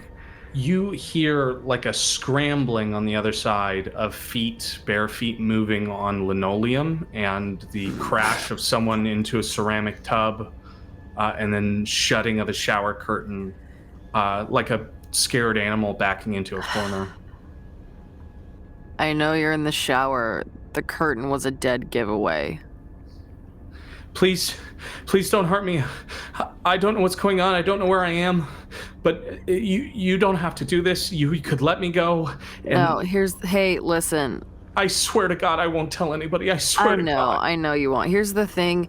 You were living in my basement for a while. I didn't put you down there. I just moved in and then you were there. And there was some weird shit going on with you, so I can't really let you go back out into the world until we know what's up with that. Oh, What do you Mel, she mean? sounds sweet. You didn't do this to me? And you're still gonna keep me here? Well, yeah, because we need to figure out what the fuck's going on. You just told me what's going on. I was in your basement. Someone was keeping me there. Please, I don't Mal. even know what's going on. Mal, I mean, how about we get her name and number or something? I mean, I don't know. I feel bad. I mean, I can't really contact her because, you know. What's your name? What's your name? My name's Hey. Lynn Torres, and she gives you a full name, Lynn Amy Torres. She gives you an address that's in Las Vegas, east of the Strip. She rattles off her family. She gives you the phone number for her own phone, for the phone number for her mother, and a phone number for her girlfriend. Okay, like dude, I'm not like gonna kill you. I know what you're trying to do, the whole like you tell your captors things to make you seem like a human and not like just a thing. Don't want to It's kind of fucking working die. on me. I don't want to kill you, dude. I don't Mal, really it's kind know of what... working on me. It's working on you, Burroughs. Come on, man. Please, you don't have to do this. You don't have to listen to them. Whatever they're telling you, you don't have to do this. You sound nice. We know where they live. I mean, let's just let them go. It is a little weird they've been down in your basement. Hey, do you know how long you were down there? I don't know. The last date I remember is 2021 February. Okay, we're in like 2021 October or 2022. 2022. Cool. Okay, that's rough. All right. Do you know who put you down there? No, I don't even know where I was. Where'd you find me? There's a church. And you were in the basement. I'm an atheist. Were you a churchgoer? No. Cool, me Who the either. fuck still believes in God? Well, her score just dropped on me a little bit. Yeah, I figured it would. It raised for me, so honestly. Well, maybe we Please. can meet at the middle and we can come up with some kind of decision here. All right, look, Lynn. I went to a club. I was out with my Okay. friends at the asylum on the strip, and I just. That's all I remember. Okay, well, like, what if we took you back to the asylum? Couldn't you just take me home? Can't you take me to my mom? There's gonna be a whole... The problem with us taking you home, Lynn, not that I don't want you to see your mom and your girlfriend again, because believe me, I would really fucking love that for you. I really, really, really, really, really would. But the problem is, there's gonna be a stir about a girl who's been missing for a year and a half coming home suddenly with no memory of where she was. If you're innocent, why are you talking like this? You didn't do this. Why would that matter? Well, We got a There's reputation to something- uphold. there are certain rules of Las Vegas that are specific to Las Vegas that we know. Well, I mean, you saved me. What? You did the right thing. I'm not guilty, and I just can't be that person that's plastered What, a up. nice person, Mal? Is that what you're trying to say? Well, I don't really want my image plastered all over the fucking news. Then just tell her not to say anything and we'll fucking eat her whole family if she does.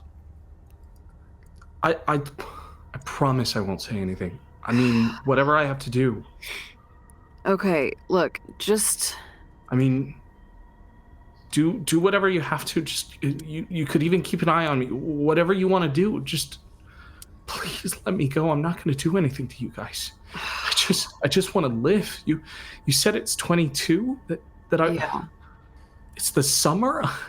Yeah. I lost a year of my life. Please, you can't do this to me. Okay, all right, okay. Well, hold on. First off, you need clothes because you can't just go back in my tapestry. Like, that's not cool. I'll give the tapestry back. I promise. No, I don't care. I mostly care about you, not the fucking tapestry. I mean, like, I would like to have the tapestry. It's but, really like... hard to tell with your tone. Yeah, sorry. That's I would say I'm working on it, but I'm really not. There's a Marshall's right around the corner. I'll stop and grab him something. How do you like to dress? Black. Hey, me too. Okay. All right, I'll be right back. I'll grab like 3 pairs of skinny women or women's pants and shirt, black. You know, kind of have some options. Burroughs has like 10 different sizes to choose. Yeah. Love it. Okay. Is there any conversation while Burroughs is away? Are we waiting until Marshall's comes back? I think I'm gonna ask her. Okay, like, this is a weird question, but like, we got nothing really to do except talk. Do you ever go upstairs at Elysium? Elysium? Or Asylum, sorry. Asylum, not Elysium. Words are hard. Oh, you mean like VIP? No, I was never invited to VIP, no. Oh, okay. You never, like, saw the lady who runs it or whatever? That's the one they call Bride, right? Yeah. I've heard about her, and some of my friends talked about her because they go to the club a lot, or Right. I guess they did. Well, We they were just- might still. No, I don't even know if it was a What's your bad night. girlfriend's name? Ashley. What'd she do? She works with wood. She's a carpenter. That's hot. Thanks. Yeah, I liked her. Yeah. I don't even know if I don't know where she is now. I mean, if she's worth anything, she's waiting for you, probably. Do you think people wait around that long? They do. I hope so. Even if you don't want them to. We left on bad terms. I'm sure that's been eaten at her then. It was my fault. What'd you do? I relapsed. It's not your fault. It is when you do it the way I did. I kept thinking that I was going to get myself in control, that I'd find an answer, and then when it didn't come, I just self-destructed, and here I am. A year's gone from my life, like nothing. Well, I mean, maybe not a shining star of silver lining, but you've been clean a year. You didn't even have to try. Yeah. So maybe that'll kickstart you. Maybe this is like the start of something new for you. Like, I knew it. If you let me go, maybe. No, I'm gonna. Like, this isn't. There's a lot more going on than I can tell you. You seem really sweet, and Thanks. I'm glad we got you out of that basement. I Because am too. It wasn't good down there for you. And I didn't know you were there. I swear I didn't know you were there. I would have done something sooner. It was...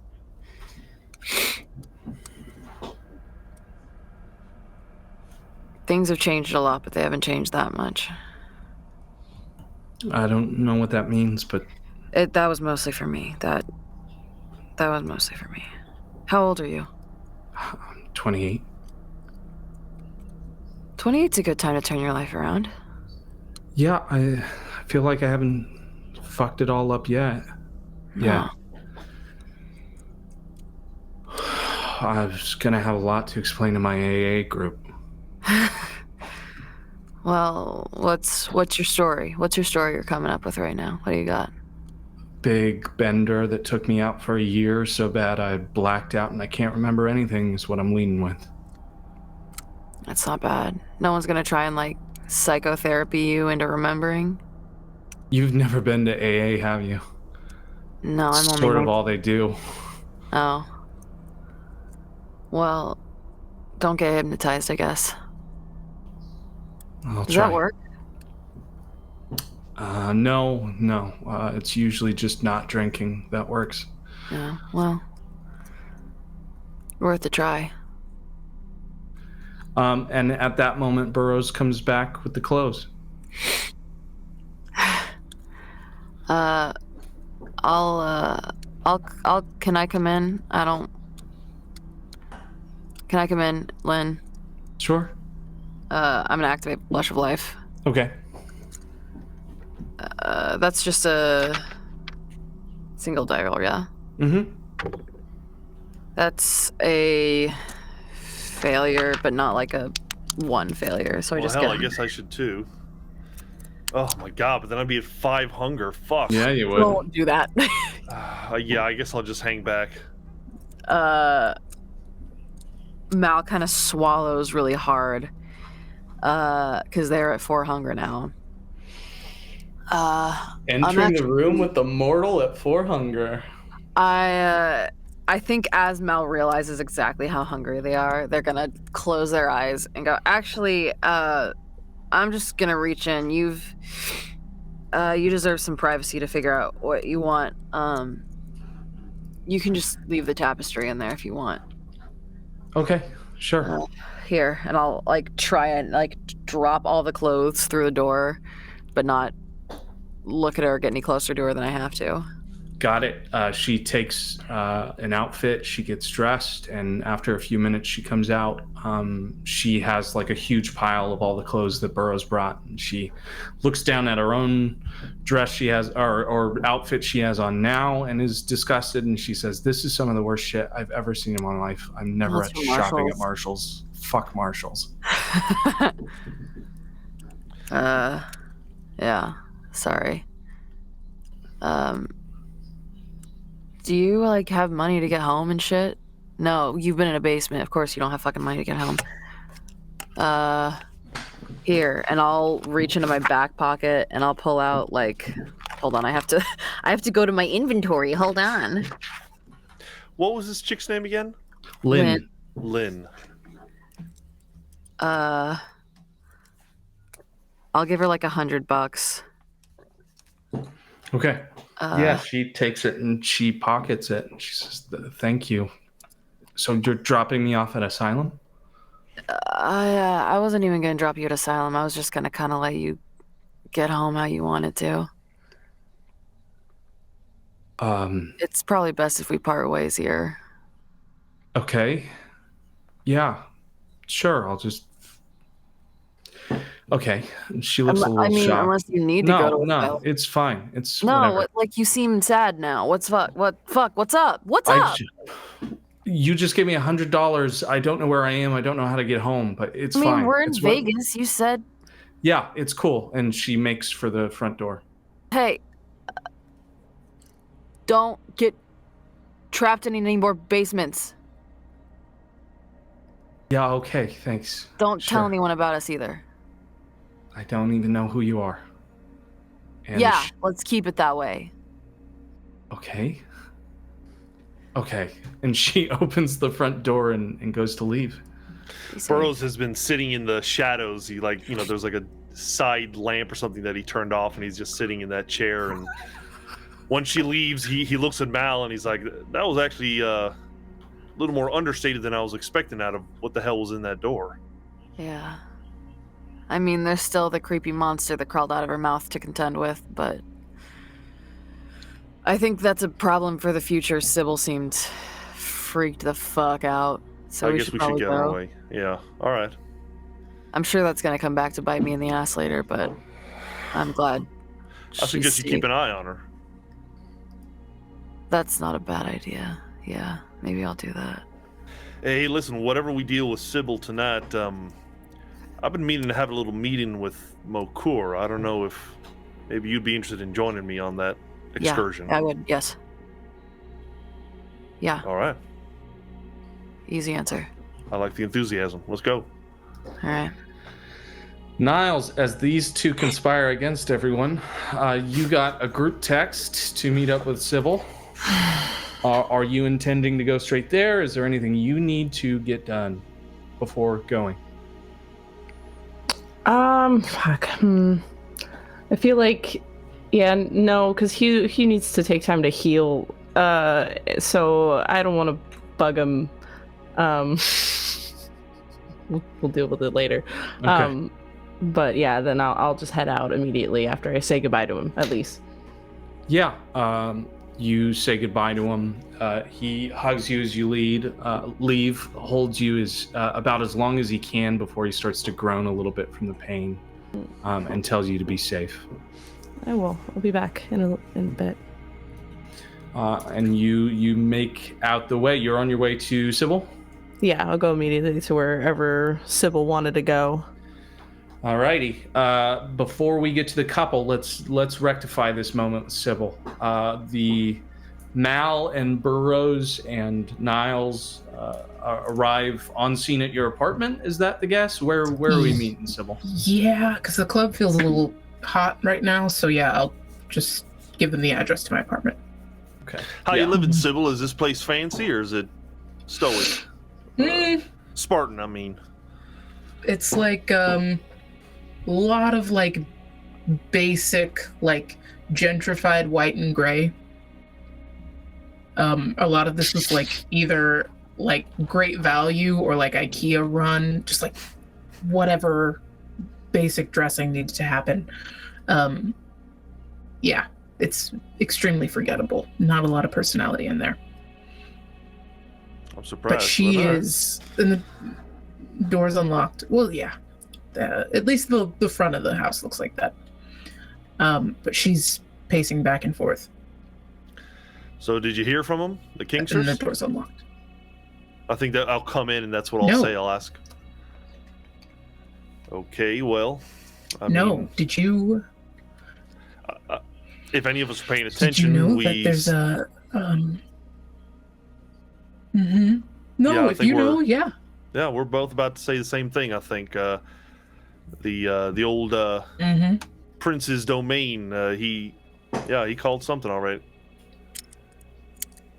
Oh fuck! Was that what that like screech was? Yeah. Look, Yeah, there's a blood hunt out on both of them. I don't like to speak ill of the damned, but I mean, didn't we see this coming?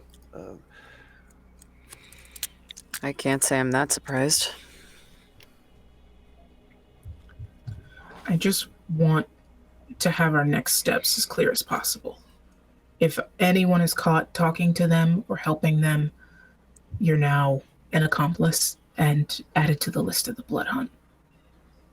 And I would rather none of us be added to that list. Is that why you called us over here, or that we're so urgent to talk about? Yes. Definitely that. We need to figure out what the fuck we're going to do about that, because if we're just leaving them to handle this, that's one thing, but I just want it to be clear going forward. I want to make this clear to everyone who would know. Sybil and Burroughs, you would have an understanding through HH, through Teresa, through Camarillo politics, just basics off your etiquette, that if you impede the blood hunt in the opposite direction, if you do anything to assist the other two, your lives are equally as forfeit. Which is why it makes it so hard to do nothing, but I don't know what more can be done. They made their bed, they dug their grave. That feels really fucked up. Yeah. I mean, like, we never got along, but doing nothing feels... I don't know. Maybe I'm soft. Look, no, if one of you help them, I won't say anything. How does that make you feel? It's good for you, but we already know someone's watching Niles. I have Slow, I suppose, Cisco's watching not gonna me. take their eyes off me. Right. So your silence is great. It's not going to make any difference. I got somebody watching me, I think. Yeah. Who's watching you? Okay. I think my Mala, Double H. Oh. Yeah. It's kind of to be expected, though. Okay. Sure. Okay. So we do nothing? So we just let this play out? Okay. Yeah. That doesn't feel good. No, I agree. Yeah. No, Does that mean we don't have a coterie anymore? I mean, a coterie is one thing, even if one or two people leave under weird circumstances. We're still a coterie. In the eyes of the Camarilla, we're still a group. We just, I don't know, we need to make sure that and any strength we had as a group that was Malkavian centered should be checked on in the next couple of weeks. Sybil, you would also know that in this case of etiquette, with two of your coterie being effectively removed from existence, that would put your all status into a state of flux that might need some clarification in person. Would be your easiest guess at the etiquette here. A back to basics, let's touch base meeting. Okay.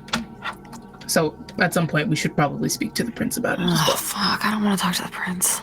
Neither do I. Yeah.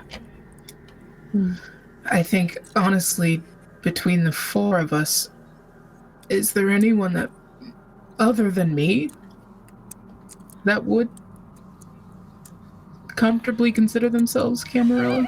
Under duress? Yes. But that's not really comfortable, so no. Great. Niles? I was never a part of the Camarilla. I can't pretend anymore. I'm not putting up with it anymore. I'll go to a meeting, but push comes to shove, I'm whatever Brad is to them. Are they gonna smell Anarch on you? I don't know. Do Anarch smell different? I don't know. It's not a scent. Well, I just didn't know if he had like a way to just know if you turned I don't think so. It's like a class thing. I think it's just more expensive. I already dress low class, so. Yeah. Oh, by the way, open the door, just so you know. Oh yeah, there was Yeah. that. What door? You know the door in my church with the monster behind it. That big door we were told not to open because we have two. Well, there was a lady in it. She was all stretched out, and then something came out of her mouth, and then Burroughs was suddenly there, and I was unconscious, and she was hot. And then, we let her go home. That's pretty much the whole story. On, like, a scale of things that have gone ass up in the last, like, I don't even know how many nights, this is pretty low on the scale, I think.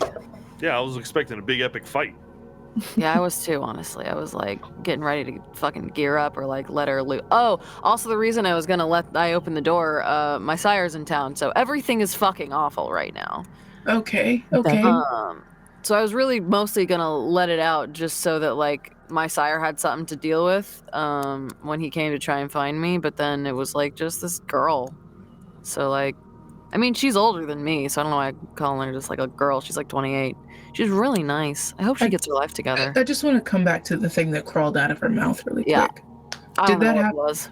That happened before or after you became unconscious? Kind of like before. Maybe it was the cause of it. I don't feel So- any different. I'm super Do we fucking know- hungry though. Do we know where that is? That thing? I didn't see a thing. From my memory, what happened was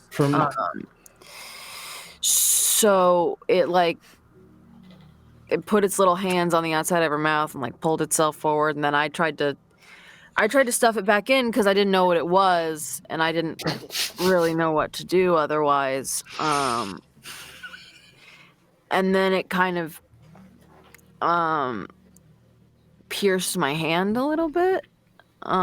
They're fine now, but I don't actually know what happened to it because then Burroughs was there, and again, like I said, the girl was hot again. So Okay. Well, then that could mean you're not actually Mal. You could be possessed or something. that's true. How would Can we know I- that you were the real Mal? Fuck if I know, dude. Kill. Can I activate Sense the Beast Sure. on Mal? Yeah. It's resolve and animalism versus composure and subterfuge. I say I do composure and subterfuge. Yeah. Well, no, I will. Oh, okay. What the fuck? It's horrifying. Yeah, horrifying. The volume on my phone turned itself up for some reason. I'm sorry. That's all good. It's 5 successes. They seem La Sombra. They're a vampire. All right, what's something that only Mal knows? I know one. Mal, when we took a swim, were we fully clothed or naked? We were clothed because for a second I thought we were gonna get naked, and then everyone was keeping their clothes on, so I put my clothes back on. All right, I'm convinced. Great, cool. Okay. Boy. I don't feel any different, so like we can deal with that later. Yeah. Right. You just, if you feel like a monster's in your mouth, you just let somebody know. Nope, you don't have to show me. You just tell me. Do you see anything? I don't. Cool. I do not. I am not a monster mouth right now, but for real, what the fuck do we do? Great, cool. So it's the only Look. reason you brought us over here? Yeah, I mean, yeah, I feel like we just need to come together a little bit. I don't know what's going on. I have some agree. personal things I now need to take care of, but Like what? yeah. Well, if we're sharing our experiences, someone is trying to actively, I believe, kill me and may be willing to kill my dad to do so they can find out where my sire is. Well, we got one more thing in common. Somebody's trying to kill all of us. So, speaking on that whole working together thing, even if we aren't, even if our coterie is considered in flux, I think it's important we at least agree to help each other. Wait, where'd you come from last night, Burroughs? When you came to the church, where were you before that? I was hanging out with these guys. No, we were at the Belvedere. I was speaking to Ellis. Oh, okay. Look, Cool. if nobody knows what the right next move is, maybe we'd take it a little easy tonight. I'm technically supposed to go get dinner with my family. If you wanted to join, it'd be a nice time, I can guarantee you. I shouldn't, personally, because I think if I join your family for dinner, your family will become dinner, and I don't want to do that to you.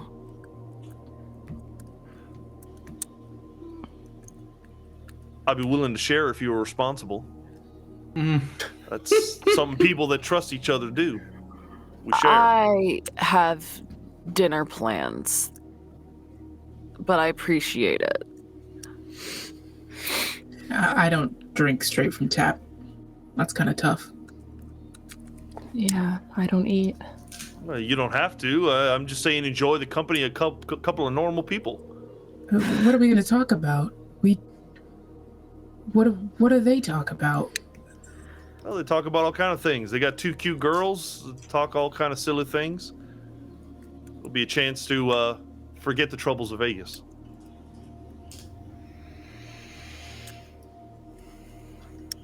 You don't have to. Yeah, Oh no, we don't know that. Never mind. That sounds like a dangerous idea. You want these people to live? You like these people? Yes, I do. I realize it's a dangerous idea. I hope you understand the gesture I'm trying to make here, okay? We're all in a desperate situation. I don't know what's coming next for us. I just want to know that you got my back, and I hope you understand I got yours. No, that's super nice. Yeah, I know that. That's clear. But maybe we just help each other keep our respective humans safe without eating around them. You're doing it right now. I appreciate it. Okay, good. Yeah, that is all. I just didn't really want to be by myself. You guys don't have to stay in my apartment unless you want to. No, if you don't feel safe, then let's do something together. Yeah, I can't really go back to the church right now, so. Okay. I mean, I could order food.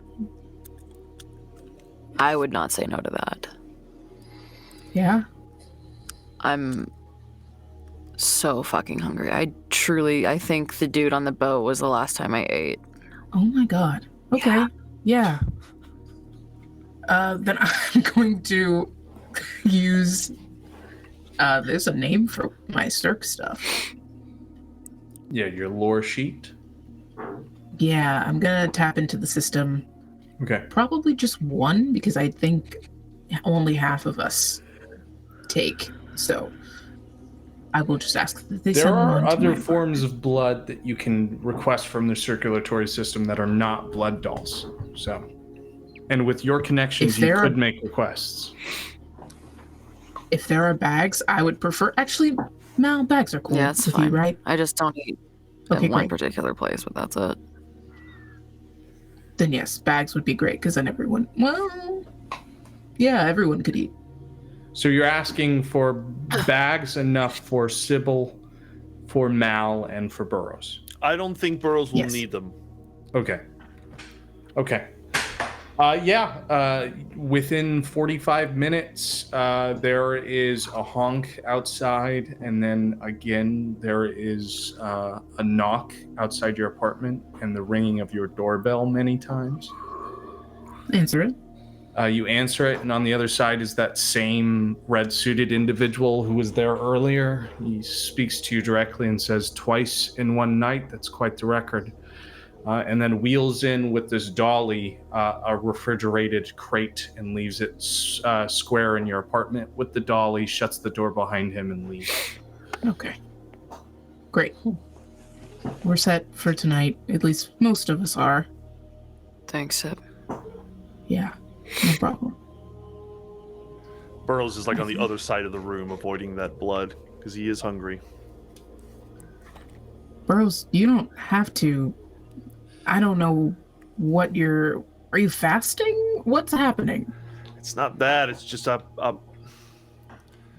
don't like taking from people that aren't willing to give it, and I do it in cases of emergency, and I suppose this is a bit of an emergency.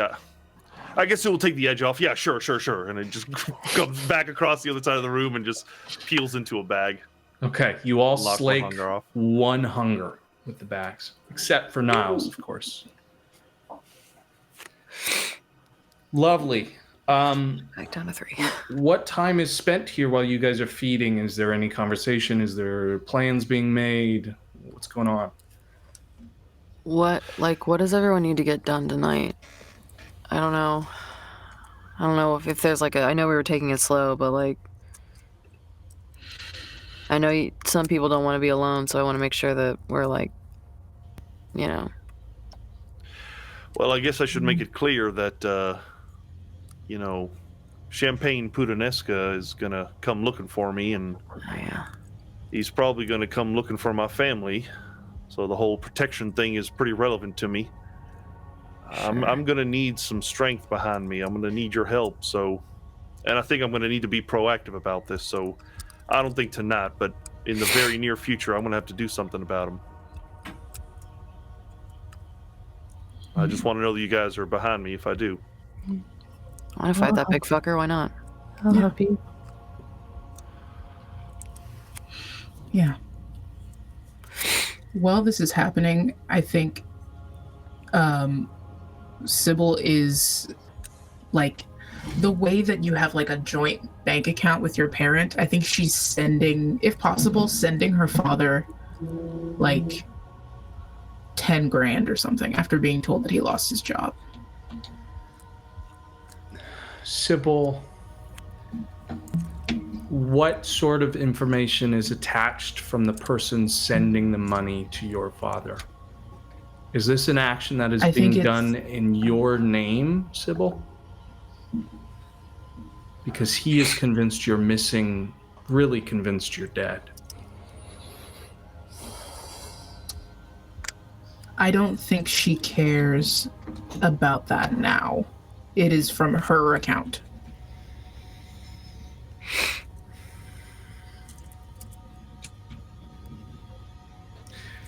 Okay. I need you to make a stealth plus finance roll. Interesting combo. Good thing I definitely have 5 dots in finance. Oh no, I roll. 4 successes. That's 2 of the special locks. He's rolling in the coffin dice. Oh, the coffin dice. No. I don't like it. Don't do it. The coffin, Papa. Put it away.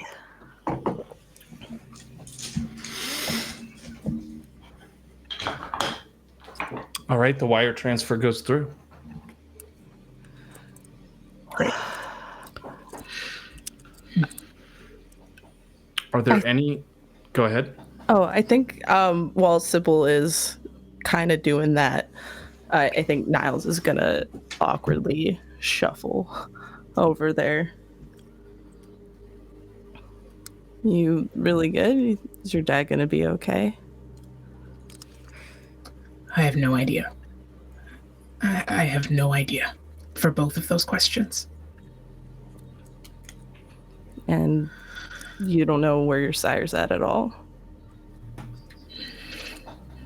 I have not seen that woman since I was human. How long was that?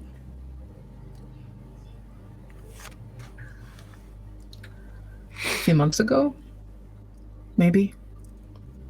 Under a year? Yeah. No. Okay. No. What do you mean, okay? It's just you haven't gone through your first winter. So Teresa's gonna find you. She'll find you eventually.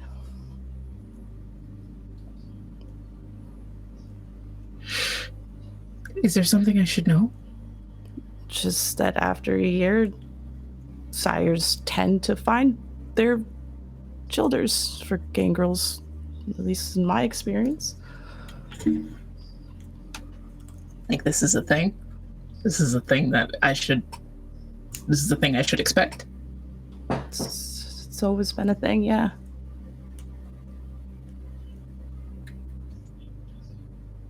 Maybe. Why do you know that? Because I've also had my first winter. Been kindred longer than you. Yeah, but... not... I don't want to be out of pocket, but you're not necessarily... You're not all together. Say it. You're not a gangrel. And you would know. Yeah, because I was in the Flesh Castle. That doesn't change anything. I know who sired me.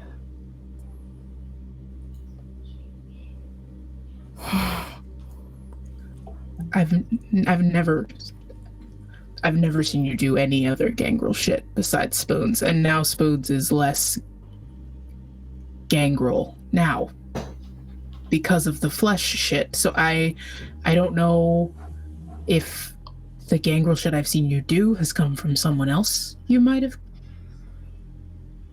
I don't know. I like to know everything I need to before I go into a situation, and it's interesting Why? 'Cause that helps you do. It helps you that you know everything. It's helped you so far. Yeah. You don't know anything. Like, you're sitting here telling me that like 3 months is enough to tell one's a gangrel, and you're barely surviving, and yet you want to tell me that I'm not doing that. It's kind of funny. I was surviving just fine by myself, and then I was handed the charge of all of you. You know, the two So of if you do my such an amazing development- job of just always talking like assholes to each other. I think that's just like the vibe of this coterie, to be honest. Jesus. If my development has changed in any way, it's because of the significant actions of the workers that have been placed around me. Sybil, does it really matter what Niles is? I mean, as long as they're on our side.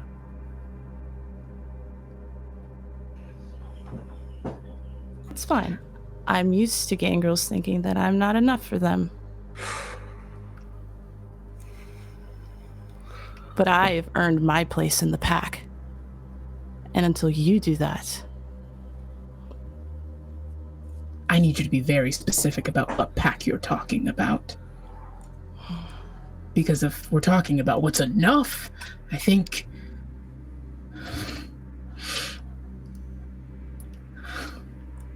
Let's The get only back to the difference- first one. The only difference between you and I suppose, I've earned my place, and you have yet to figure it out and earn it. So when Teresa comes back, or whoever decides to test your strength against it,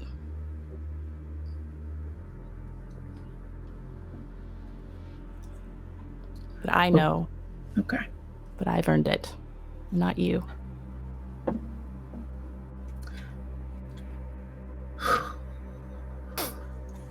Ooh, I'm at hunger too. So Thank God. that's better. It's better. But I think there are vulture-like things that happen to Sybil's face.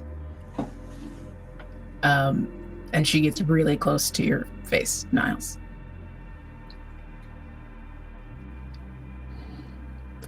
If you want to be in my house and accuse me of what I have and have not earned, that is not something that is done where all of our skin stays in the same place as it was when we walked in. Does that make sense? How about we all walk out of this house and do something tonight other than be snippy with each other? I don't know. It's kind of hot. I'd let him go. Mal. Look, everything's shit right now. We need to enjoy little things. Look, if anything, we could look into something that Mal and I were talking about a little bit earlier. We want to check in on our boy, Ragel. We want to talk to Mokur. Maybe that's something, if you want to join us, we can do. Fine. I don't want to be in this house anyways. Yeah, some anarch corner to be silent in. You're an anarch too. I'm gonna The leave. fuck I am? I'm gonna exit. Lovely. Rose, I'm not used to being the one that keeps the peace. How the fuck do you do this? I don't like it. It's just, I want to scream, bitches be cool, but I feel like I'll be insensitive. That would not be cool. I think you're like super right that wouldn't work really well, but also bitches be cool is such a good thing to shout. I'm learning. It's Yeah, so I know. rad, but also not for them at that exact moment. Maybe you can scream that at the prince. Oh, I like that. I got a couple things. Okay, so the aforementioned bitches are moving, I believe, down into the sewers to find Mokur. Is that the plan? Are we going to the sewers? Just going for a little jaunt, hoping he I think so. it's me, Mokur. Well, you know, we last saw him at that Synagogue. Do we start there? Do we work our way backwards from there? Do you think he took Ragel out of there? Yeah, definitely. Yeah, hell yeah. I don't know. I kind of thought he'd just like fold him behind the star or the Torah or whatever. I just know that Ragel used to go down to the sewers and shit, so we could start there too. Okay. So all right, we'll start in the sewers, and I'll try to remember the last time I knew where Ragel went and head in that direction. Love it. Love it, love it, love it. Of course, that's going to take you an indiscriminate amount of time to get down there. If I could just get from each of you an intelligence plus investigation, as you're looking for signs of Mokur, of signs of Ragel, of anything that you've learned, trying to remember anything that Ragel told you about how to find Mokur. You remember there were specific directions. Also, if you One can success on a verbally 100 remember die. them, then I won't care about the roll. One die, one success from Burroughs, 2 from Mal. Now, let me check my notes and see if I wrote that down. I doubt I did. What do you got, Niles? So I only have intelligence, it's like one Oh, dice and good. stuff like that. And guess what I rolled? Bestial failure? A 1, yeah, bestial failure. So wait, That's what was nice. what was it? Was intelligence and something else? Intelligence and investigation.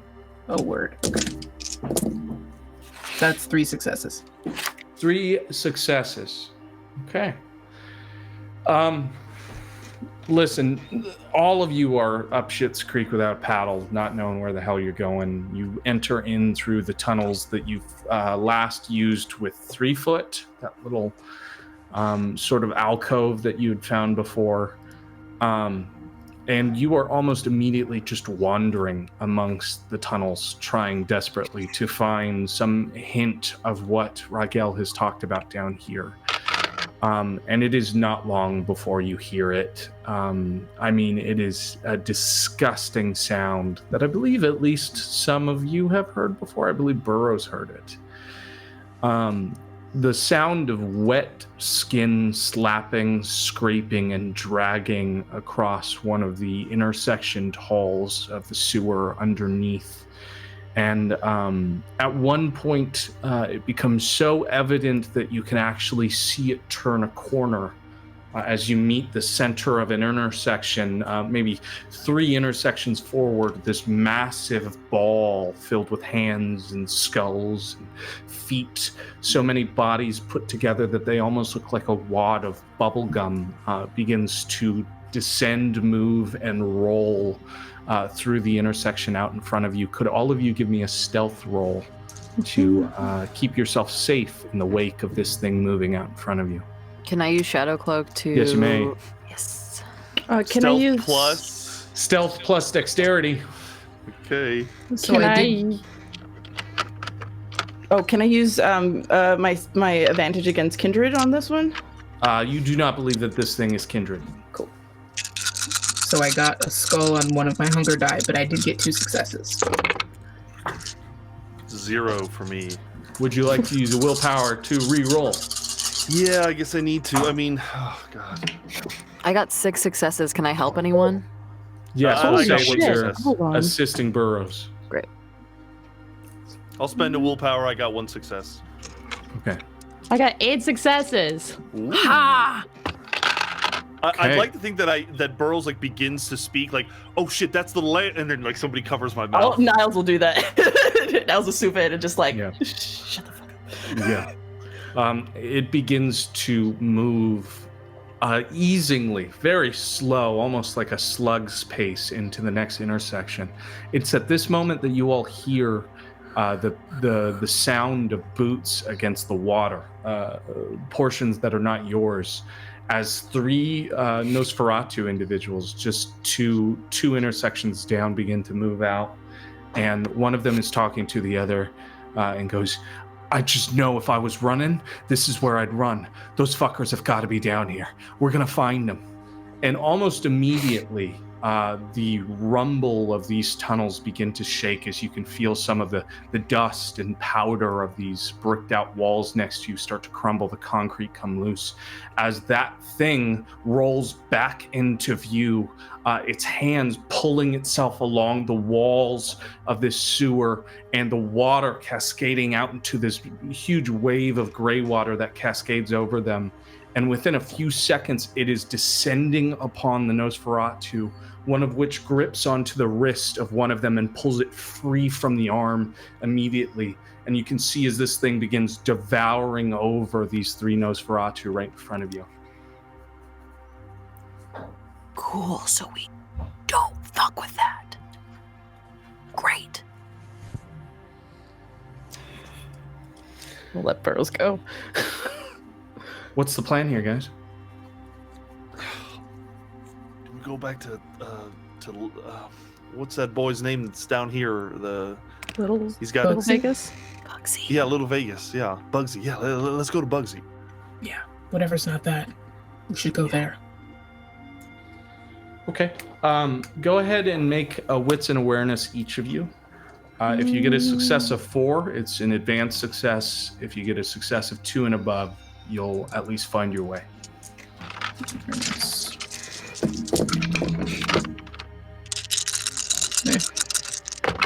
3. 3, but I have a little skull on one of my hunger dice. No successes for me. 5 successes. Okay, so the 3 of you do believe that you can find little strips. Sybil, you, in your sort of scouting with everyone, find something else entirely. You find off of the left-hand passage of the intersection you all are moving through a string of lights, lamplight that runs through.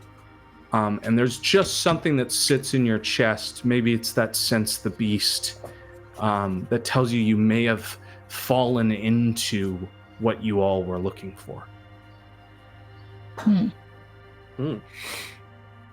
She's gonna start motioning the group to go that way, down the lamplight path. We'll follow. Are you all doing it quickly or stealthily? Probably stealth at this point. Yeah, I like to be stealthily. Yeah. All right, let me get some stealth from all of you to do so. 0. 1.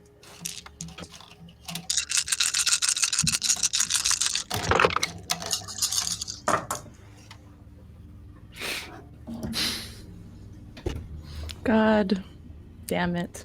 Yeah. BCO failures on both failures.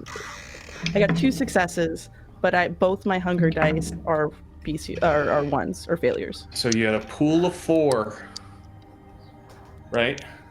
My pool is 6 for stealth. And you have a hunger of what? 2. And both of them are ones. Okay. Is there anything you'd like to re-roll? Can you? I don't know.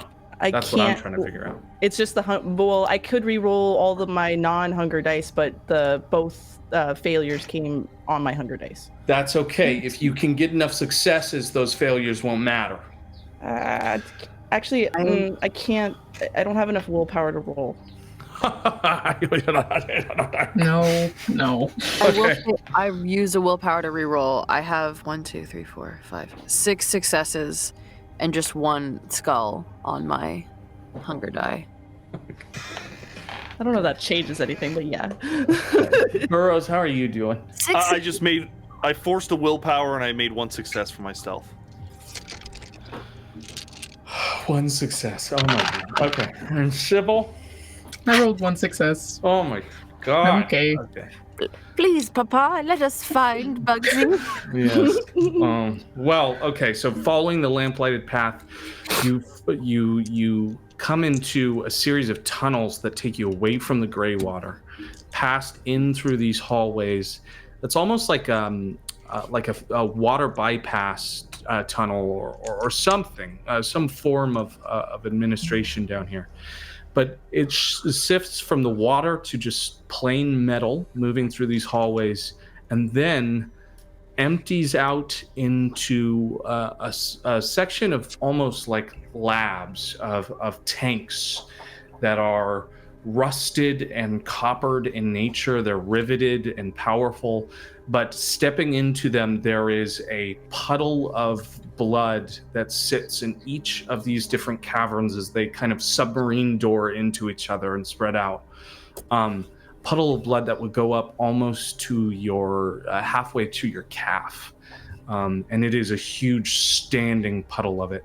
And these lights cascade through all of these places as you've stepped in. You do remember Ragel describing something similar when he described waking up in Mokur's place. Y'all think Mokur's going to ask for something if we want to talk to or look at Ragel? I mean, probably. Yeah, just He seems doesn't like seem like the guy to just let us do things out of the goodness of his heart. I mean, I'd like to keep tabs on Ragel, but I think short of us acknowledging a jihad, I don't know how else we're going to get this.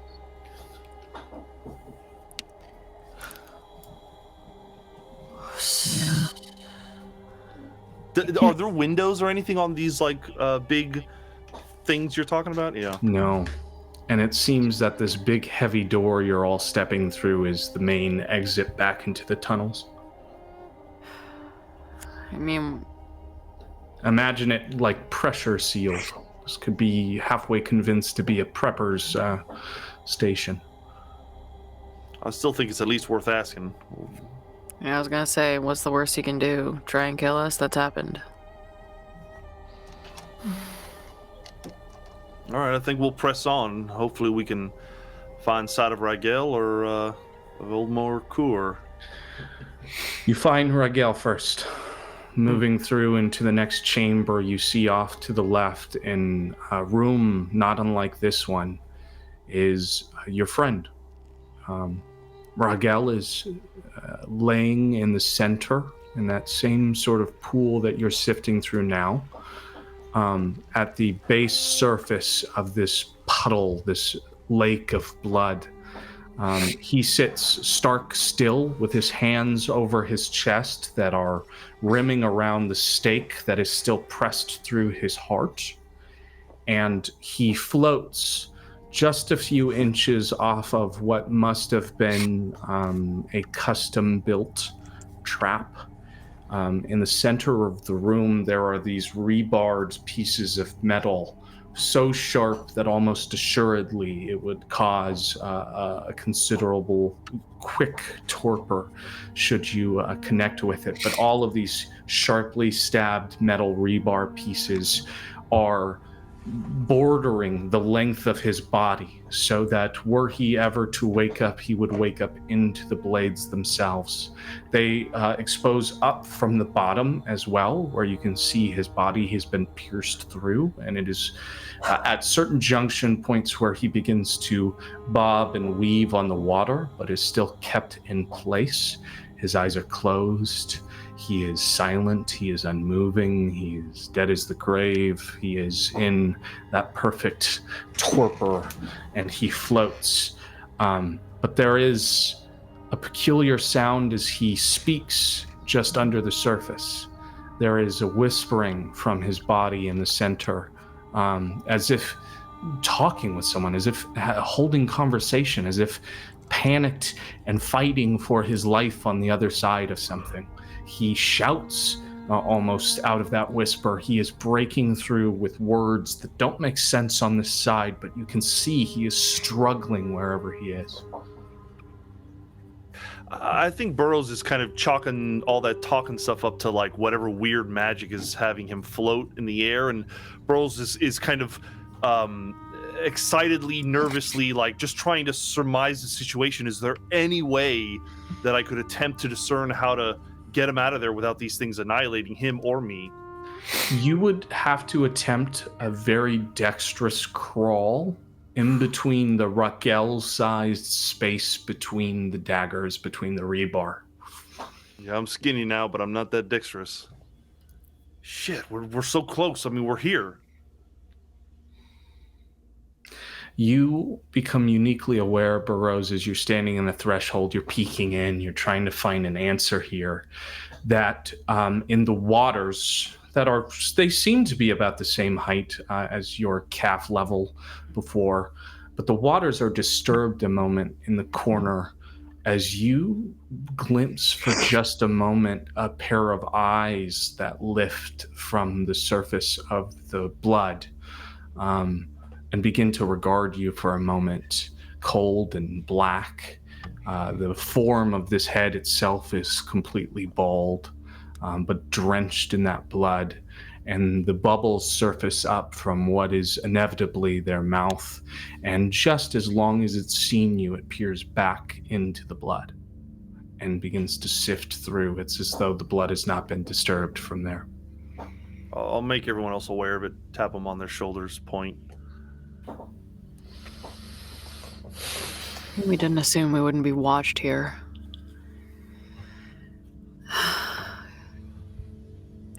So even if we did break him out, there's no guarantee that we're just not pissing somebody else off. Of course, we'd be pissing somebody off, but well, at least we got to see him. At least we know where to find him.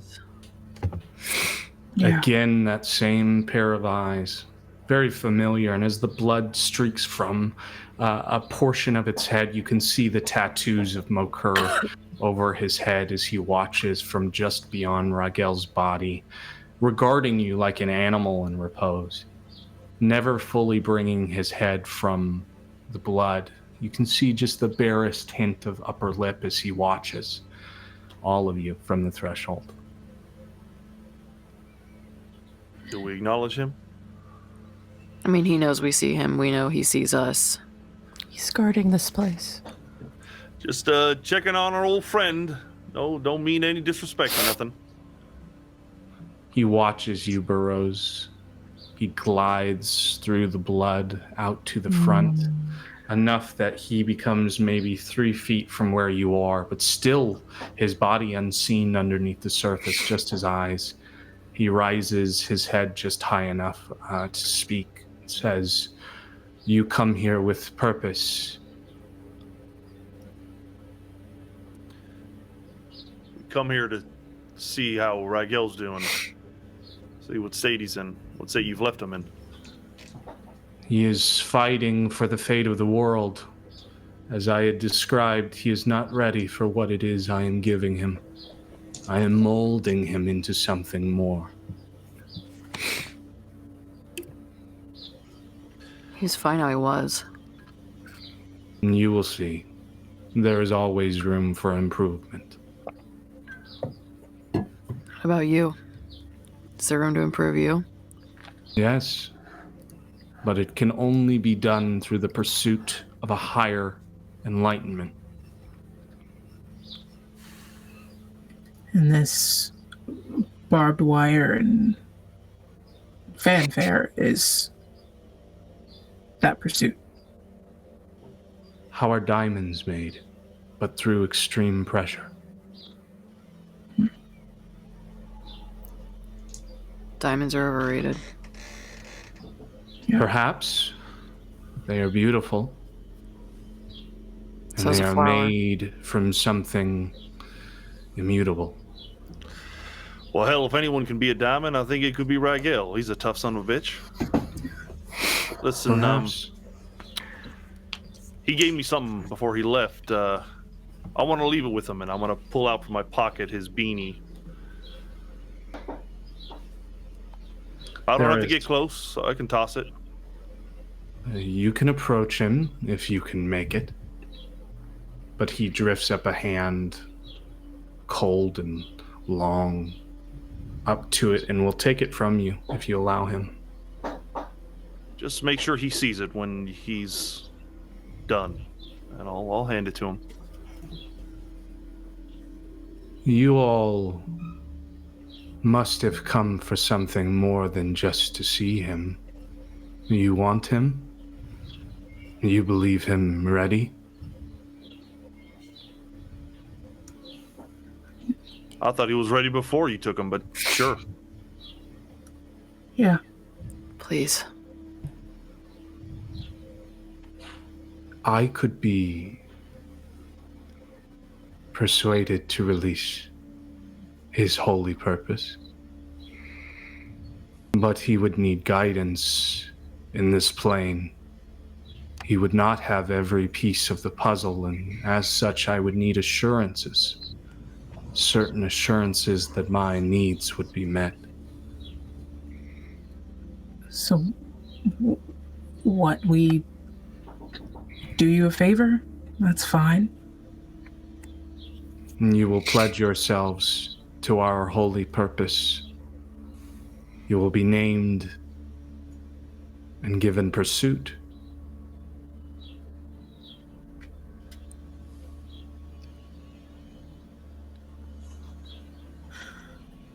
We don't have to, I don't know, get eyes on our face or change anything about ourselves. We just agree to work with you, right? We will perform the bond.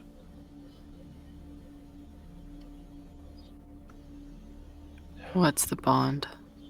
You will drink from me thrice and be named my thrall. No. I mean, I like Ragel, but I don't know if I like him that much. I don't think he'd want us to do that anyway. What a pity. Seems I will have to keep them then. For now. Sure. The lengths at which you will go for your friends is limited, clearly.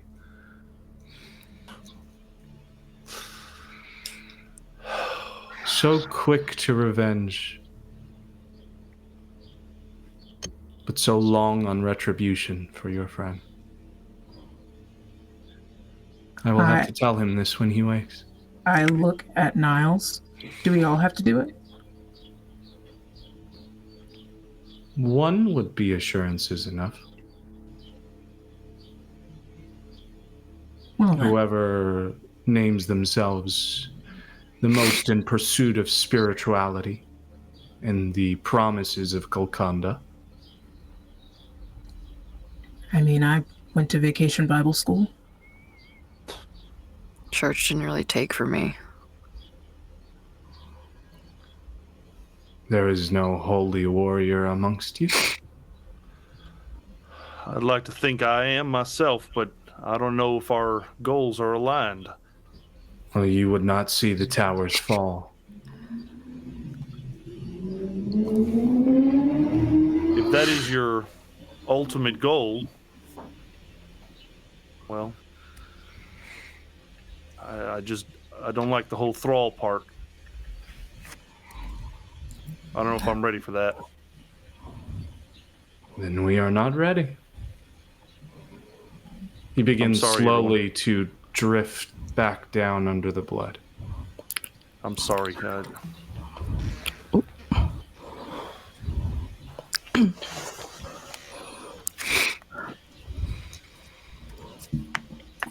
There is a brief moment that all of you are left with the vision of Ragel there, pierced on the rebar, silent and trapped, and Mokur's steady eyes appearing just below the corpse as he guards his prize.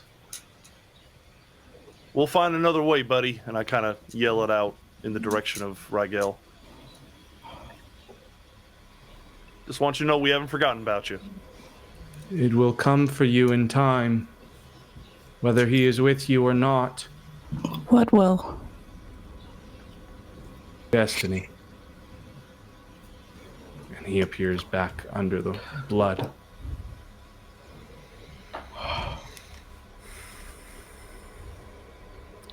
Let's return to our couple, if we're ready for that. Okay. You two awake in an unfamiliar place. You are no longer in the office that you barricaded. Excuse me? You awake instead higher. You can feel the height on this location, especially through how thin the floor is, and you can hear the music, sound of club music, distant and muted through a wall that is pounding through goth electronica. The lights in here are present but ambient in nature, and it's clear that it's darker outside where the entertainment is being had.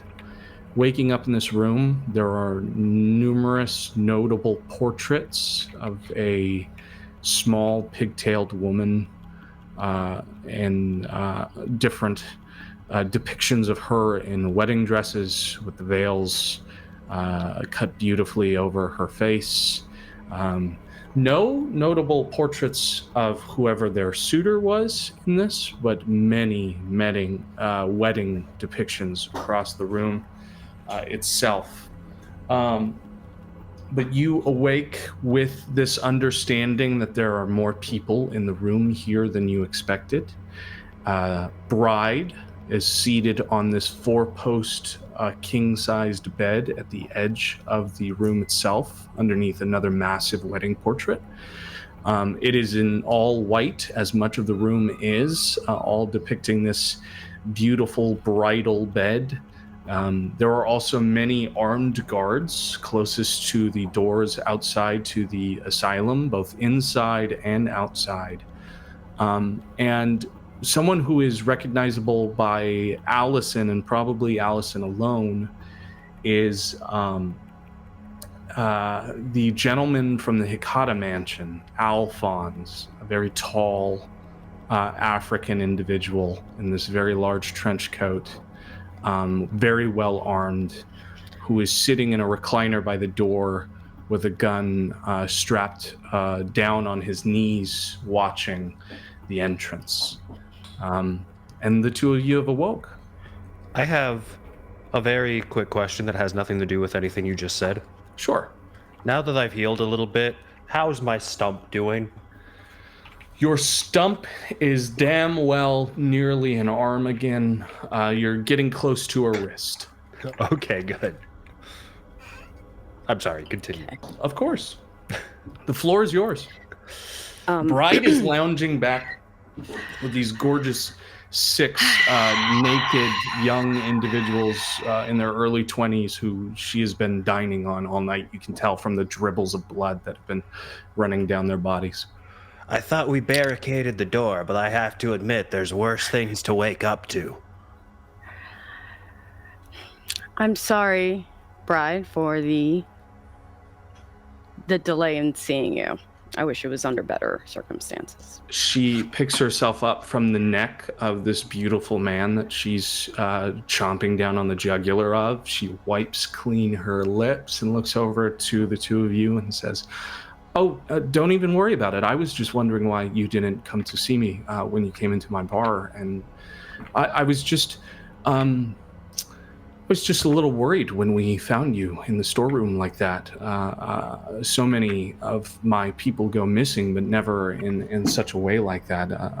And of course, I consider the two of you some of mine. It just hurt. It hurt. I took it personally when you decided that sleep was more important than letting me know you were crawling around in my home." Well, truth be told, we didn't have much time. Actually, I'm gonna, if you don't mind, and right, that was very insulting. And you know what? The fact that I'm alive still and not automatically dead tells me that hopefully you would appreciate me making it up to you. No, I'm always one for apologies, especially if they're directed at me. I am going to go ahead and get down on one knee. Get down on both. Already. Good. Go on. How about you crawl to me, actually? How would you like me to crawl to you? On all fours. Already there. Enoch is just on the floor watching.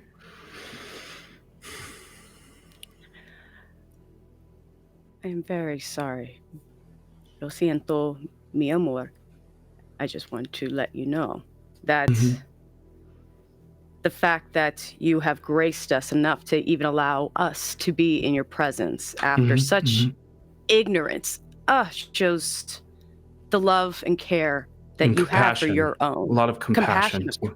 So much compassion. So much compassion, devotion to your things that it's something that we will work to gain back such praise and esteem from. Absolutely. Maybe that can be arranged. Maybe.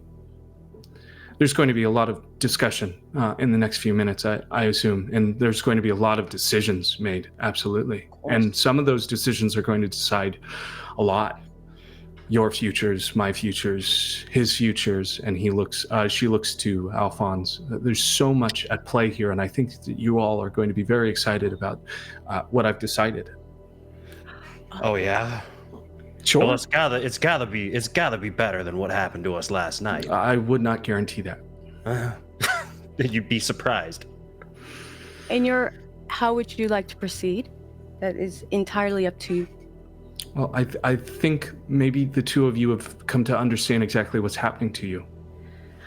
Yes, I have become aware of the situation. Good. Someone told lies about us. And now, here we are. Good day. When I find Lies? whoever directly endangered my wife, better believe I'm gonna have something to say to that person. Well, I could direct you back to your friends and the sheriff, but I don't know how much use that would do for you. The trouble is with family when they fight is you can hate them all you want, but you can't make any definitive decisions to remove them from your life without removing a part of you were born with, right? So I would hesitate to do anything to your friends, and I can't even guarantee you're going to have an opportunity to. What with everything that's going to happen in a few minutes. Now, I've been learning a lot about friends lately, and so I know that friends don't get friends blood hunted. Am I right about that? Am I reading that correctly? That's very, very true. That's very true. That's very true. But I was in a series of meetings that revealed some choice information that both major groups are now privy to that would highlight a series of decisions made by a series of people concerning a door somewhere deep in this world. And I think that sometimes we make bad decisions when big things are in front of us, don't we? Absolutely. Are you implying that we made a bad decision, or that our friends Bride, made a bride, I bad think decision? it's an extensive Right. list, and you two would definitely make it. what? Yeah, I'll help this. What would require? What would you like us to do on behalf for your such for allowing us to have sanctuary even? Well, it's actually it doesn't really have a whole lot to do with me. Truth be told, it actually has next to nothing to do with me. See, let me bring you up to speed. This is Alphonse. Alphonse, do you want to introduce yourself? And Alphonse steps up and he says, nice to meet you both. I think maybe we had a slight run-in with you and your friend, Sybil, who I care about, and I'm sorry we're meeting under these circumstances. Running, huh? Sybil, isn't she? Doesn't she always like look the best? Absolutely.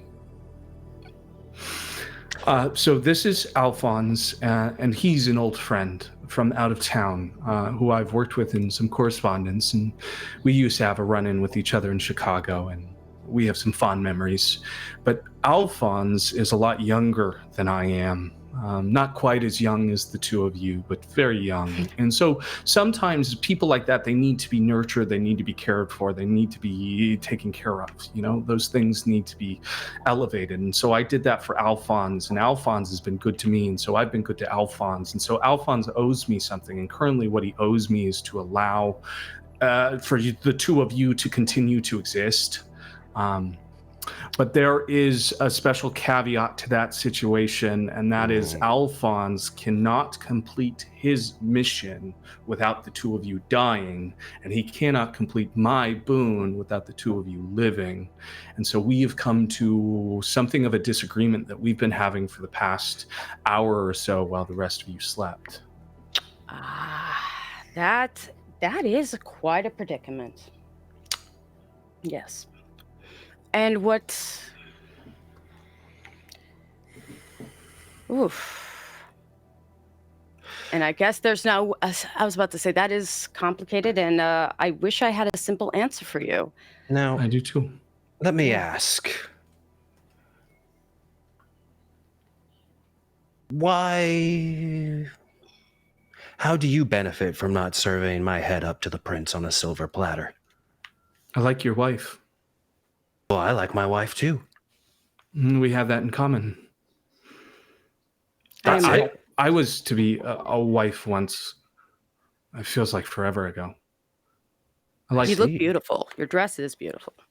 Thank you. Thank you. Don't It's worry.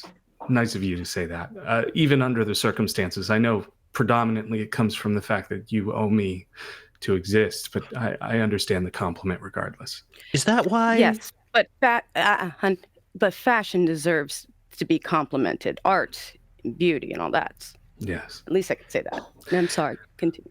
I don't want to assume, but is that why your name is Bride? Yes.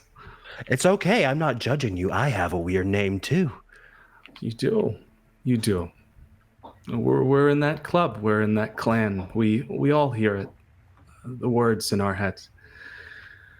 But your words are running out, and we need to make a decision.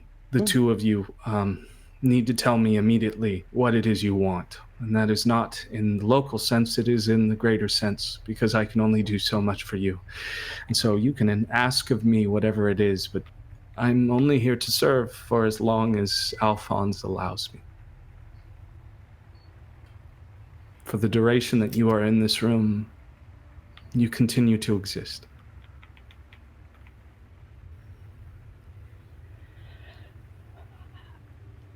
I wasn't given a choice into this life, and I would like to at least make a choice to see if I can continue. And ideally, I would like to continue. But that's probably out of my hands. Okay. Enoch, Yes? Doctor. Anth. Oh, I'm sorry. Was a question asked of me? We'd like to know what it is you want out of this situation.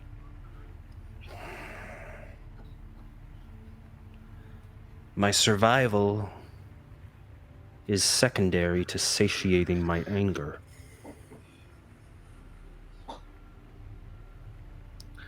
You would see I'll bet. a rectifying moment.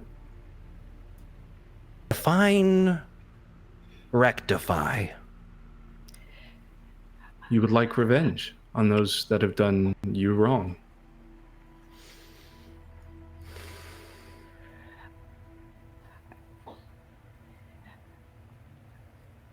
Allison's gonna wait to see what he has to say. I would like for my wife to be safe. And I would like for my wife to be happy. And if someone threatens my wife's ability to do that, I'm not going to stop until they're removed as a threat. I see. Whatever that means. It's very astute. It's very specific. It's something I can work off of. Honestly, I was expecting some things to go wrong here, but both of those I can justify very easily. So this, she looks to Alphonse, this makes their job so much easier. So here is my offering. You're here. You're in asylum. You've given your option. One is for the survival of Allison, and the other is for revenge against those that might see her harmed. I can give you both. And how do you propose to go about doing that? And why is that what you want? Do you have some kind of a grudge against our prince? The two of you are married, no? Yes. Where did this happen? Where did you have the ceremony? We didn't know.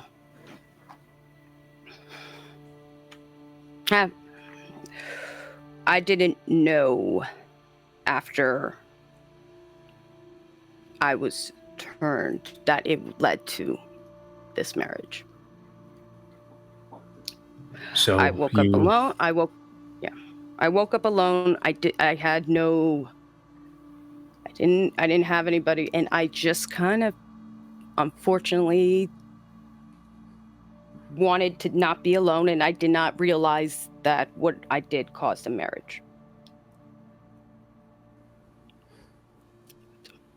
Did you know, Doctor? I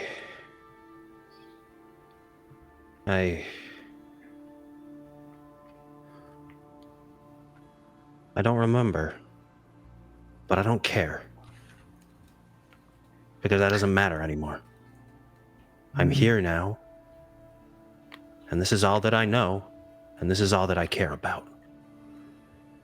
So you both truly had a Vegas wedding then?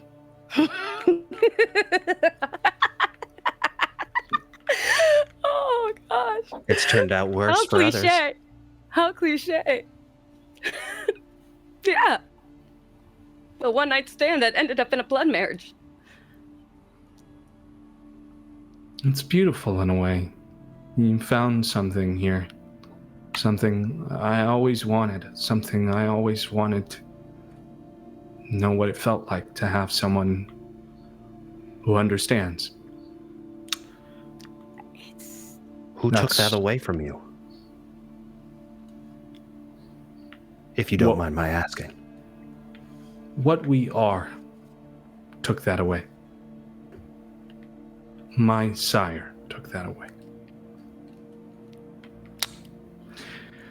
I'm sorry to hear that. That is why I'm going to do this for you. Consider it a wedding gift.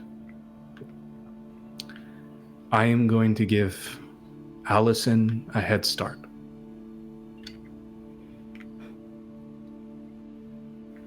That's very And I will gracious see of you. to it She measures eyes against you, Enoch. I will see to it that your revenge is had, whether by your hand or mine. Would you like to specify who you would like to see dead?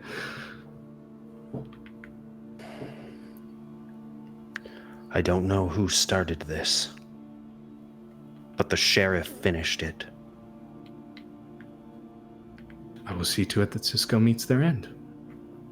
Please, enjoy. And I would have the prince know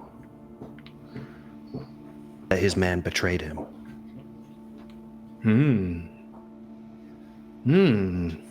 That I can do. Doctor, it has been wonderful knowing you. Even more wonderful knowing your wife. And truly, thank you. Now, you've assured me of my wife's escape. Am I the bargain for that? Are you to take me in her place? Alphonse looks to you and tries to catch your eyes. I'm going to give you a fair fight.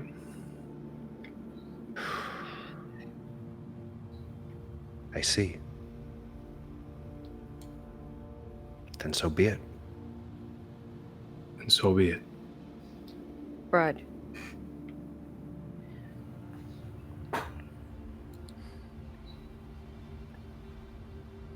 Yes? Where? May I, can I approach you? Of course. Come here. I want to Get get up up off the closer. ground. It's dirty there. Thank you.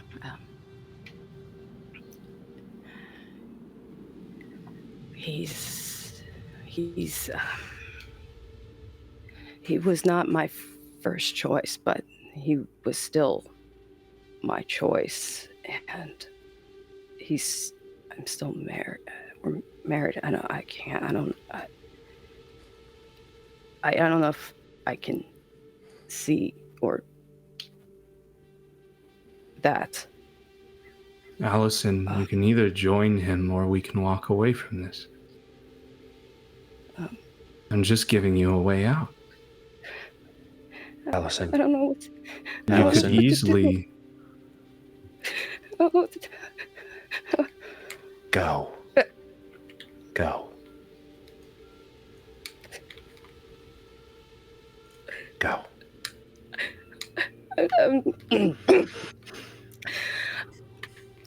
Sorry, Enoch. If you're very lucky, I will find you later. But right now, you need to go. I'm just sorry I put you in this spot. You didn't. I did. And I'm gonna go ahead and wherever Brad, I'll just nod to Brad. I'll be like, okay. let's take a walk. I'll show you my dress. Maybe we'll pick out a veil for you. I would love to. I didn't get to do that last time. I would like to. Sure. Why don't you Why don't you say goodbye very quickly, and then we'll make our way.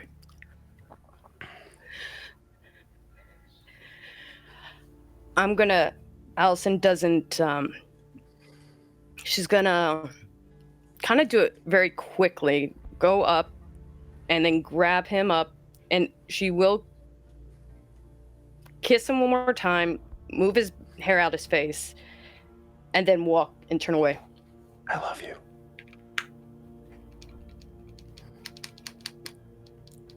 She doesn't respond back. She's trying to fight. Yeah, just walks. She takes your arm, Allison. She grips it. She walks you out onto the catwalk of the second floor. And the door shuts behind. And there is a moment, Enoch, as you're sat up looking over at Alphonse, where there is just a level of tension in the air. where he has not spoken and you have not spoken, and you're just measuring each other up by the eyes.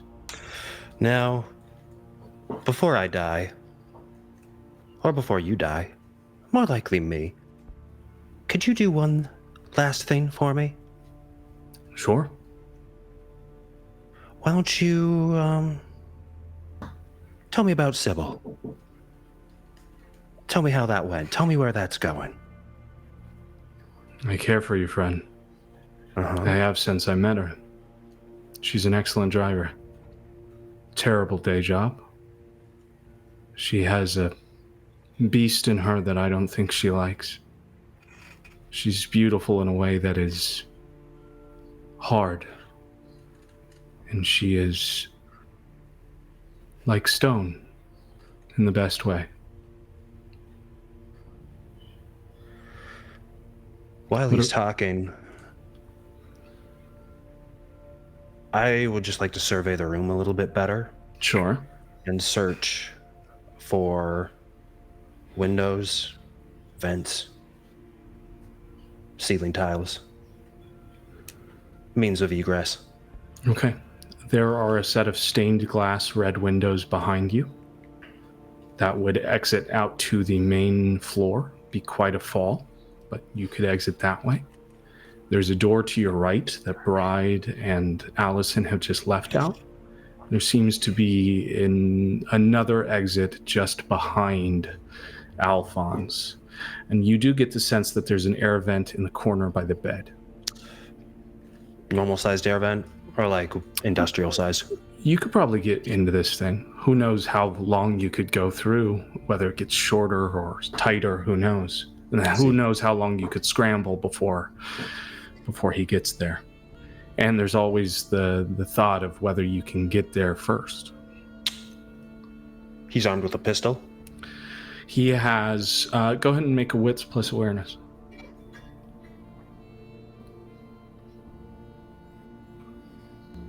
Trash Bandicoot says truck stop worker sized air vents. Yeah. Oh, no, not now. Sorry, my computer is running out of memory. No worries.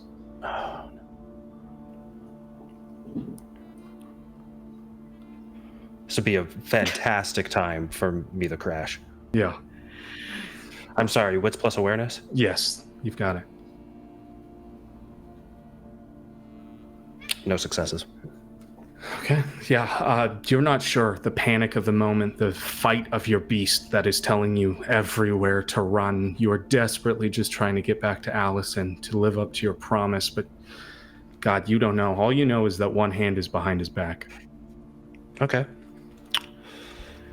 Why don't you tell me about your wife?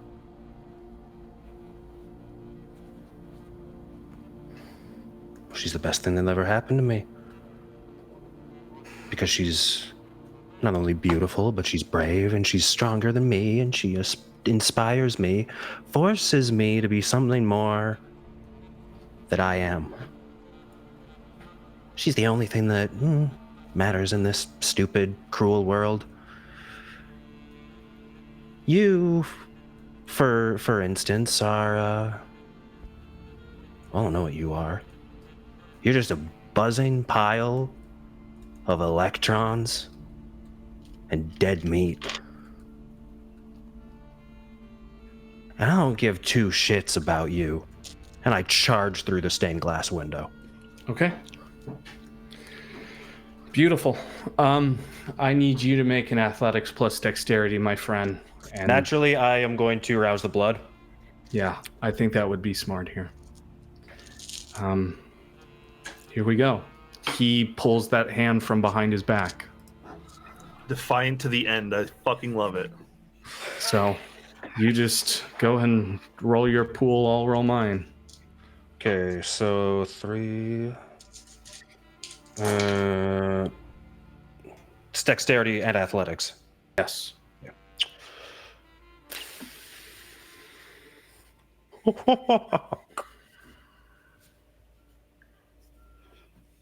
Okay, pull a 3. Okay. 3 successes, messy critical. Oh my god. So 3 successes. That would be 5 successes, correct? On the hunger die. Fuck. Don't know if that's going to be a good or bad thing. Your messy critical. How would you like it to assist you here? I think it's just. I think in Enoch's mind, you know the gif of the lady with the math scrolling through the background? I think he's just doing like ballistic calculations, figuring out where he needs to land, when he needs to roll, planning his trajectory through the window. He's factoring in like how fast the bullet is going to hit him, how quickly the guy can move his arm around, and he is finding in that moment, the mathematically perfect, as close to the mathematically perfect spot for him to jump through. Optimizing for both, making it harder for him to hit, and for the softest possible landing. Okay.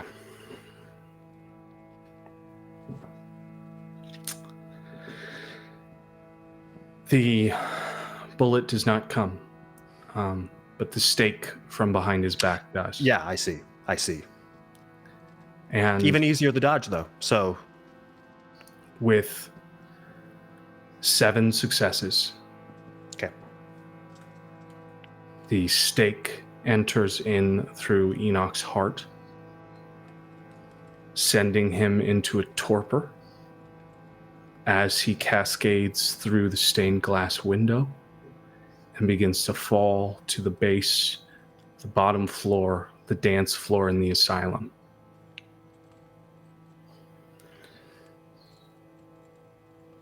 As he collides to the bottom, there is a level of dust that takes on as final death is reached upon the impact of the floor below. And unfortunately, Enoch has not made it out of the asylum. Asylum is left with Allison and Bride watching from the catwalk as Enoch plummets through the stained glass, and there is a shock, a scream, a run from the bottom as so many of the passerbys, the club goers below, get out of the way.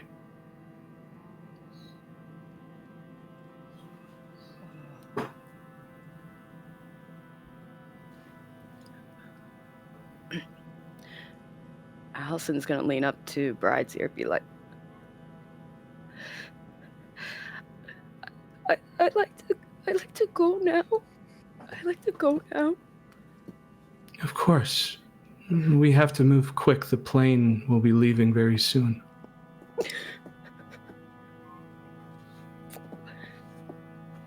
Okay.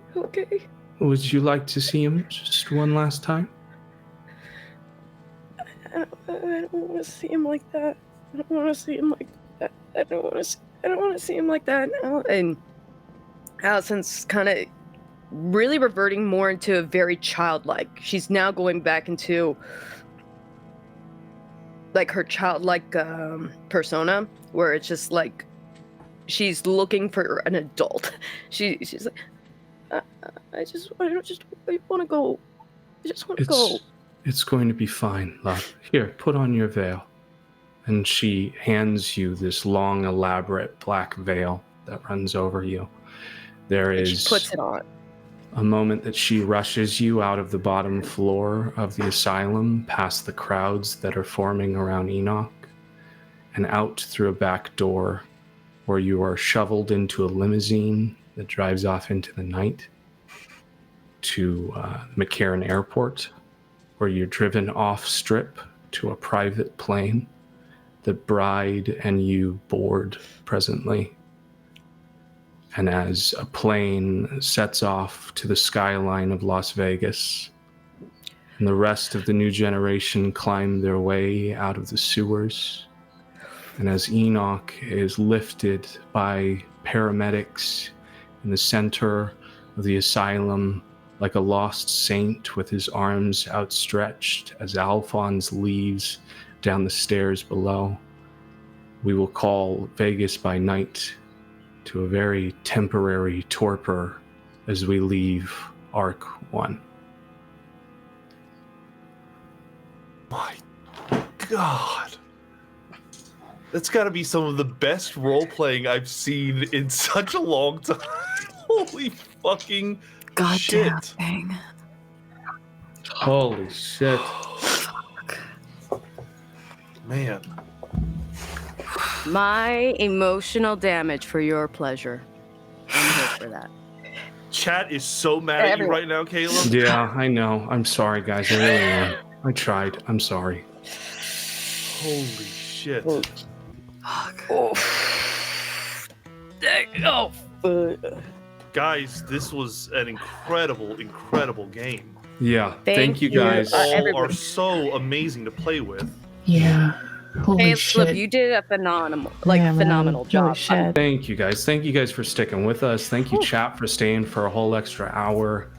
I just want to say again that this Thank you. game means the world to me, and the fact that I get to play with you guys, no matter how hard it may be or easy it is, it's one of the best experiences in my life that we get to do this, and we get to do it for people, for so many people who care about this. So I love you guys to death, and I can't wait for Arc 2.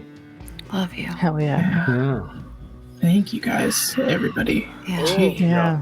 Yeah, I would love it. Anyone in the Discord, in the chat, the community, Twitter, send to Aaron all of your love for Yes. Enoch, all of your love for Allison, as we don't know what's happening next for Arc 2, but we're definitely going to have some switch ups. But they deserve to know how much those characters were beloved, because God knows I love them. Gonna miss the couple a lot. The Kinkster shall live on in fan fiction. Yeah, exactly. There's always Sure. fanfic. So much to work with. Thank you, everyone, who Thank has you. been so faithfully listening to us and following us. We've got a lot more in the coming year, but it's just such an honor to play with you guys. And Caleb, we couldn't have asked for a better storyteller. So thanks again. I'm just honored I could do it, guys. I mean, this is my dream table. I've literally had this game written for 2 years, and I could not imagine giving it to anyone other than you guys. So All right. Well, on that, It was a great ride. Yes. Thank you. we'll see y'all on the other side, guys. yeah, see you for Arc 2. Yeah. Stay Part safe. All right. 2. Bye, y'all. Have a great Saturday.